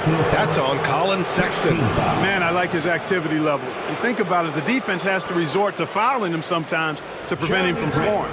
He's made one and missed one so far at the line. Yeah, you know, that was one spot where they didn't have to worry about him at all. I mean, at the free throw line, he was automatic.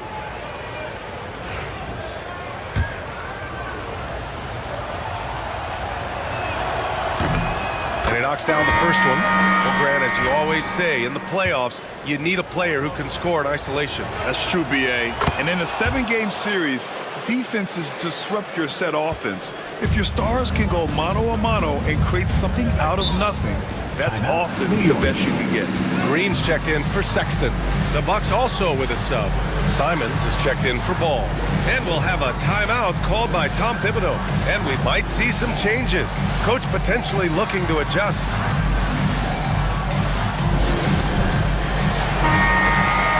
While we have a moment, let's check out the highest scoring teams in the league last season. The 4th spot held by Milwaukee. Boy, they do an excellent job offensively. Most of the season last year, they were really in sync. A nice flow and rhythm to their offensive game. But anytime you score the points they did, it's about unselfishness and trusting each other.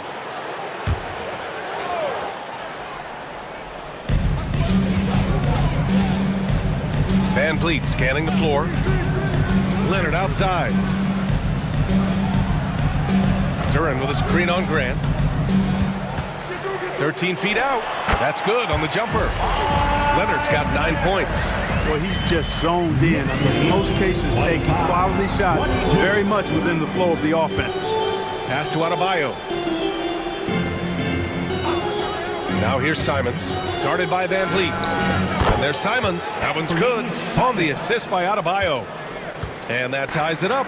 And over the course of a season, this is one of Simons' strengths, his efficiency from range. Here's Leonard. And that one goes in as he's fouled. It'll be 3 points if he converts the free throw. All right, well, a look at how the points have been generated so far. A scoring breakdown for the Knicks.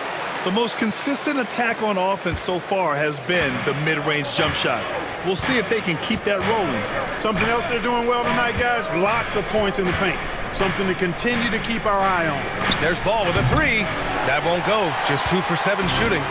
Gotta love how they've been crashing the boards, fighting hard for every miss. I certainly do. You know, I like to see guys do their work inside. Their rebounding has been excellent, and that's always important in a close game. Offensive board. Duren, the pass to Green. Pure from 3-point range. Green's gotten himself going with a triple, his first basket of the game. And at 6'10", Jalen Duren is an incredible athlete for his size. He's got a lot of bounce, which helps him as a rim protector, rebounder, and lob threat. Plus, he's got quick feet, and he's able to guard smaller guys on the perimeter. And New York has possession, following the score by Milwaukee. Back to Williams. On the wing, Green. Outside, Williams. Pass to Leonard. Shoots over Grant. Leonard gets the bucket. Leonard's got 9 points in the quarter. I like Leonard's shot right there. He's very comfortable from that distance. Ball passes to Simons. Ball, a screen on Van Vliet. There's Simons with a 3. And it's New York with a rebound. Now Van Vliet. Pass to Leonard.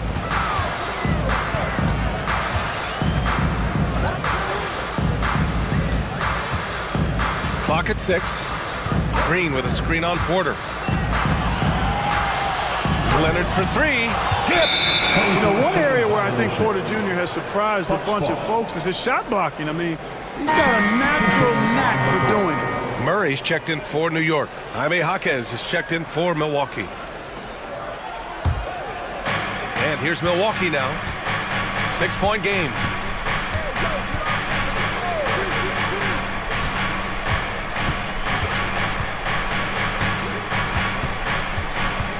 Outside Porter. And there's the screen. And another miss by Milwaukee. I'll tell you what, they've been aggressive and they've been physical. Well, they're working the glass, really battling in that area of the game, and that's helped them stake this lead. Now here's Van Vliet. Murray, a screen on Porter. Shot clock at 6. Duren finds Green. Shoots over ball. And it's Green missing. And it's Porter with the ball for Milwaukee. They trail by 6. Following this game, they hit the road to challenge the Raptors at Scotiabank Arena in Toronto. That'll be the second of 2 games on the road. Just a perfect pass and some pretty slick body control on the finish, too. Man, that's butter. Could have messed that up trying for a big slam. Nice work going to the layup. And timeout is called by Tom Thibodeau. He's going to talk it over with his guys. On the court is your Ice Squad. It's T-shirt time. We know the Knicks making a switch here. Williams is checked in. Number 43, Jalen Williams. New York leading by 4. Now Van Vliet. Yet to see a basket. Outside, Williams. Green for 3.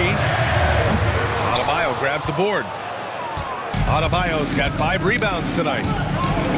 Pass the ball. The 3 is up. And there's Simons. That one's good. On the assist by Ball. 3-point goal. Ball's got his 3rd assist of the night. New York has gone 1 of 4 from 3-point land here in the second. Van Vliet against Simons. Pulls it. New York again can't hit. Milwaukee has got 7 of their 16 3-point attempts to go in. Green against Ball. There's Simons with a 3. Rebound by Van Vliet. The Knicks with the lead.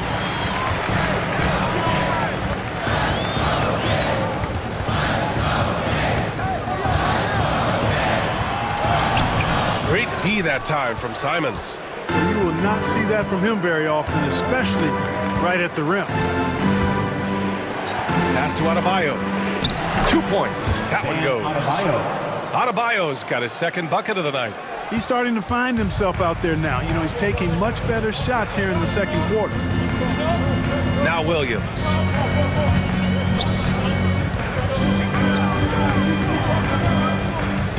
Here's Green. On the wing, Murray. Jaquez covers. Just 4 to shoot. 3-pointer, Van Vliet. Van Vliet missing again. I think he's gone completely dry. Nothing is hitting. And, you know, you can sense his frustration. This is going to be a test of his resolve here. Impressive one-hand slam right there, B.A. Man, as long as he's confident about it, I'm good with it. Maybe use 2 hands next time. He knows where he is. Somebody you can count on. He is an extremely reliable finisher. They kick it out to Murray. 2 minutes remaining in the first. Williams against Porter. Left side, Green. Shoots over Ball, and that one's good. Green. Green's got 5 points. When the defense gives you room, take it. Don't pass up the shot. Ball passes to Porter. Now Simons, guarded by Van Vliet. From outside, off the mark.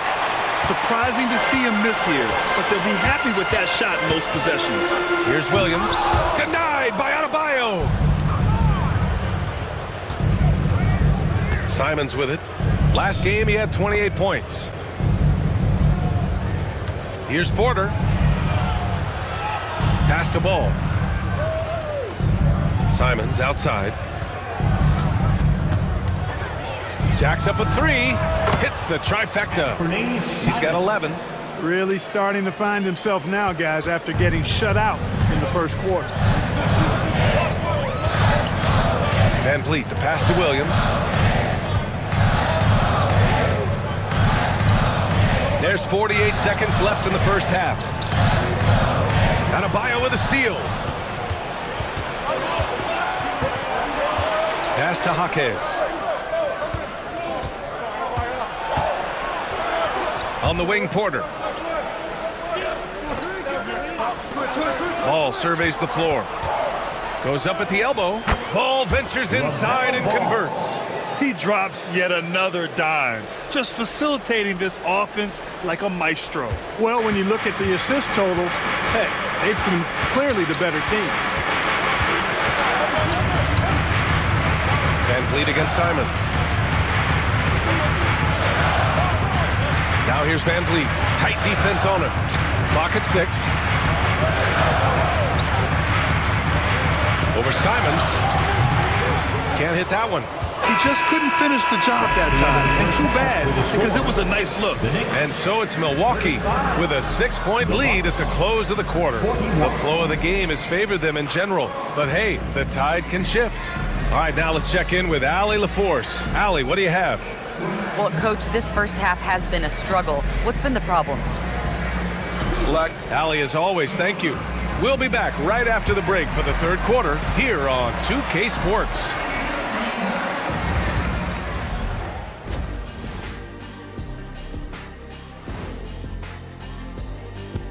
Thanks for stopping by, y'all. First up on the show tonight, a quick look ahead of some upcoming games on the docket. Well, I think for the Knicks, like most teams right now, they're optimistic. We'll see how they handle the first couple of games. Yeah, And turning our attention to the first half, a positive start for the Milwaukee Bucks. It's a coach's dream to see the ball. Thanks for tuning in.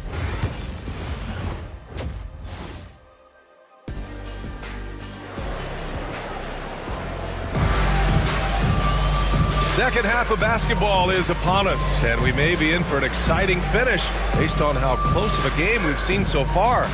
It's been one outstanding game from Kawhi Leonard. Yeah, they've done an amazing job of creating room to operate for him. And then, of course, executing. And you know what? It helped that they had a few guys with very hot hands on the perimeter, too. And we've got second half action for you. Thus far, a pretty evenly contested game. We've got Kawhi Leonard, Colin Sexton out there with Mikal Bridges. Then it's Duren, and it's Williams in at the power forward position. That's Tom Thibodeau's 5 as we get going in the second half. Now here's Sexton. Pass to Leonard. Shoots over ball. That's too easy for Leonard. Oh, it has been a huge night for Leonard. The skill is obvious, but his strength is what makes him hard to defend. Grant outside, takes a 3, and it's New York with a rebound.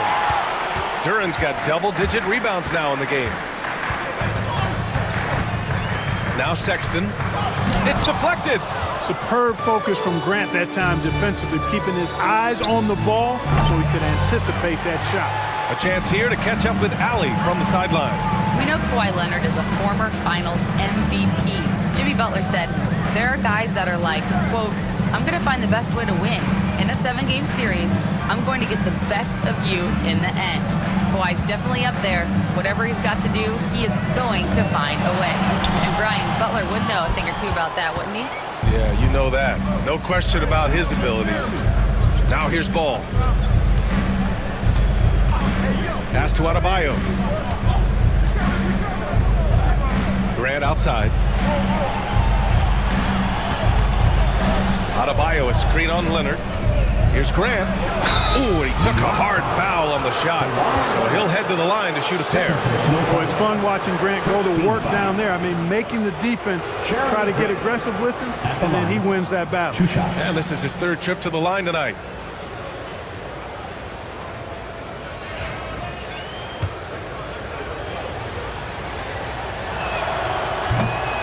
That one falls for Grant. Great basketball play runs into family for Jeremy Grant. But he really has become his own man out on the floor and shown us his own unique talents.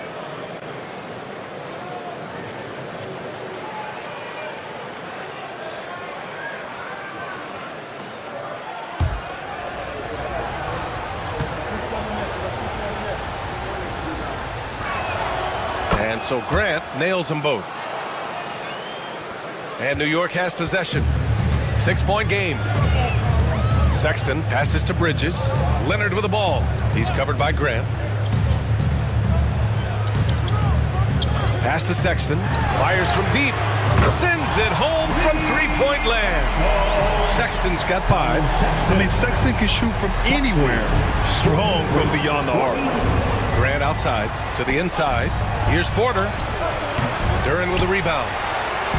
Duren's got 11 rebounds in the game. Starting slow in this half, 0 for 3 so far. Back to Bridges. Over ball. Lets it go from the baseline and nails it. And it's now just a 1-point Milwaukee lead. So solid from the mid-range. Bridges understands when to rise up from there. Pass to Adebayo. And he'll draw the foul. He'll head to the line for 2. Robert Williams picks up 1. I like that. I mean, some physical play inside. He's not about to give up any easy baskets. And, you know, the defense gets their money's worth on that foul, stopping the layup and not giving up the and one. You have to love the style Bam brings with him to the floor. He's such a spirited player, and you can see his teammates enjoy it as well. New York making a switch here. Stewart's checked in.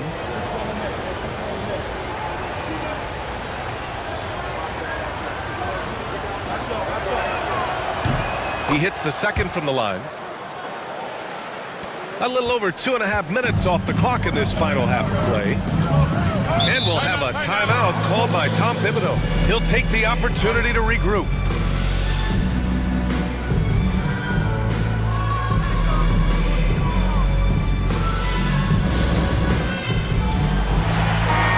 Second in opponent points per game, and they secured a spot in the top 5 for team rebounding. That ability to dominate the boards has been a real strength of theirs. And they really put in the work on the defensive end last season to limit their opponent's scoring. They were all business on that side of the floor. And so the ball out of bounds. Duren touched it last. And a look now at the breakdown between 3s and 2s for the Bucks. And they're really letting it fly from downtown, shooting a nice percentage from outside. Milwaukee has gone 0 for 2 from outside here in the third. Ball finds Porter. Grant with a screen on Bridges. Here's Porter, and there's a whistle. He'll head to the line to shoot 2. And 6'10" with laser-accurate quick release. Clark, Michael Porter Jr. can make the game look so easy. It looks to me like he's really settled into his role, and he's embraced that. And he's worked through his own injury challenges, so there's a level of perseverance and resilience and grit that he's put into his book bag along with that fluid stroke and his athleticism. He's become a better rebounder and a better defender as well. I really like what he's become to this point in his career as a player. Now here's Stewart. No points yet. Pass to Bridges. Launches a 3. Adebayo grabs the board. Milwaukee leading by 4. Now here's Ball. In the third quarter with just over 3.5 minutes off the clock. Here's Porter. And he's going to the line for 2. The official saw contact while he was going up. That one on Duren. And, you know, when Porter Jr. is healthy, I mean, he's got a lot of game. This guy is versatile. He's got good size. He's a multi-dimensional talent.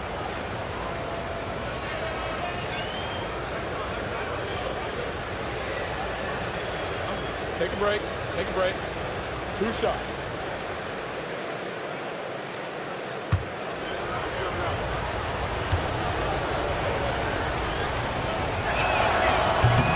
That's good from Porter.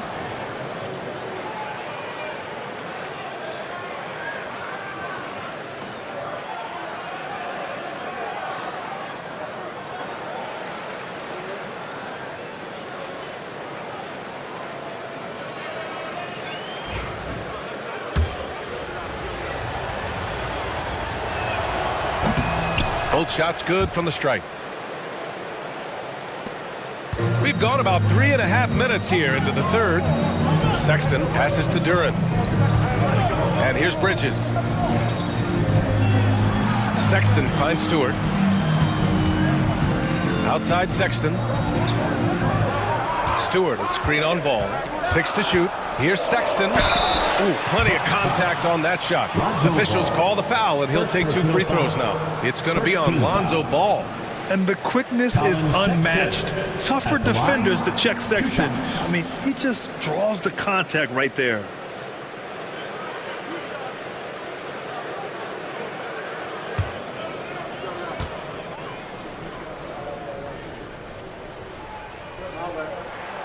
First free throw is good. You know, Grant, looking at the career of Colin Sexton, he had a huge third season, averaged 24 a game. Yeah, B.A., and unfortunately, Colin hurt his knee early during his 4th year. Had season-ending surgery, but we've seen Sexton make a full comeback and just a dynamic scoring guard. All right, both free throws good from Sexton. It's not luck that he's so steady at the line. It's through repetition and hard work. Pass to Adebayo. Ball with it. To the paint. And stolen by Stewart.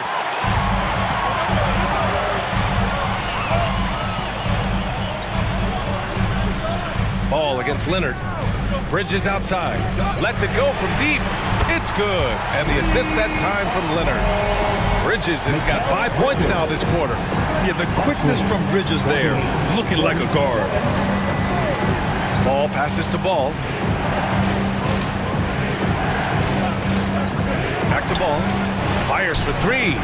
Oh, Ball so dangerous from the perimeter. And, you know, after starting 0 for 3 this half, they finally get one down. Sexton finds Duren. Back to Sexton. Leonard outside. Double team on Leonard. Sexton passes to Leonard. Up top, Stewart. Over Adebayo. And Stewart with a basket on the assist by Leonard. Leonard's got his 4th assist in this one. 51. And Ball will bring it up here for Milwaukee. The lead is 2. Pass to Adebayo. Here's Ball. Porter with a screen on Sexton. Ball passes to Adebayo. And it's rejected. And that's out of bounds. Milwaukee will keep it. Smith, he's checked in for the Bucks. Simons comes in for Ball. Anthony Simons.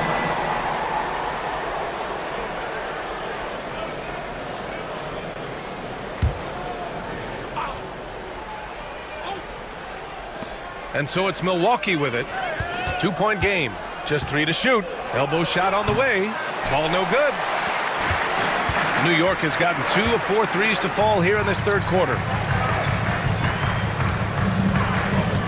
Leonard against Grant. For the tie. And Leonard, here we go. Milwaukee with the rebound. Grant's got 4 rebounds now. Pass to Adebayo. Simons outside. Good! And the assist goes to Adebayo. Simons got 14 points. Yeah, he's in his bag from beyond the arc right now.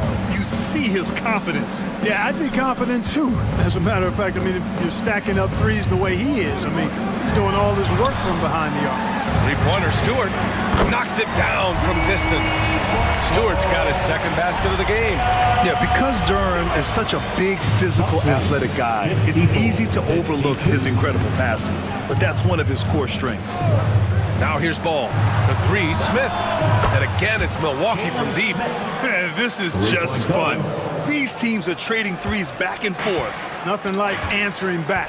One team gets 3, you fire 3 of your own. Boom. Adebayo against Duren.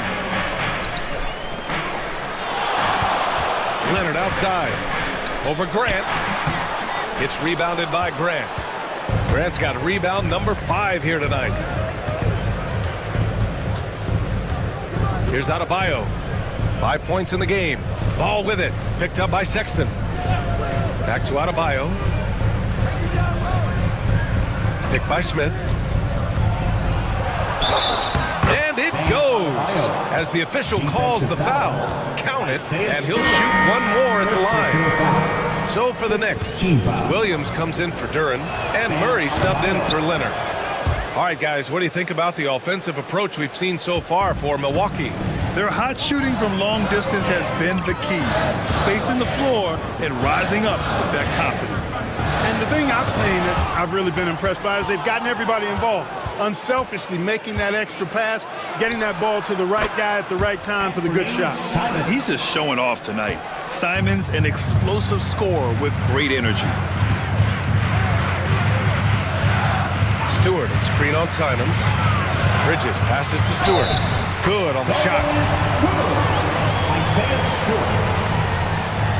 Defensive foul. And he's got his first opportunity at the line here tonight. Van Vliet's checked in for Sexton. And Milwaukee with a change here too. Porter Jr.'s checked in.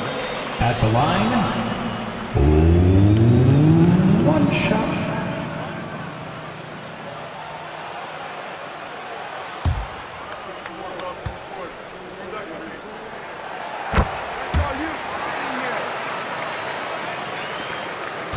The Bucks leading by 7. 2 minutes remaining in the third. 2 minutes. A minute 58 left in the third. Back to Simons. Can he keep it going? Yes, sir. And it's Ball with the assist that time. That's from Ball's got his 6th assist of the night. 1:43 left in the third quarter. Ball against Van Vliet. Bridges outside. Stewart, screen on Simons. Bridges misses. Milwaukee has gone 3 of 5 from downtown here in the second half. Ball finds Adebayo. Over Williams. Adebayo, no good. You got to move past that one. I mean, they'd want him to take that again. Well, you know, I hear you. That's a good look, but when you're that wide open, I think you got to knock it down. Now here's Van Vliet. He's scoreless. Williams from long range. The shot won't fall. Ball with it. Guarded by Stewart. Simons, a screen on Stewart. Ball passes to Simons. Stolen by Bridges. Pass to Van Vliet. 35 seconds left in the third. Williams passes to Stewart. Just 5 on the clock. Over Adebayo. Stewart, no good. And so Porter will bring it up for the Milwaukee Bucks. And here's Adebayo. Give him 8 points now.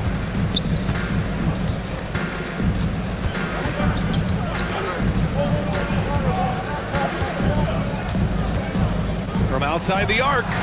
No good. Misses at the buzzer. And we've reached the end of the third.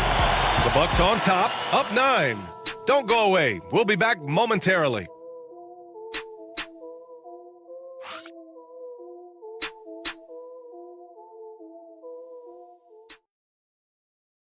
And we take a listen in now to Tom. Everyone talking down there. Rebounding. Fourth quarter action is upon us. Thanks as always for joining us. On the court right now for the Bucks. Ball is out there with Ball. Then it's Bam Adebayo. Then it's Jeremy Grant. And it's Porter in at the 4-man spot. Here's Ball. Out of bounds. It'll be New York's ball. Miscommunication oftentimes leads to turnovers. That's something they'll want to discuss.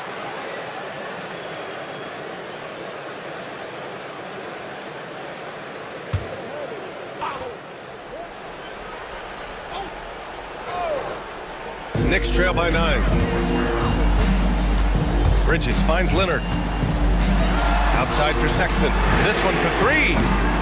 It's Milwaukee with a rebound. Adebayo's got 9 rebounds in the game. Boy, he's getting it done. Oh, blows the alley-oop jam. That is a rarity. When he takes flight, he usually hammers it home. Sexton against Ball. Sexton passes to Williams. 5 to shoot. Turin in the post. Counted by Adebayo. And Turin with the basket. On the assist from Williams. Williams has got 4 assists now tonight. The Bucks leading by 7. 57. Ball passes to Ball.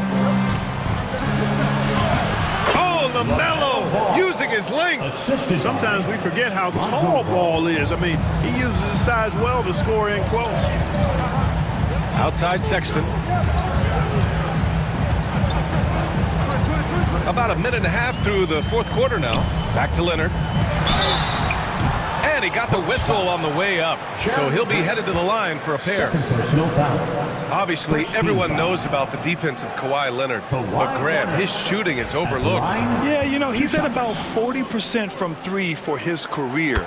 You combine that with his wing defense, you get a one-of-one player capable of carrying a team. You know, when you talk Kawhi Leonard, you start with his defense, and I don't know if there's a better wing defender around. Sexton against Ball. Ball, a screen on Sexton. Ball outside.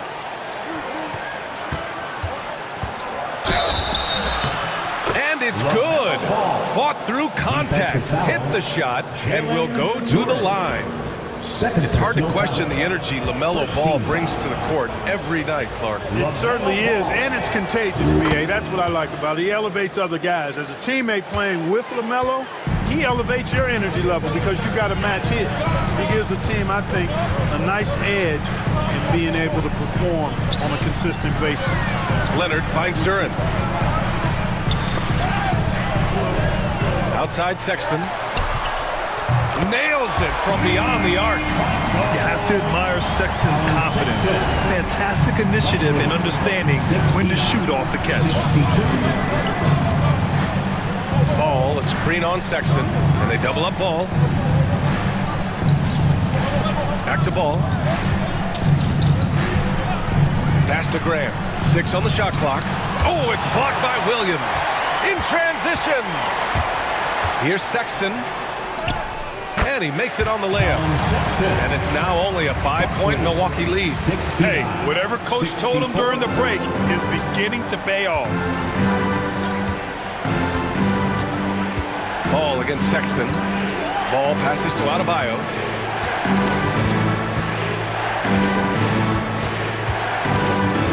Pass to Ball. Adebayo, a screen on Leonard. Throws it up high. And Adebayo slams it in. Oh, it's almost scary watching Adebayo throw it down. Incredible natural power. Sexton passes to Duren.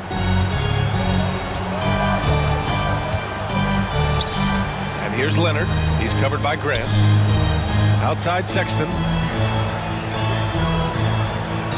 Duren with a screen on Ball. For 3, Sexton. It's rebounded by Grant. Grant's got his 7th rebound of the game with that last one. Ball with it. Guarded now by Williams. Ball passes to Adebayo. Back to Ball. Kawhi Leonard comes up with a rebound. You know, even though they're on top in this one, you'd like him to be better out there because he's capable of being better. It sure would make things a lot easier, too. Now here's Bridges. Pass to Sexton. Williams with the screen. That doesn't go either for Sexton. Tell you what, the defense was lucky there. I mean, leave him that open from range, he'll typically knock it down. Ball finds Adebayo. And he'll draw the foul. He'll head to the line for 2. They are cashing in on their chances at the line this half. That's helping them in a big way. Bam Adebayo at the line. 2 shots.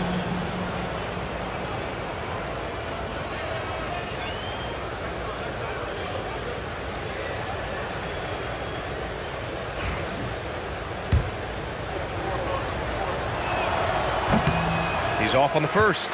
Finally getting himself to the free throw line. He was sitting back in the first half with no free throws to show for it. Good on the second one.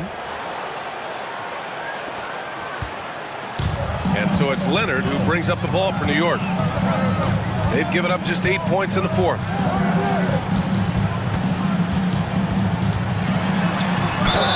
And a foul called on the way up. So he'll take 2 from the free throw line. Personal foul. It goes on Jeremy Grant. Kawhi has a subtle and quiet way of consistently keeping the pressure on. 2 shots.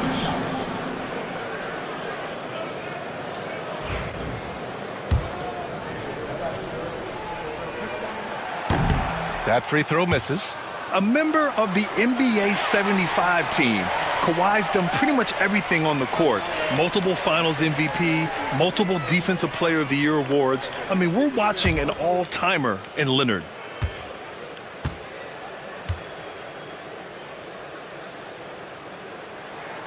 And he sinks the second. Staring at this deficit, they're trying to be more aggressive and get themselves to the line. That's exactly when you need to be aggressive. You know that. I mean, another good job, though, of drawing contact and getting to the free throw line. And Doc Rivers calls timeout. Coach clearly has something he wants to say to his team right now. Feel that rhythm. All right, let's get a report from Allie. Well, over the break, I listened in on Doc Rivers' huddle. He applauded their shooting and their shot selection, saying, we're taking the right threes, not forcing anything. Keep doing that, and they'll continue to fall. Makes the game easy, doesn't it? Allie, thank you. Now here's ball. Stolen by Bridges. Here's Leonard. Leonard gets there for the fast break finish. It's interesting. Coming into the league, Leonard's jumper was a question mark. Now, no one is second-guessing it. Here's Adebayo. So it'll be 2 free throws. He was fouled in the act of shooting. 4th personal foul, 3rd team foul. Bam Adebayo at the line, 2 shots.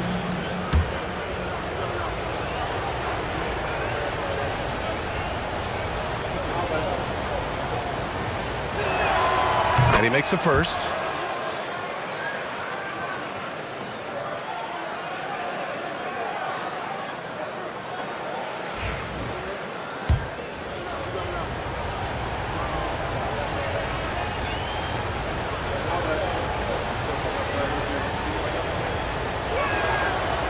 So hits one and misses one at the line. And they've been able to maintain this lead despite his inconsistency from the field. The Bucks leading by 6. Grant, the pass to Ball. Outside Porter.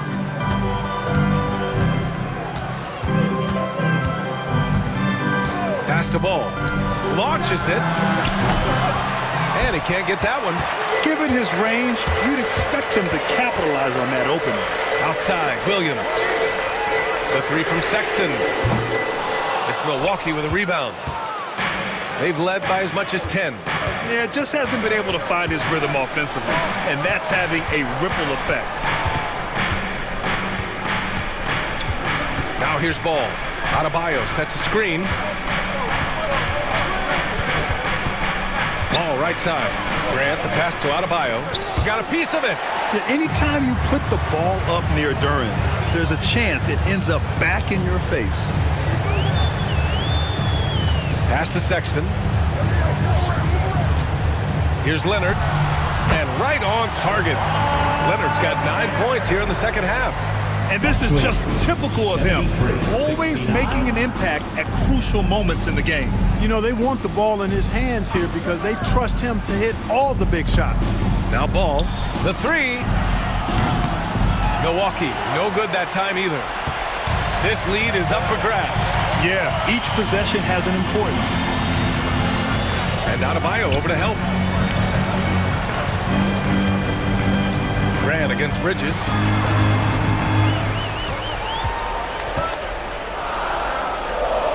New York needs to get one up quick. The timer ticks. Porter against Bridges. Open shot, Grant.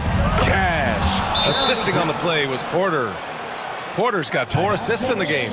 Man, that is almost the perfect arc on that mid-range J from Grant.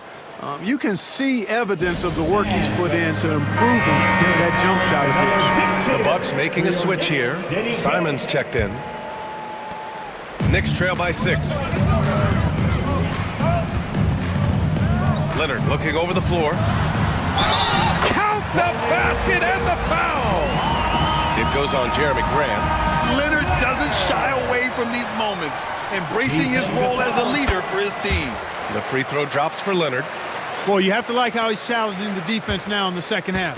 Getting to the line for a lot of free throw opportunities. Now here's Ball. And Doc Rivers calls timeout. He's looking to make some very important adjustments here. And something fans don't always get to see, some of the closely guarded secrets that happen in that huddle. Yeah, typically there's some type of adjustment made out of a timeout. It might be major, or it could be just a slight tweak. Round of applause to your Knicks City Dancer.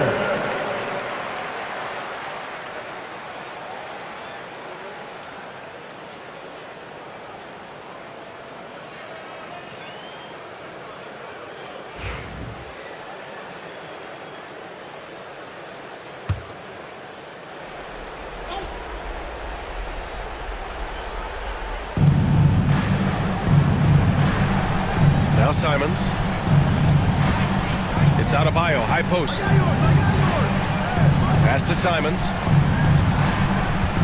Adebayo sets a screen. And Anthony Simons good for 3. Simons has got 10 points in just the second half. And it's tough to defend the pick and roll with Simons running it. He's got a great sense of that set. Leonard can't get it to go. Milwaukee leading by 6. Down low. And that one goes out of bounds. Last touch by Ball. You know, that's just sloppy basketball, giving away a possession. No real reason for that turnover.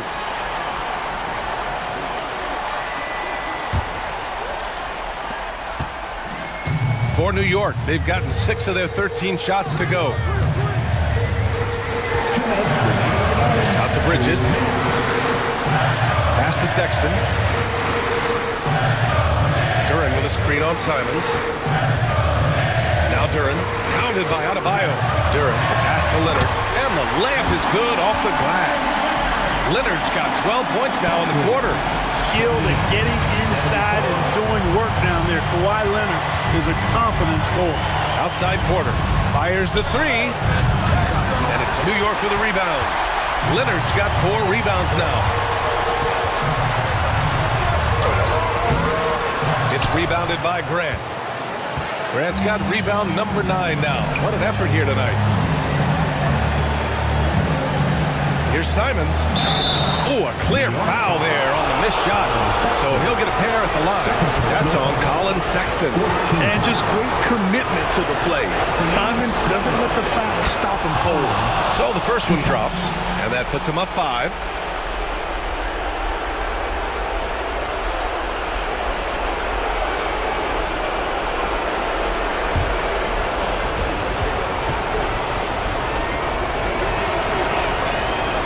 So he gets them both, and it's a 6-point ball game. That's how you protect a lead. Build it out with clutch free throws. Leonard up top. He's covered by Grant.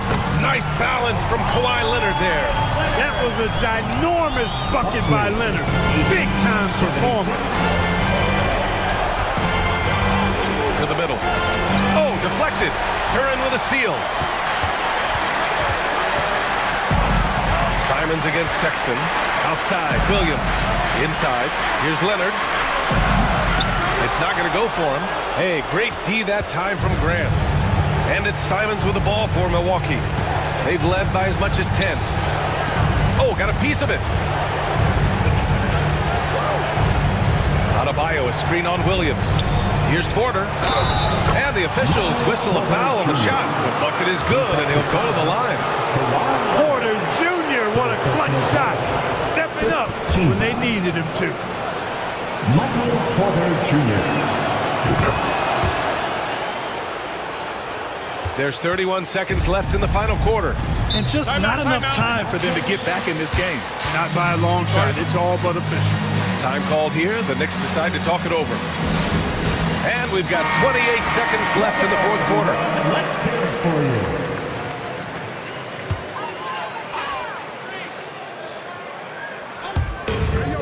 And we've got 28 seconds left in the final quarter. Ball passes to Porter. Grant outside. There's the triple. Sexton grabs the board. Leonard outside. Fires the 3.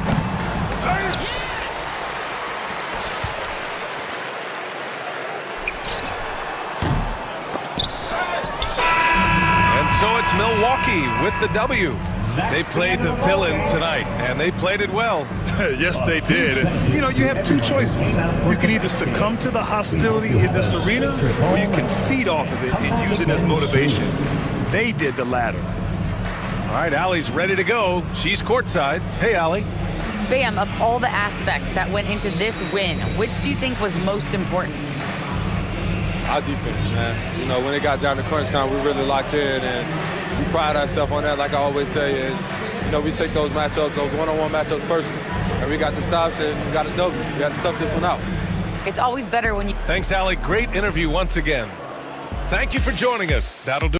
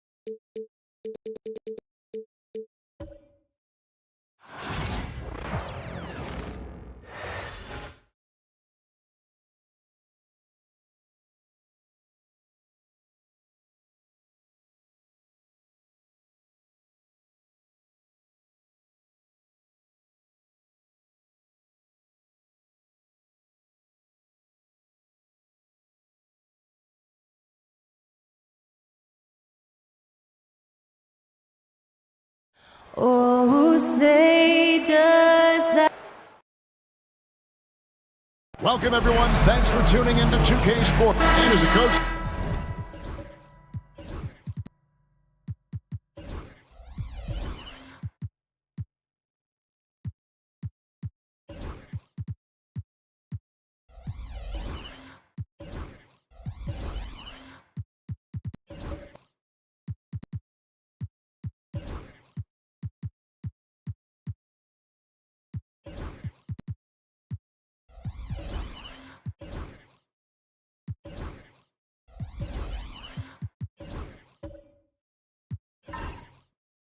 what's something you try to establish at this stage? I think there's two things, Kevin. First, we're trying to build our habits the right way, everything.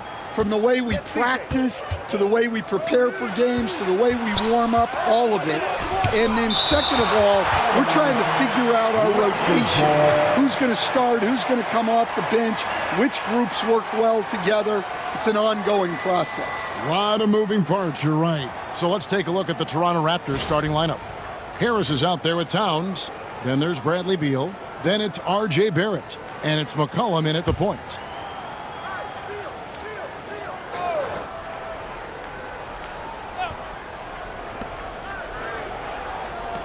Barrett kicks to Beal. 6 to shoot. And a lot of contact on that one, so he'll shoot 2 here. And the coaches want this from Beal. Play aggressive, force your way to the strike. The Raptors shooting their first free throws of the game.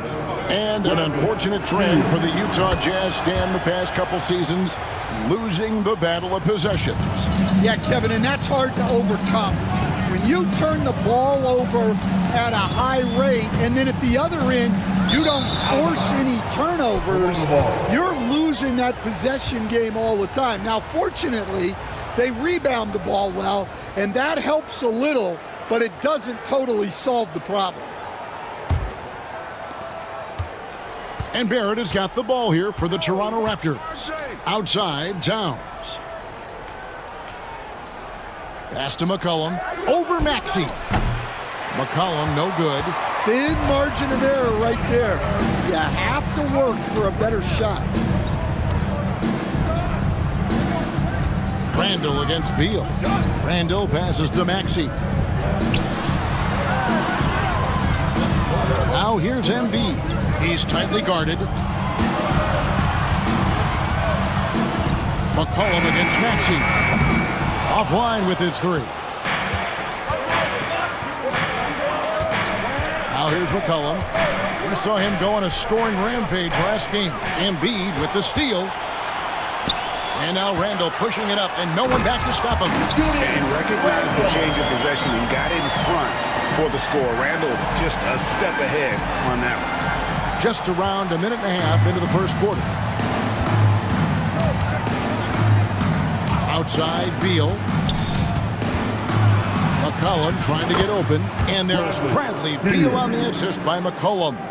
And once he got to the 10, I think he was surprised to find himself that wide open. Once he gets in deep on the defense, there is no way he's missing a layup like that. Now, here's Wagner. Back to Maxey. Over McCollum. And McCollum with the block. Here's Barrett. And the basket is good. And he's got a chance here for one more at the line. And what a basket by Barrett, looking unafraid to take on these difficult challenges down low. Toronto, R.J. Barrett at the line for 1. And that one falls for Barrett. And the defense of this Raptors team, Greg, they are built to switch. And it's no accident with their roster construction. They like having wings that can guard all 5 positions. Makes defending a much easier prospect. Now here is Martin. 8 points his last outing. Great D that time from Beal. That's not the type of opportunity he fails to convert very often. Barrett against Martin. Beal from long range. Utah with the rebound. Not quite enough defense. That time around, just lucky he was off. McCollum against Wagner. And he lays it straight in. Yeah, Wagner doesn't fear contact. He'll take it right into the defense down there. McCollum with the ball. Outside, Beal. Harris setting the pick for Beal. Pass to Barrett. No good on that one. Nice defense from Wagner. Jazz trailed by 3. Martin the pass to Maxey. Nice ball movement by Utah. And here's Martin. And here's Randall, guarded by Harris. Martin kicks to Randall. 4 on the shot clock. Score the basket, his second of 2 attempts. And the defense cannot underestimate Randall's strength. Pushes right through the contact and gets the shot. Now, here's Barrett. Beal with a screen on Wagner. Barrett dishes to Beal.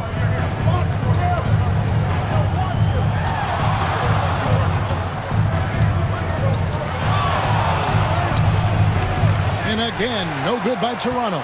And this quarter, he has clearly been off the mark. Randall outside. Pass to Embiid.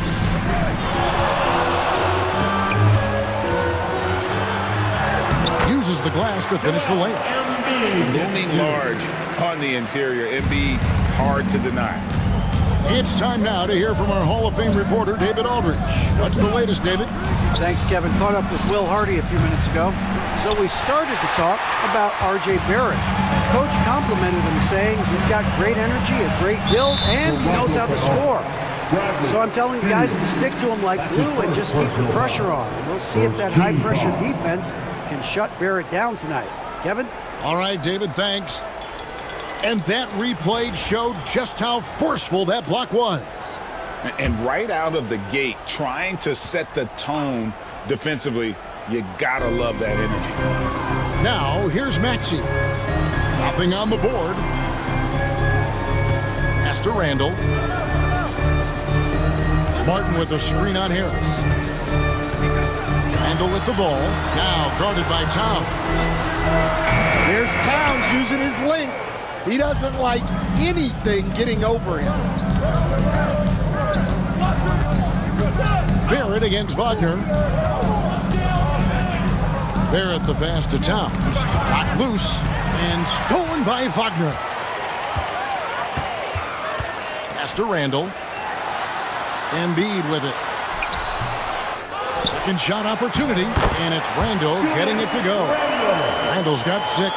Well, not hard to see why they are giving up points on this run. Just too many good looks from in close. And Darko Rajakovic calls timeout. He wants to talk to his guys. And for the Jazz, the last few seasons, Coach, have been a period of rebuilding. Yeah, it has, Kevin. You know they acquired a lot of draft capital when they traded Gobert and Mitchell. And they've since drafted a lot of young talent and still have plenty of picks to work with. And here we have an opportunity to check out Karl Anthony Towns. Last season, he played outstanding, and he'd make you pay every time he went to the line. Top 20 in free throw percentage. And one of the better three-point shooters in the league last season. And as you said, he was really good from out deep practically every time we saw him play. Beal, that's for 2. That falls. Nice feed that time from McCollum. 6 points for Beal. No hesitation whatsoever. I just love how Beal makes that decision quickly to shoot off the catch. Now, here's Wagner. Down low. And the dunk by Embiid. And you always depend on him or what to lead you to the right place with that pass. Money. Raptors trail by 3. Barrett the pass to Beal. No good. That would have tied it. Wow, his shooting woes continue, and it's weighing down this offense. Randall left side. Over Harris. A tad short, but it's good off the front iron. He's got 8. And how about the touch there inside? And that's where Randall likes to get the ball, and you can see why. Back to McCollum. Harris kicks to McCollum. Outside, Towns. Wants to get it to Barrett. He does. And Barrett slams it in. Unselfish basketball. That's what coaches love to see. Maxey against McCollum. Wagner left side. In the corner, it's Martin. Outside, Maxey. A three-pointer is right on target. And the Jazz lead by 6. Oh, this is the kind of start they were hoping for. Wagner against Barrett. Pass to Harris. And here's McCollum for 3. Drills it from outside. Well, McCollum is never afraid to get competitive at the arc. Martin against Beal. Embiid sets the pick for Maxey. Wagner on the wing. Outside, Martin. Here's Randall. Embiid. And Embiid is right there. Well, you have to like their work on the boards, Kevin, particularly here to start the game. Wagner against Barrett. 1:39 left here in the opening quarter. Here's Beal. And oh boy, a lot of contact there, but he gets the call and will shoot 2. It's on Franz Wagner. First and foremost, Bradley Beal is a scorer. He's always working the angles, trying to find his next opening to attack, and it rarely takes him long.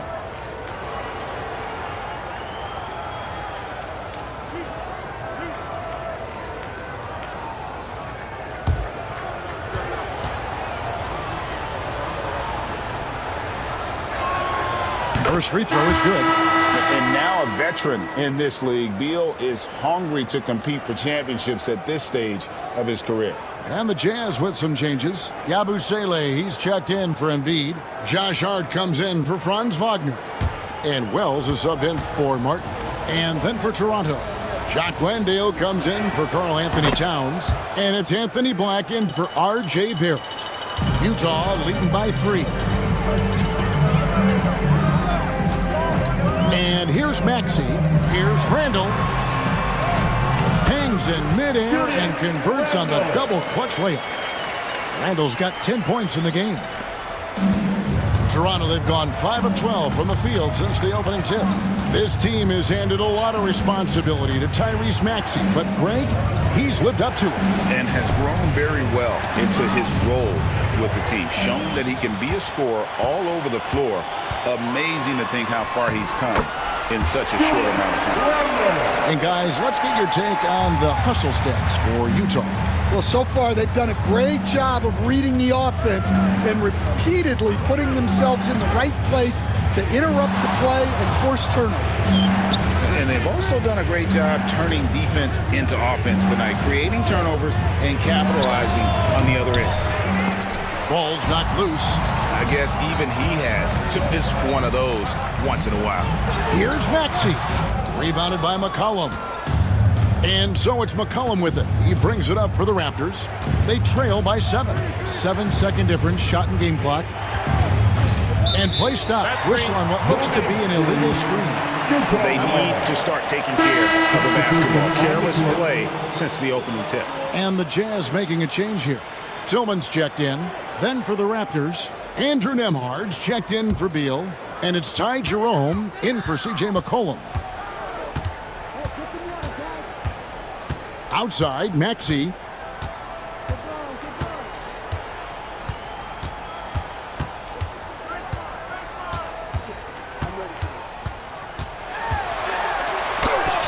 And it's blocked. And they get it back.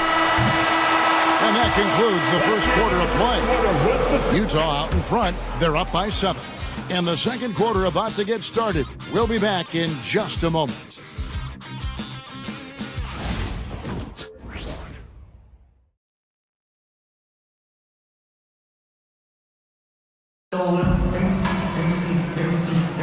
And hope you've enjoyed the broadcast so far. Halfway through the first half in this one.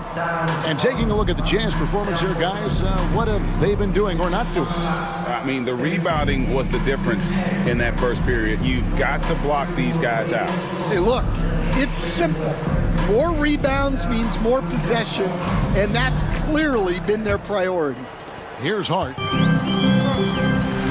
So for Toronto right now, they've got Andrew Nembhard. Black is out there with Tobias Harris, and it's Jerome in at the point. Launches a 3, and it's Toronto with the rebound. Just enough coverage to bother that three-point attempt. Traps in the tray. Nembhard's got the second quarter going with the first basket of the period for the Raptors. Here's Pritchard. Rel's wide open. Nice jump shot from the top of the key. And the Jazz lead by 6. Now that's a high percentage look when the D doesn't fight over the screen. Yeah, it's certainly worth it to disrupt the offense. Coaches notice that extra effort. Such a wide open look. Nembhard's got his second bucket tonight. Yeah, they've raised their shooting percentage in this quarter, and they're starting to get on track. Here's Pritchard.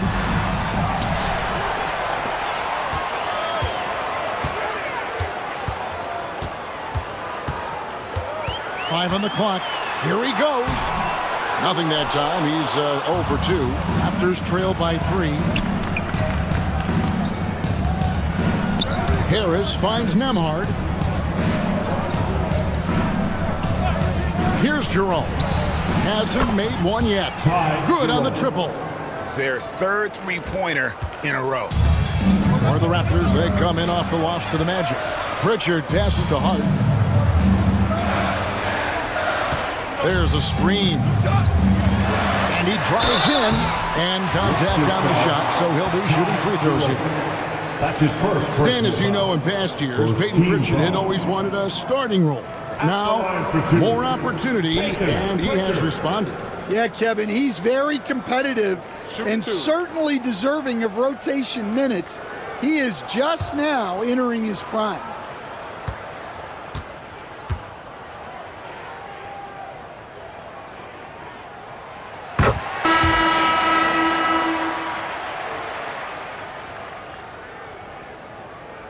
And the first one at the line is good.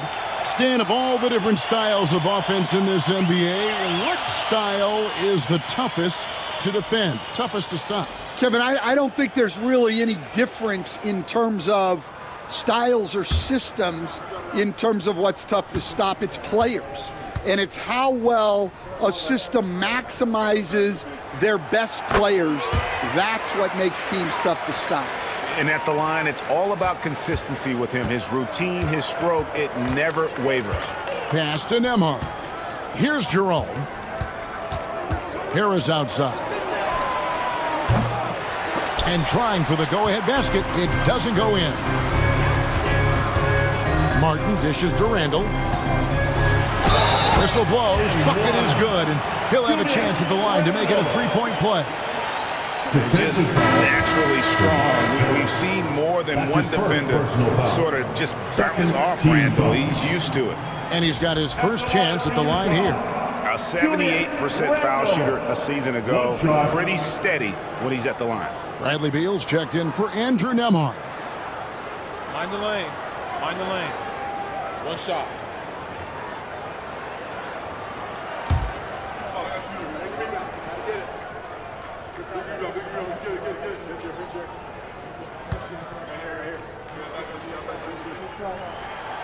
You know, one thing you have to admire about Randall is his hunger to get better. He is a real leader who leads by example. And the timeout called by Darko Rajakovic. Wants to regroup and go over the strategy.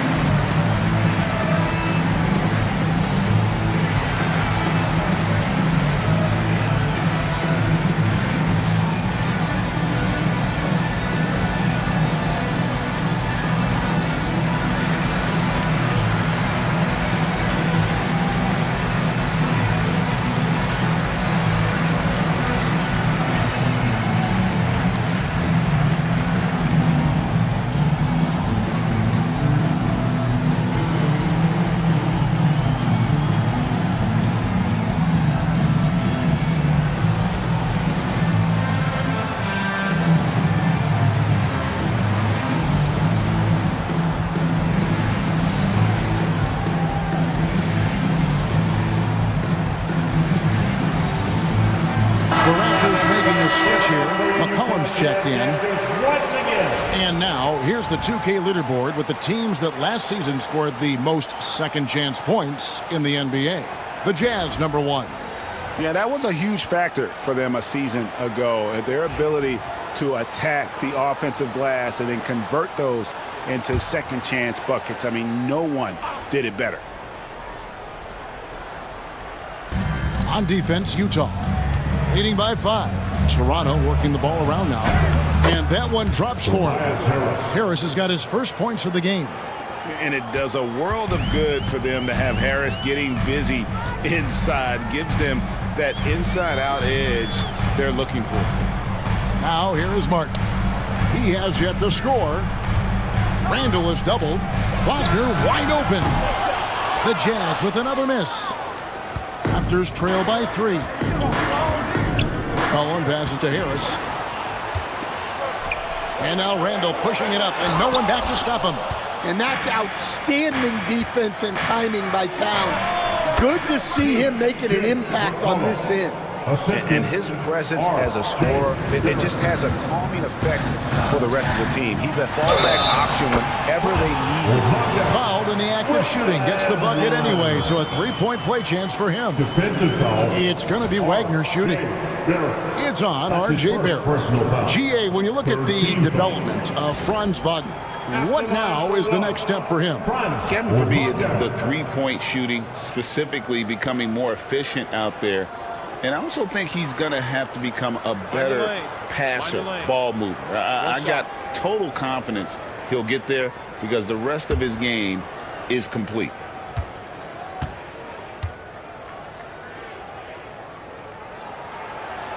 That's good from Wagner. And Greg, you talk about toughness, the compete factor.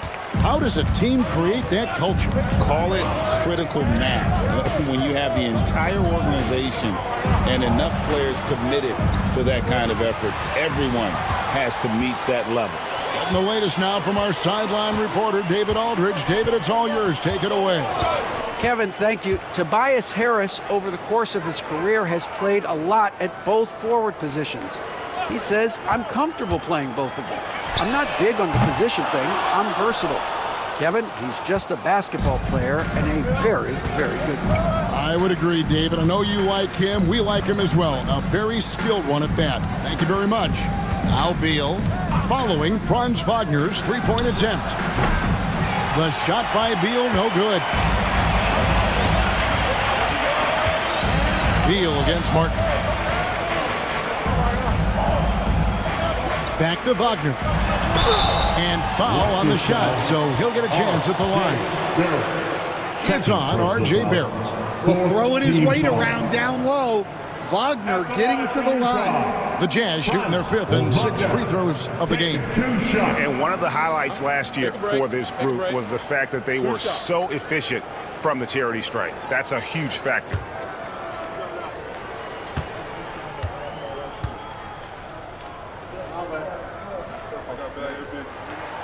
That's good from Wagner.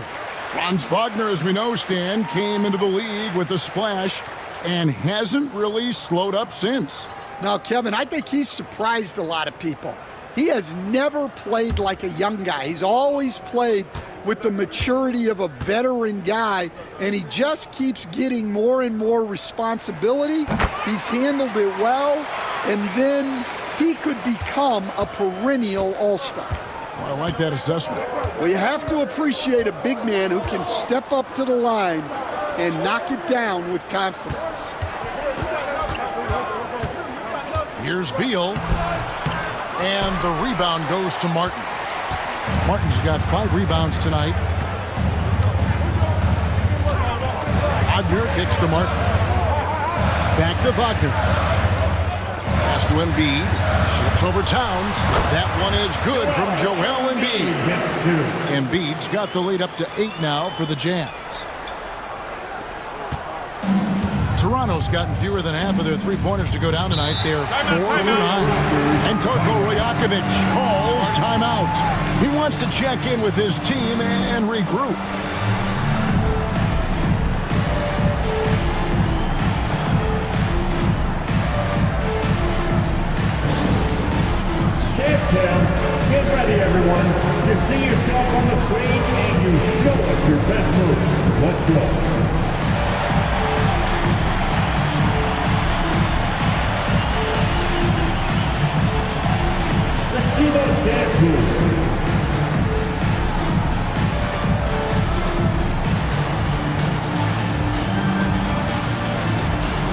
doesn't have rhythm.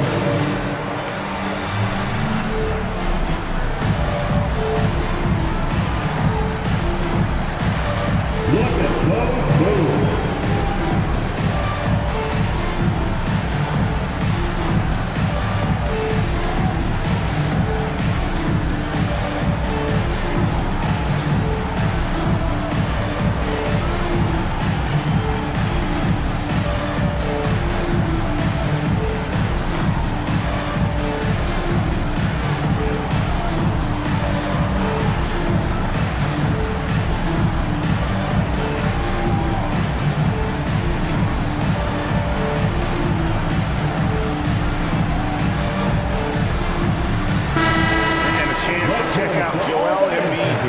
Last season, he played outstanding. He averaged about 34 points a game, 11 rebounds, and 5 assists. And with his skill set on the offensive end, he is such a threat on the floor.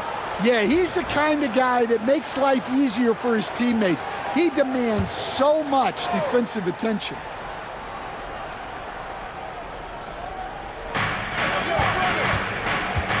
Here's Barrett. Basket is good. The assist from Harris. Harris has got 4 assists in the game. An effective mid-range scorer. Barrett excels at finding openings in the defense and capitalizing. Now, here's Wagner. He has 7. Nice ball movement by Utah. Martin the pass to Pritchard. Martin with a screen on McCollum. Lock at 6. Shoots. A shot by Pritchard, no good. Well, I'm surprised that didn't fall for him. We know that's a shot he can hit, and there wasn't much resistance either.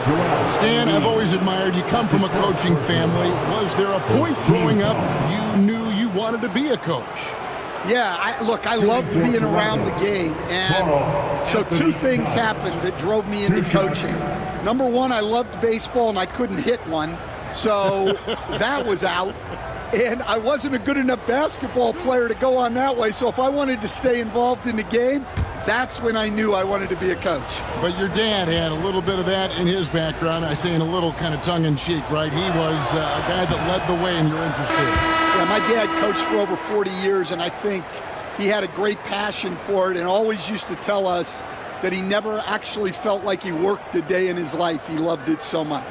Following in his footsteps. Terrific story. Maxey's checked in for the Jazz.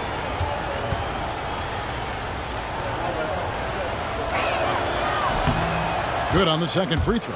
Well, since being selected first overall back in 2015, Karl Anthony Towns has been such an incredible force for his career, averaging a double-double.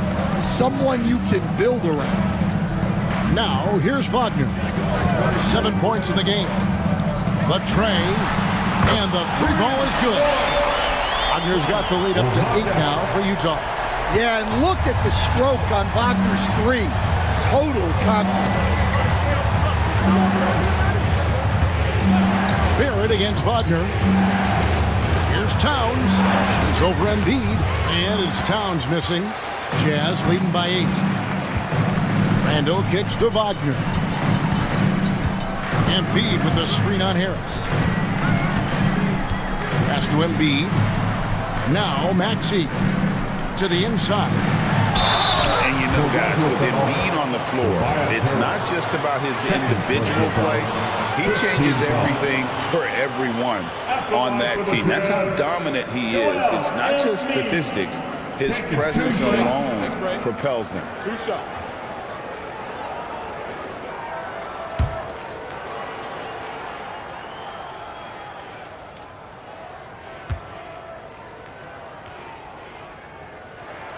And the first one drops. And they're really getting more points at the free throw line here in the second quarter.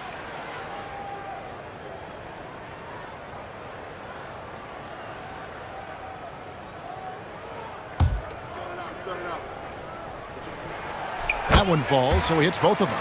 Better than most centers from the line. Embiid exceptional with his hands. Outside, Beal. Martin with the block. Well, it's been a frustrating night for him at the offensive end. Just not able to give them any kind of a lift.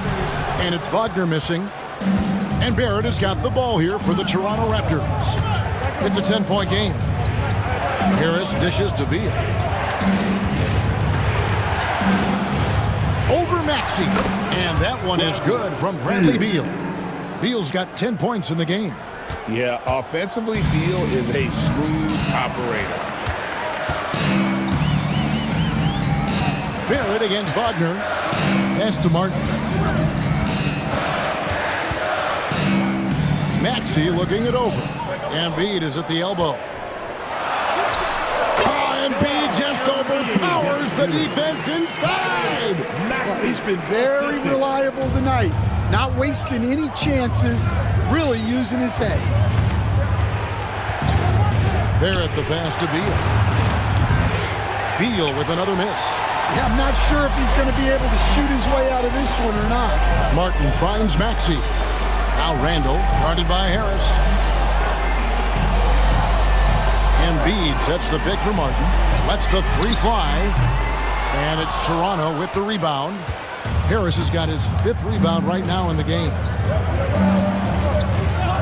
Barrett the pass to Towns. 14 feet away. No good that time. Good D by Embiid.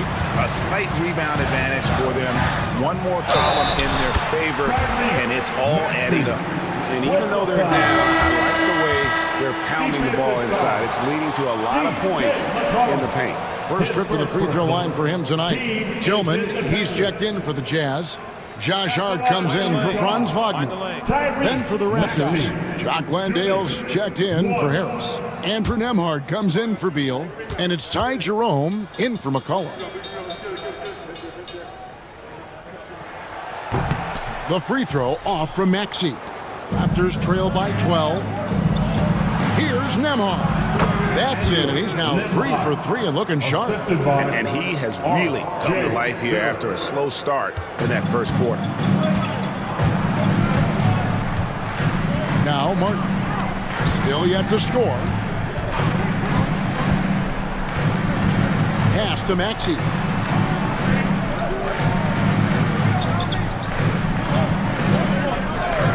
From deep.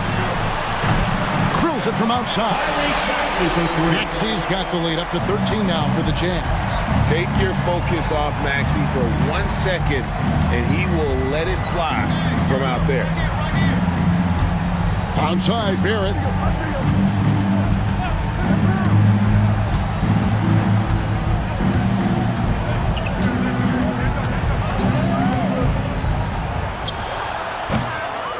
Rebounded by Hart.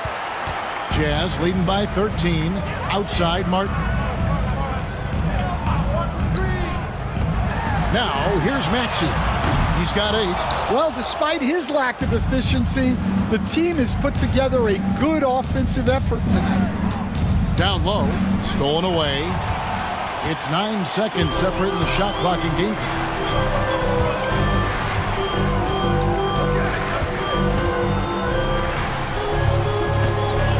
There's 21 seconds left now here in the second. Pass to Martin. Embiid sets the pick for Martin. Rebound by the Raptors. Towns has got 5 rebounds tonight. For 3, Barrett. And he got that one up in time, but doesn't go in. And so it's the Utah Jazz. 13 points up at the end of the period. They've been putting on a clinic in the paint. Shots are falling with regularity, and they are pounding it down low. It's time now to go courtside as we send you over to David Aldridge from the sideline. David, take it away. Hey, Kevin, thanks. Joel, you've got the lead, so how do you build on that as the game continues? Just keep being aggressive. I thought we did a good job defensively, so we just got to keep being aggressive and making plays. Hey, they always build off of their defense here. Thanks for your time, man. Back to you, Kevin. Thank you, David, and we'll be right back after halftime to start the third quarter. See you in just a bit.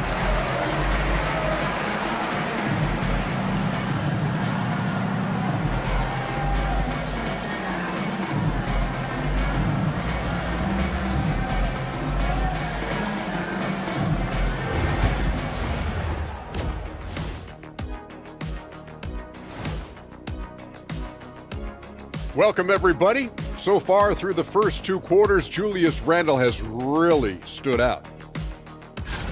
And what he did to those defenders, you know they're in the locker room right now discussing ways to keep the ball out of his hands.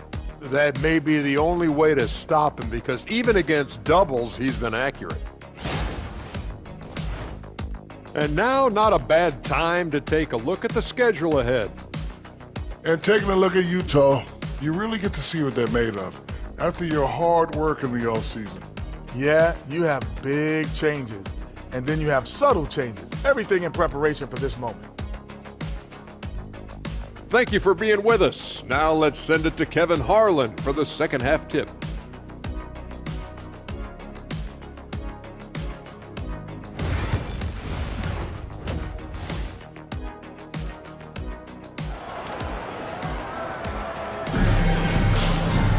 Well, we've got a second half of basketball for you. We think it's going to be pretty good. A big comeback, though, is needed for this game to be competitive, and it probably has to happen quickly.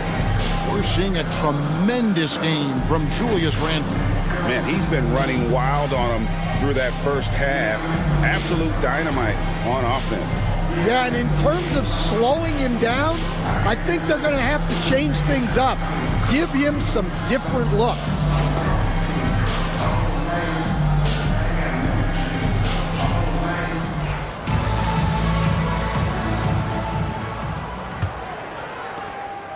Jazz leading by 13.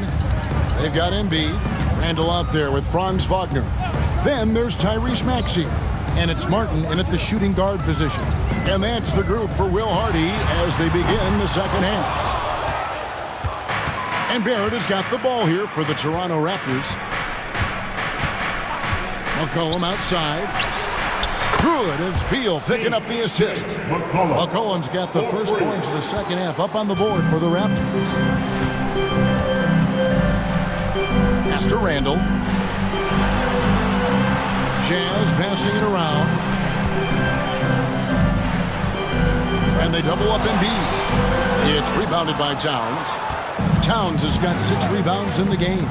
A moment now to hear from our sideline reporter, Hall of Famer David Aldridge. David. Kevin, the Raptors are rebuilding with purpose. Coach Darko Rajakovic said, "We're doing a good job at the start of this process, selecting the right people that care and are very committed to each other. That's a good baseline to build on." Kevin, slowly, the pieces are falling into place. David, you're so right. He is great at developing those young players. Now Embiid, after R.J. Barrett's three-pointer that didn't go. Martin wide open. He fires. Hits it from three-point range. Martin's got the lead up to 13 now for the Jazz. Toronto's gone 1 of 2 from beyond the arc since coming out of the break.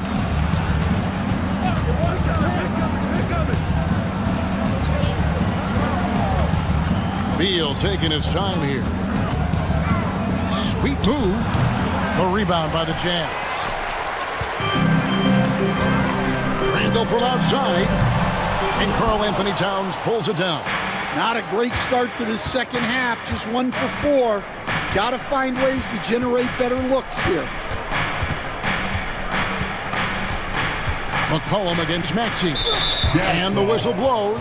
It's going to be on Tyrese Maxey. That's his first foul. And Darko Rajakovic calls timeout. Wants to talk some things over. Might be seeing some things to adjust.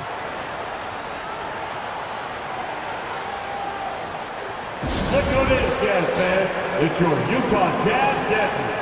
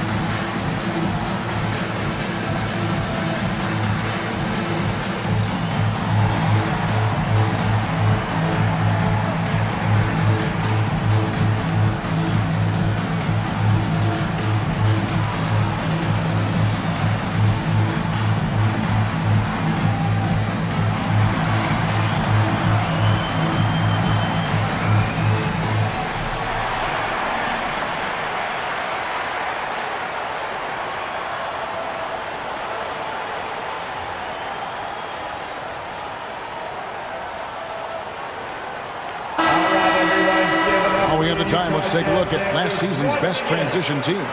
Number 1, the Raptors. Do they love to run? I mean, nobody did it better. They would get out in the lanes and push the ball even after makes.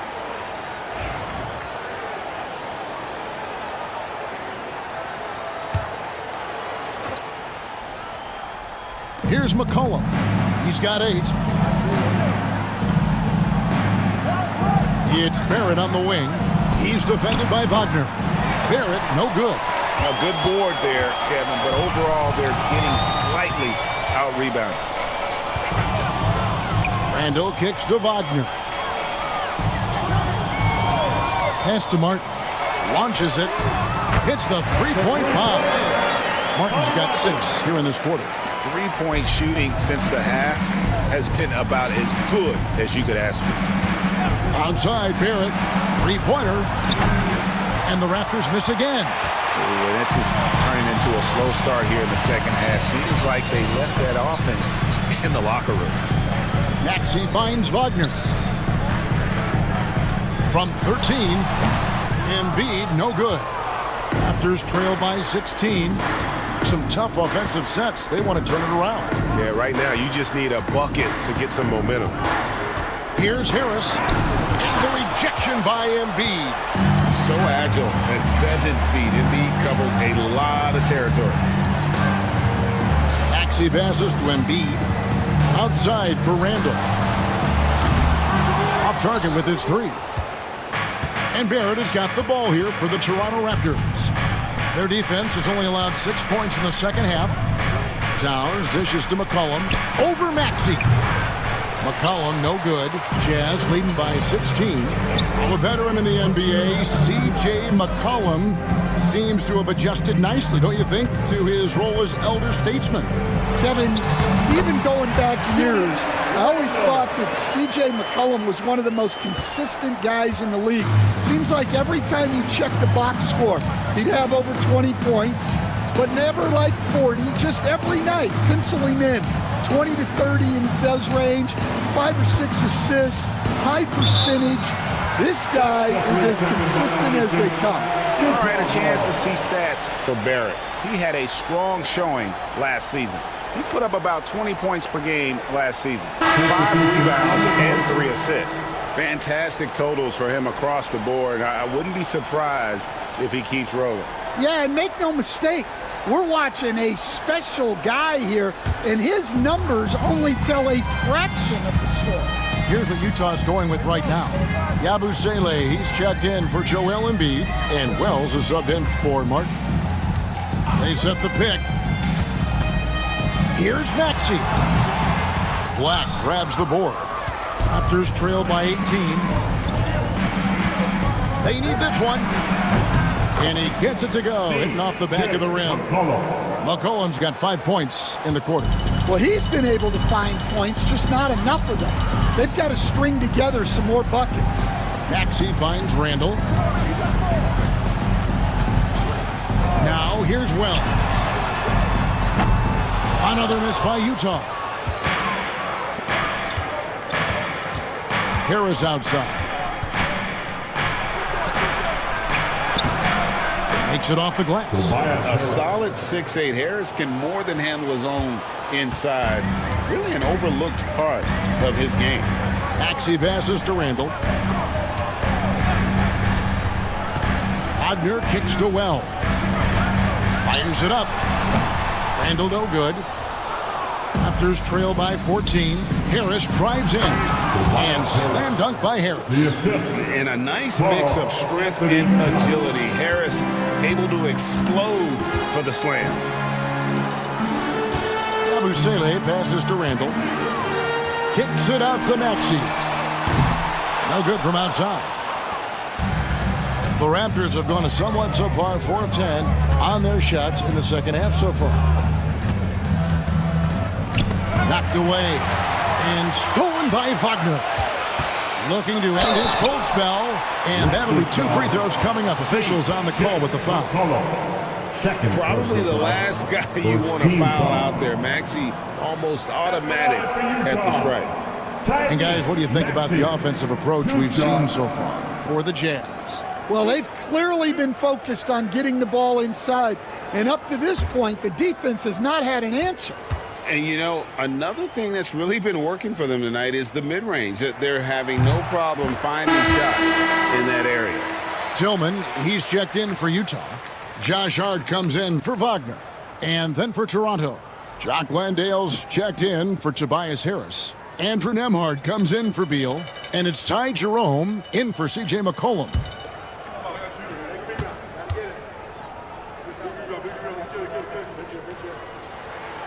Maxey hits them both. Raptors trail by 14. Here's Jerome. Pass to Nembhard.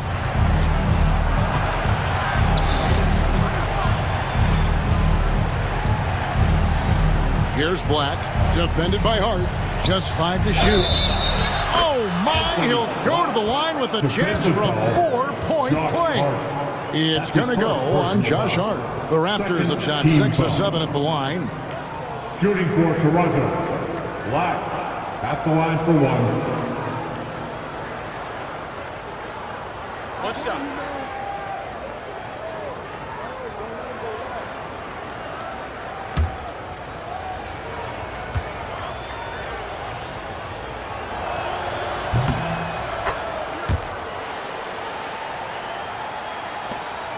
Jazz leading by 10. Outside, Maxey. Hart with it. Still without a basket. Here's Wells. Nailed from three-point land. Well, the defense gave that away. He's a skilled shooter who you have to contest at the arc. Towns for 3, and the Raptors hit again from deep. A nice response from Towns, dropping a 3 of his own. And here's Maxey. 10 points for him. For the 3, Black grabs the board. Well, he hit a couple of threes in the first half, but none since then. To the right side.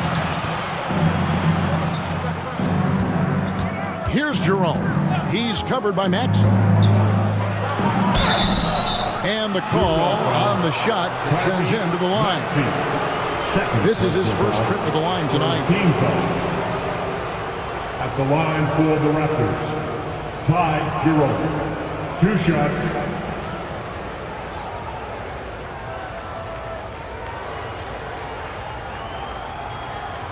Shooting 2.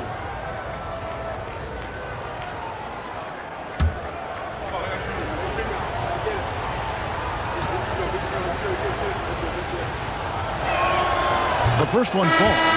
Pritchard, he's checked in for the Jazz. The Raptors also with a sub. R.J. Barrett's checked in for Jock Landale.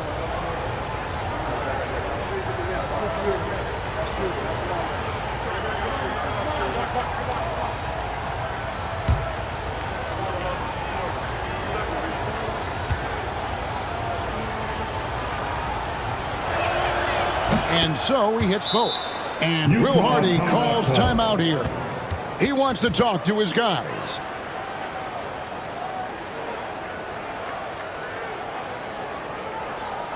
The Jazz Breakers dance crew.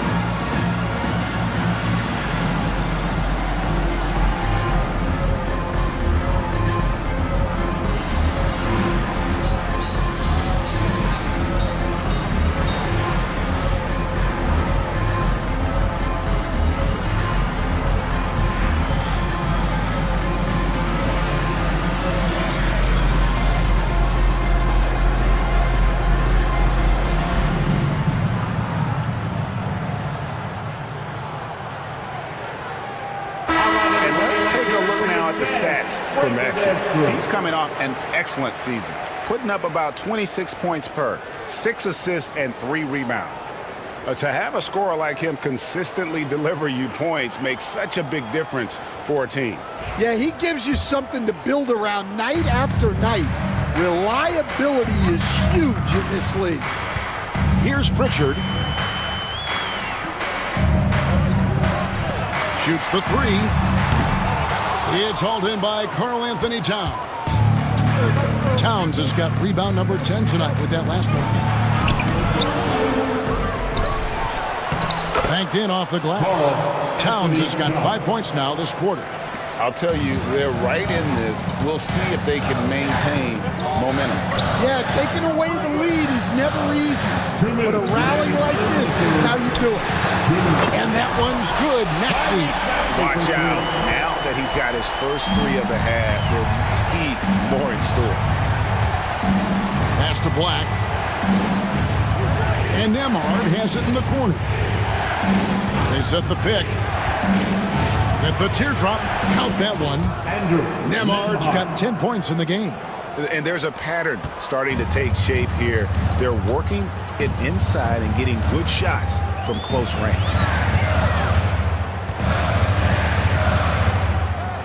1:24 left to play in the third.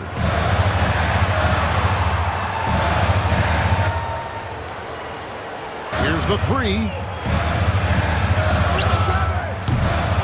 Maxey, no good. Raptors trail by 7. To the middle. Towns with the bucket. Towns has got his 3rd basket of the night right there. Excellent work by Towns, refusing to let the contact throw him off balance. Hard kicks to Wells. Pass to Maxey. Launches it. Rebound by the Raptors.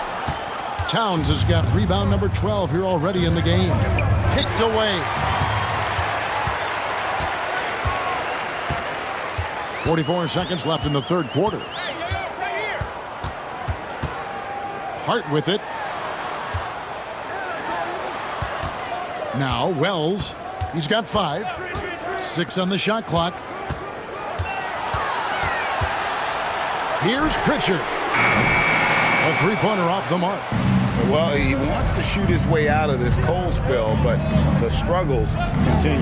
Yeah, I get it, but you don't want him forcing things. It's better to get your shots within the flow of the offense. Jerome passes to Towns.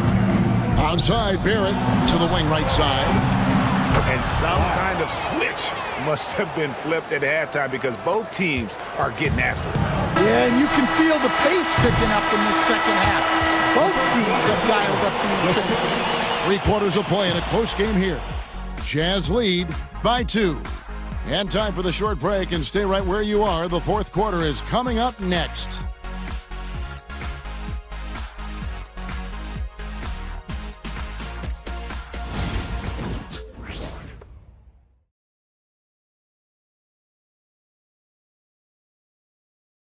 And how about a look now at our assist of the game? Brought to you by State Farm. Yeah, an easy choice tonight. Look at the precision on this pass. Put it on a platter for him. Yeah, that's high-level playmaking. He makes it look easy, but it's not.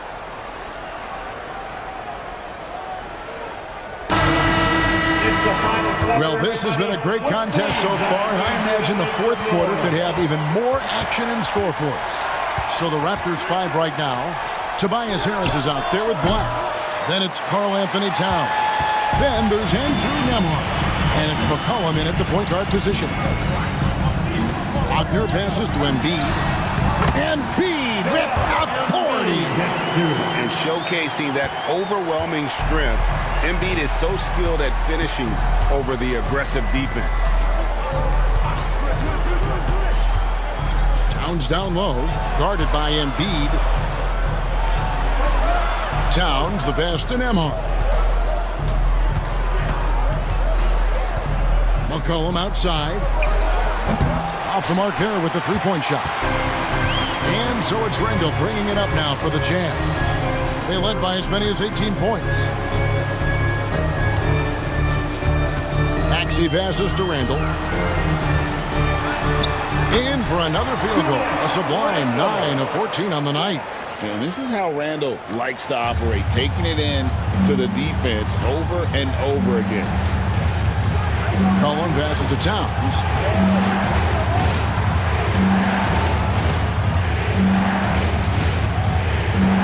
In the corner, it's Harris. Towns sets the pick for Harris. Over Randall. And again, no good by Toronto. Doesn't register as a block, but he did everything you want defending that shot. Well, you know, sometimes the most pivotal plays don't always go on the stat sheet. And the Bears check in for Andrew Nembhard.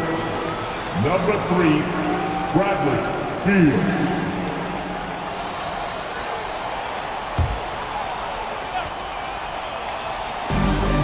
Embiid kicks to Randall. Pass to Martin. Over Beal. And it's Martin missing. You know what? They're winning, though, despite the fact that he has just been really off. And Towns gets it to go. Yeah, you have to give him a lot of credit here. He's turned things around after a disappointing first half. Maxey against McCollum. Embiid the pass to Maxey. Pass to Randall. Wagner with it. That shot off. Some solid defense from Harris. To the paint. Here's McCollum. That's good. And so Beal with the assist. Beal's got 3 assists tonight. Utah leading. Inside, Wagner takes the assist and lays it in. Picked out the pass nicely. Well, you have to deny the entry to Wagner. He's just automatic around the rim. Pass to Towns. And just about 3 minutes through the fourth quarter here. Beal can't get it to go. Well, he's just not himself right now. He's getting decent opportunities like this one, but just failing to convert. Raptors trail by 4. Looking to get it going. And 2 free throws coming up, unable to get that one to go with all the contact. And this is what Beal does. He puts pressure on the defenders and makes them compromise when he does. Beal at the line for 2. Take a break. Take a break. 2 shots.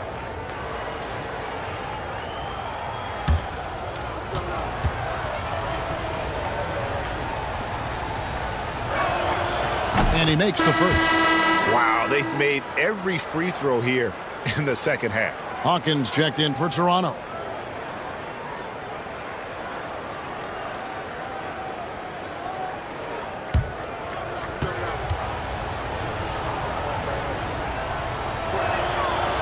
Second free throw, no good. Utah leading by 3. Randall surveying the D. Outside, Maxey. Back to Randall. Embiid dishes to Randall. And out of bounds as Toronto gains possession.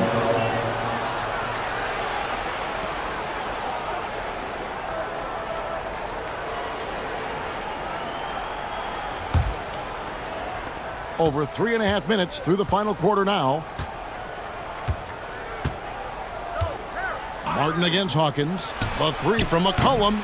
And again, no good by Toronto. Jazz have gone 3 of 6 from the field so far in the fourth quarter. Shoots from 14. That's good from Randall on the assist by Maxey. Randall's got 4 points this quarter. Raptors trail by 5. Cullen passes to Beal. Gets the 3-pointer to fall. And with a smooth, fluid release, Beal's jumper does wonders for his team's offensive position. Martin the pass to Maxey. Driving in, and he banks in the layup. And the Jazz lead by 4. See, now that layup isn't possible without the help of the pick. Outside, Beal.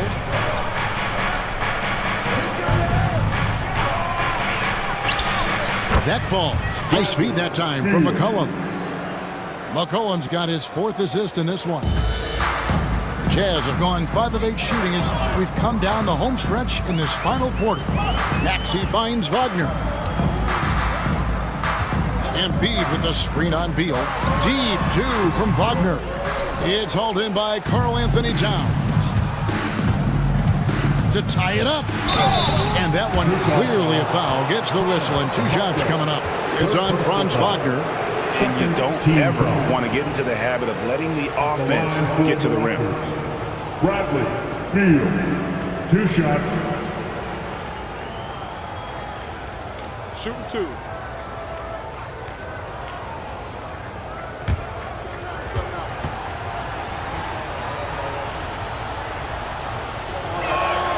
Makes it, and the next one could tie it up. And Toronto making a change here. Barrett's checked in.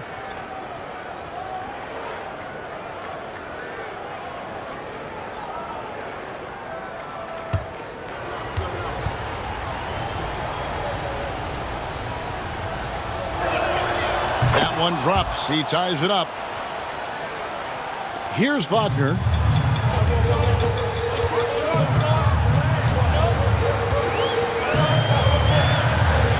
Embiid with a screen on Barrett to the paint. With force, Embiid takes it to him. And seeing a guy as big as Embiid being so fluid in terms of his movement, jaw-dropping. Outside, Towns.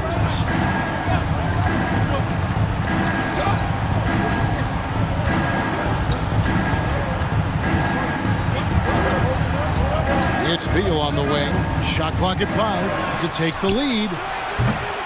And it's Towns missing. For Utah, they've gotten into a pretty good groove, going 6 of 10 here in the final quarter. Martin finds Embiid. Here's Randall. He sinks the 11-footer. And it's a 4-point Jazz lead. And we've seen Randall add a 3-point shot.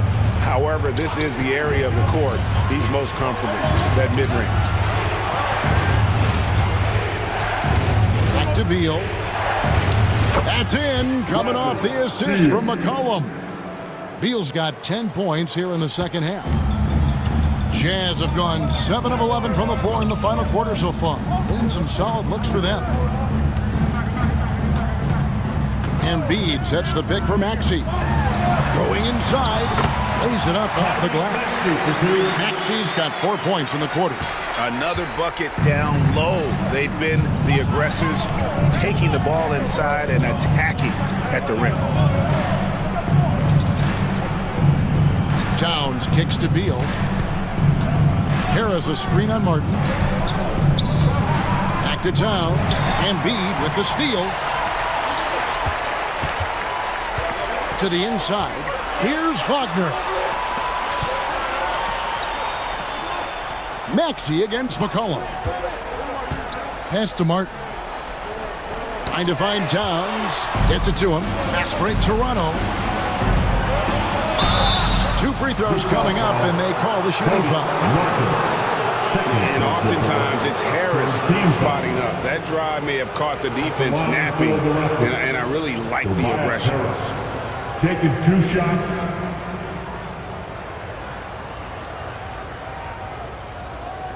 Take a break. Take a break. 2 shots.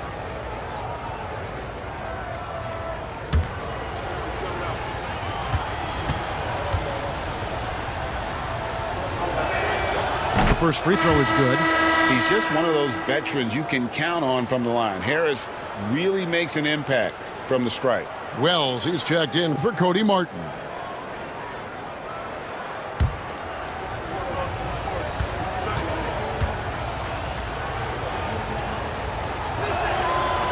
He makes 1 of 2 that time.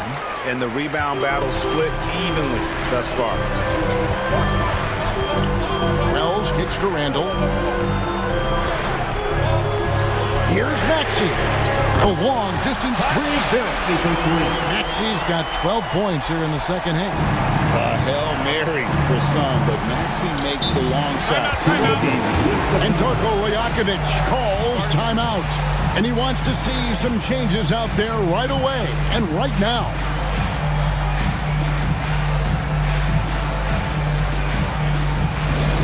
Attention fans, on the court now, your hype squad. Get loud and let them hear it. Loudest fans get free t-shirts.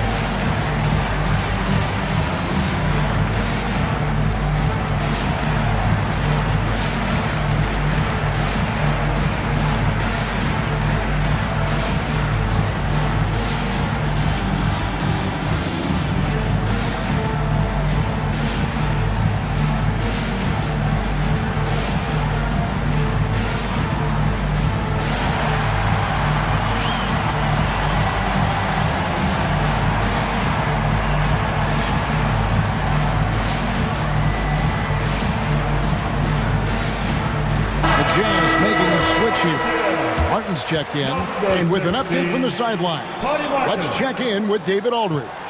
Thanks, guys. During the last break, listened in on Darko Rajakovic talking to his team. Coach is not happy with that three-point battle. He told his team, we're down because they're making more threes than us. We have to defend the line if we're not making them at the other end. Guys? Thank you, David. Barrett finds Towns. Pass to Harris. Now McCollum. A three. Good. And Harris gets the assist. Harris has got assist number 5 here tonight. Certainly a guy you can rely on in pressure situations. McCollum is a savvy vet who can get it done. McCollum against Maxey. Martin with the screen for Maxey. Clock at 6. Back to Martin. Wagner from long range. Toronto grabs the miss. Harris dishes to Towns. We've got 1:28 left to play in the final quarter. And foul on the shot, so he'll get a chance at the line. That one on Embiid. Well, when you're a scorer like Towns, you're going to have defenders all over you.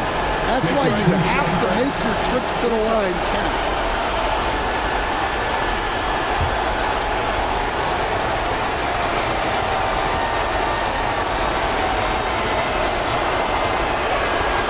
He hits the first one, and that brings them within 2 here.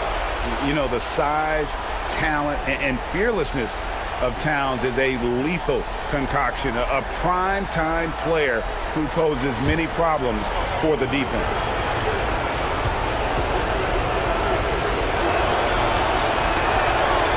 And Towns drops them both. And how big was that? He is just so reliable, so confident at the free throw line. Randall a screen on Towns. Embiid, the pass to Randall. Some solid defense from Harris. The Raptors shooting it well here in the fourth quarter, 50%.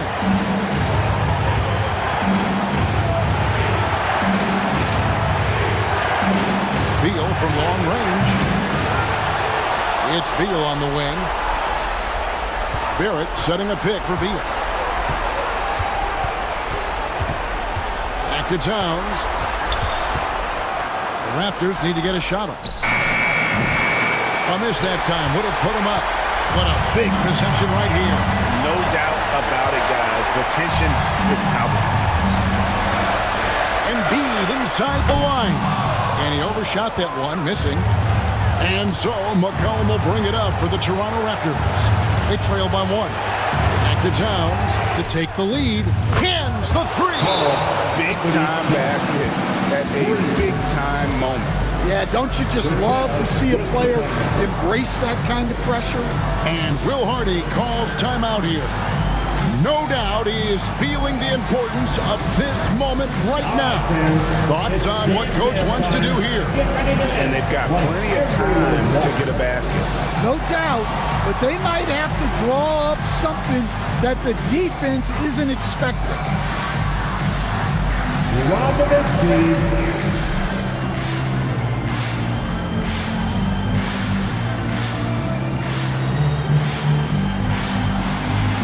Lucky Dancing Shoes at home.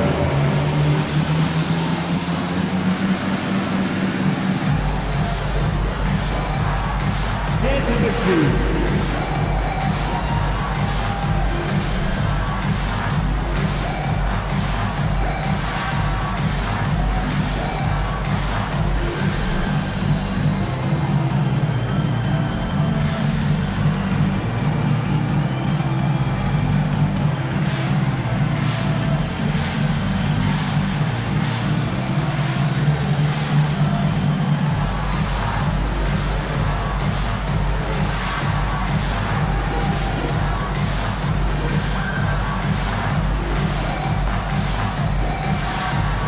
Anthony Black's checked in for R.J. Barrett.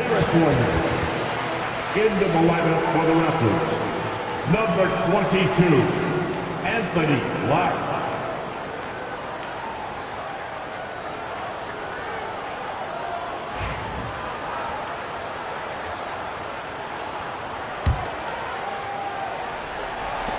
We've got 22 seconds left in the fourth quarter.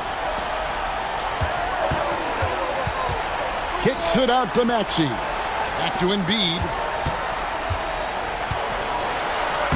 Oh, wow, a huge basket to tie the game. And there is no back down in Joel Embiid. He is ready to rise to the occasion in the big moment. And Darko Rajakovic calls timeout. Pivotal moment in this game. He's not taking any chances. He'll call time.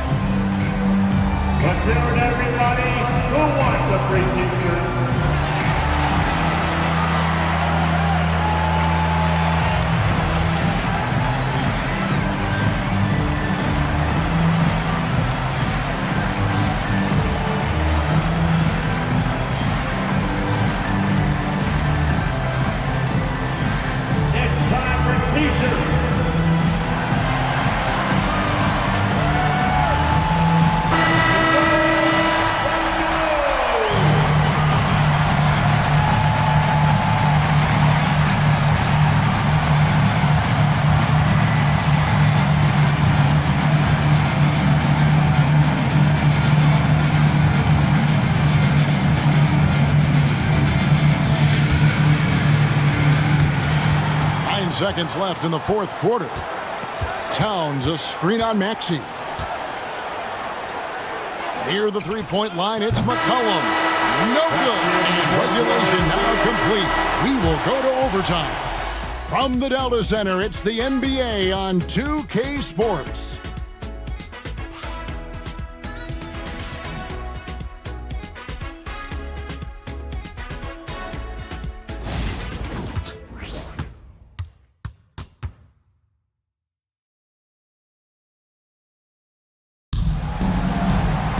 Glad to have you with us as we get going in overtime. Neither team giving an inch in this one. Here we go.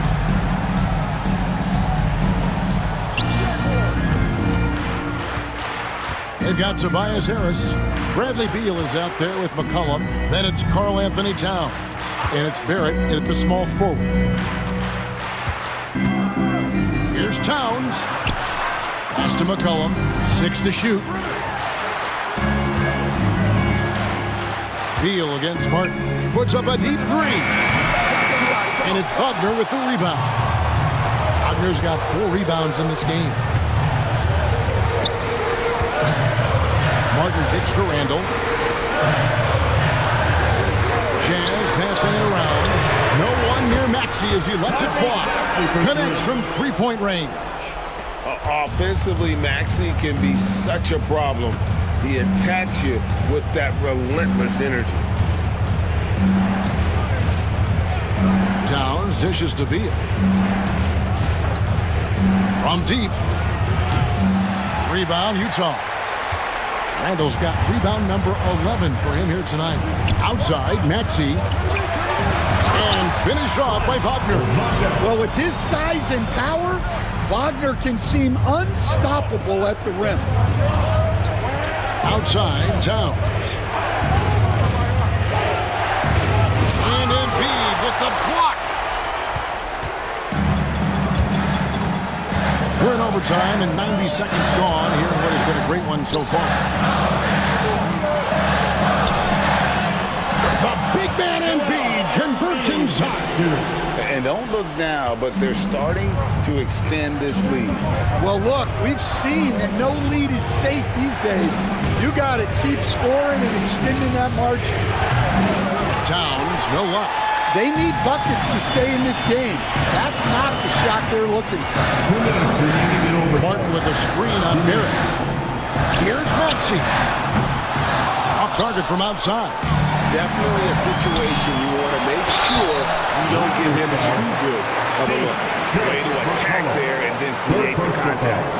First team foul. At the line for 2, Julius Randle.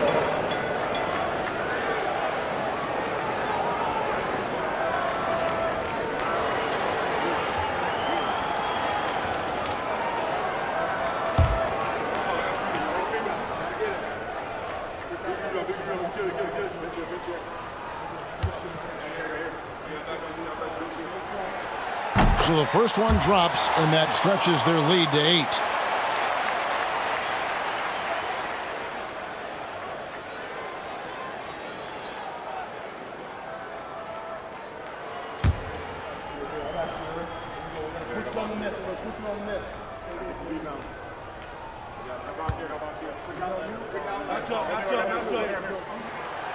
Second one is good, getting both at the line, and it's a 9-point ball game here.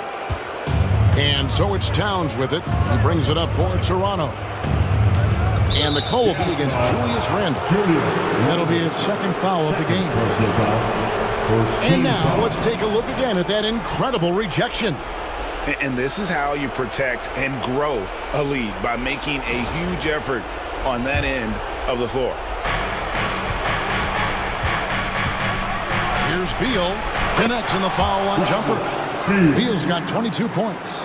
And there's not an area on the floor where Beal can't do damage. He is a handful for any defense he goes up against. And foul on the shot. He'll shoot 2 at the free throw line. That's his first personal foul. Second team foul. At the line for Utah, Tyrese Maxey, taking 2 shots.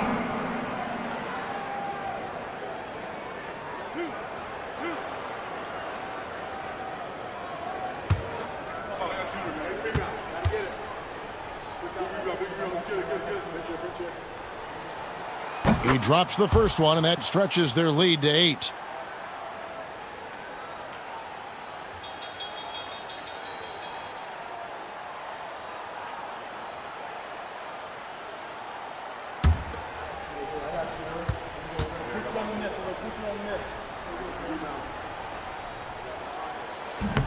And he is unable to get the second one. It's going to be out of bounds. The Jazz will retain possession.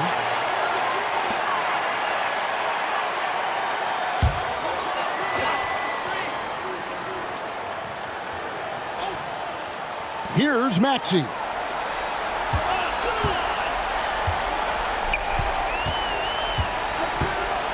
Five to shoot. Ring shot on the way. Yep, that one goes in there. Maxey's got 6 here in this quarter. Another good play. This is how they built the lead, calling on the right guys at the right time. Yeah, come on. They're just having their way out there and continuing to press the advantage. So skilled working inside. Towns knows how to operate down low. Martin, the pass to Maxey. Wagner outside. Jazz passing it around.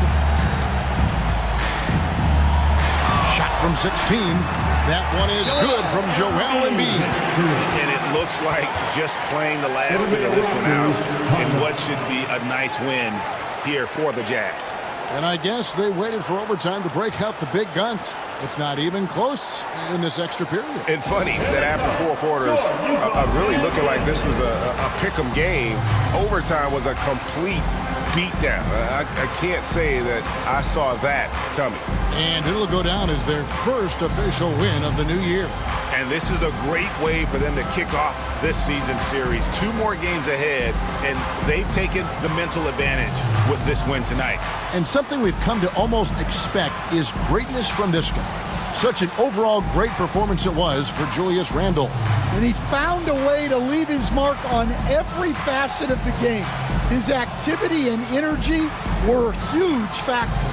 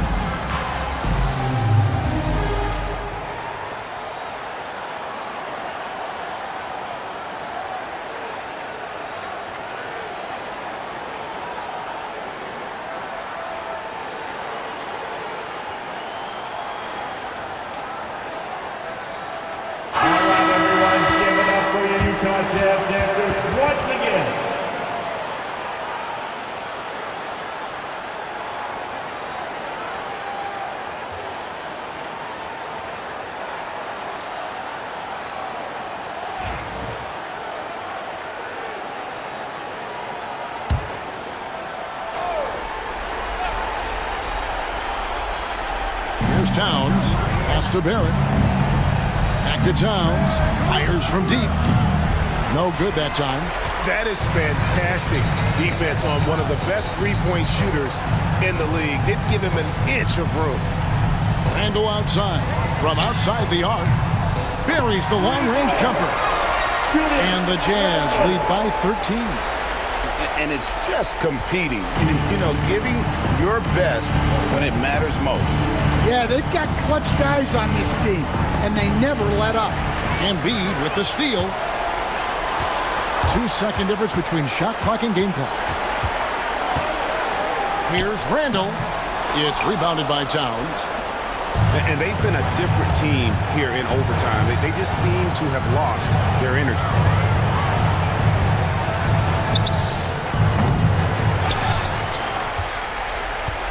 And they've been a different team here in overtime. They just seem to have lost their energy. And so it's Utah easily grabbing the win.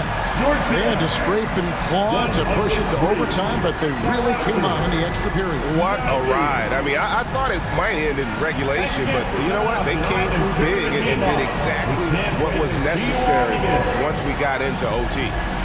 And now we'll send it over to David Aldridge, who is standing by courtside. David. Hey, Kevin, thank you. Joel, a statement win.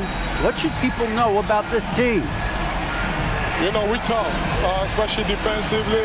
That's our motto. We want to guard, we want to get stops, and I think we did that pretty well tonight. But, you know, we young, we're learning every day, and we're gonna be really good.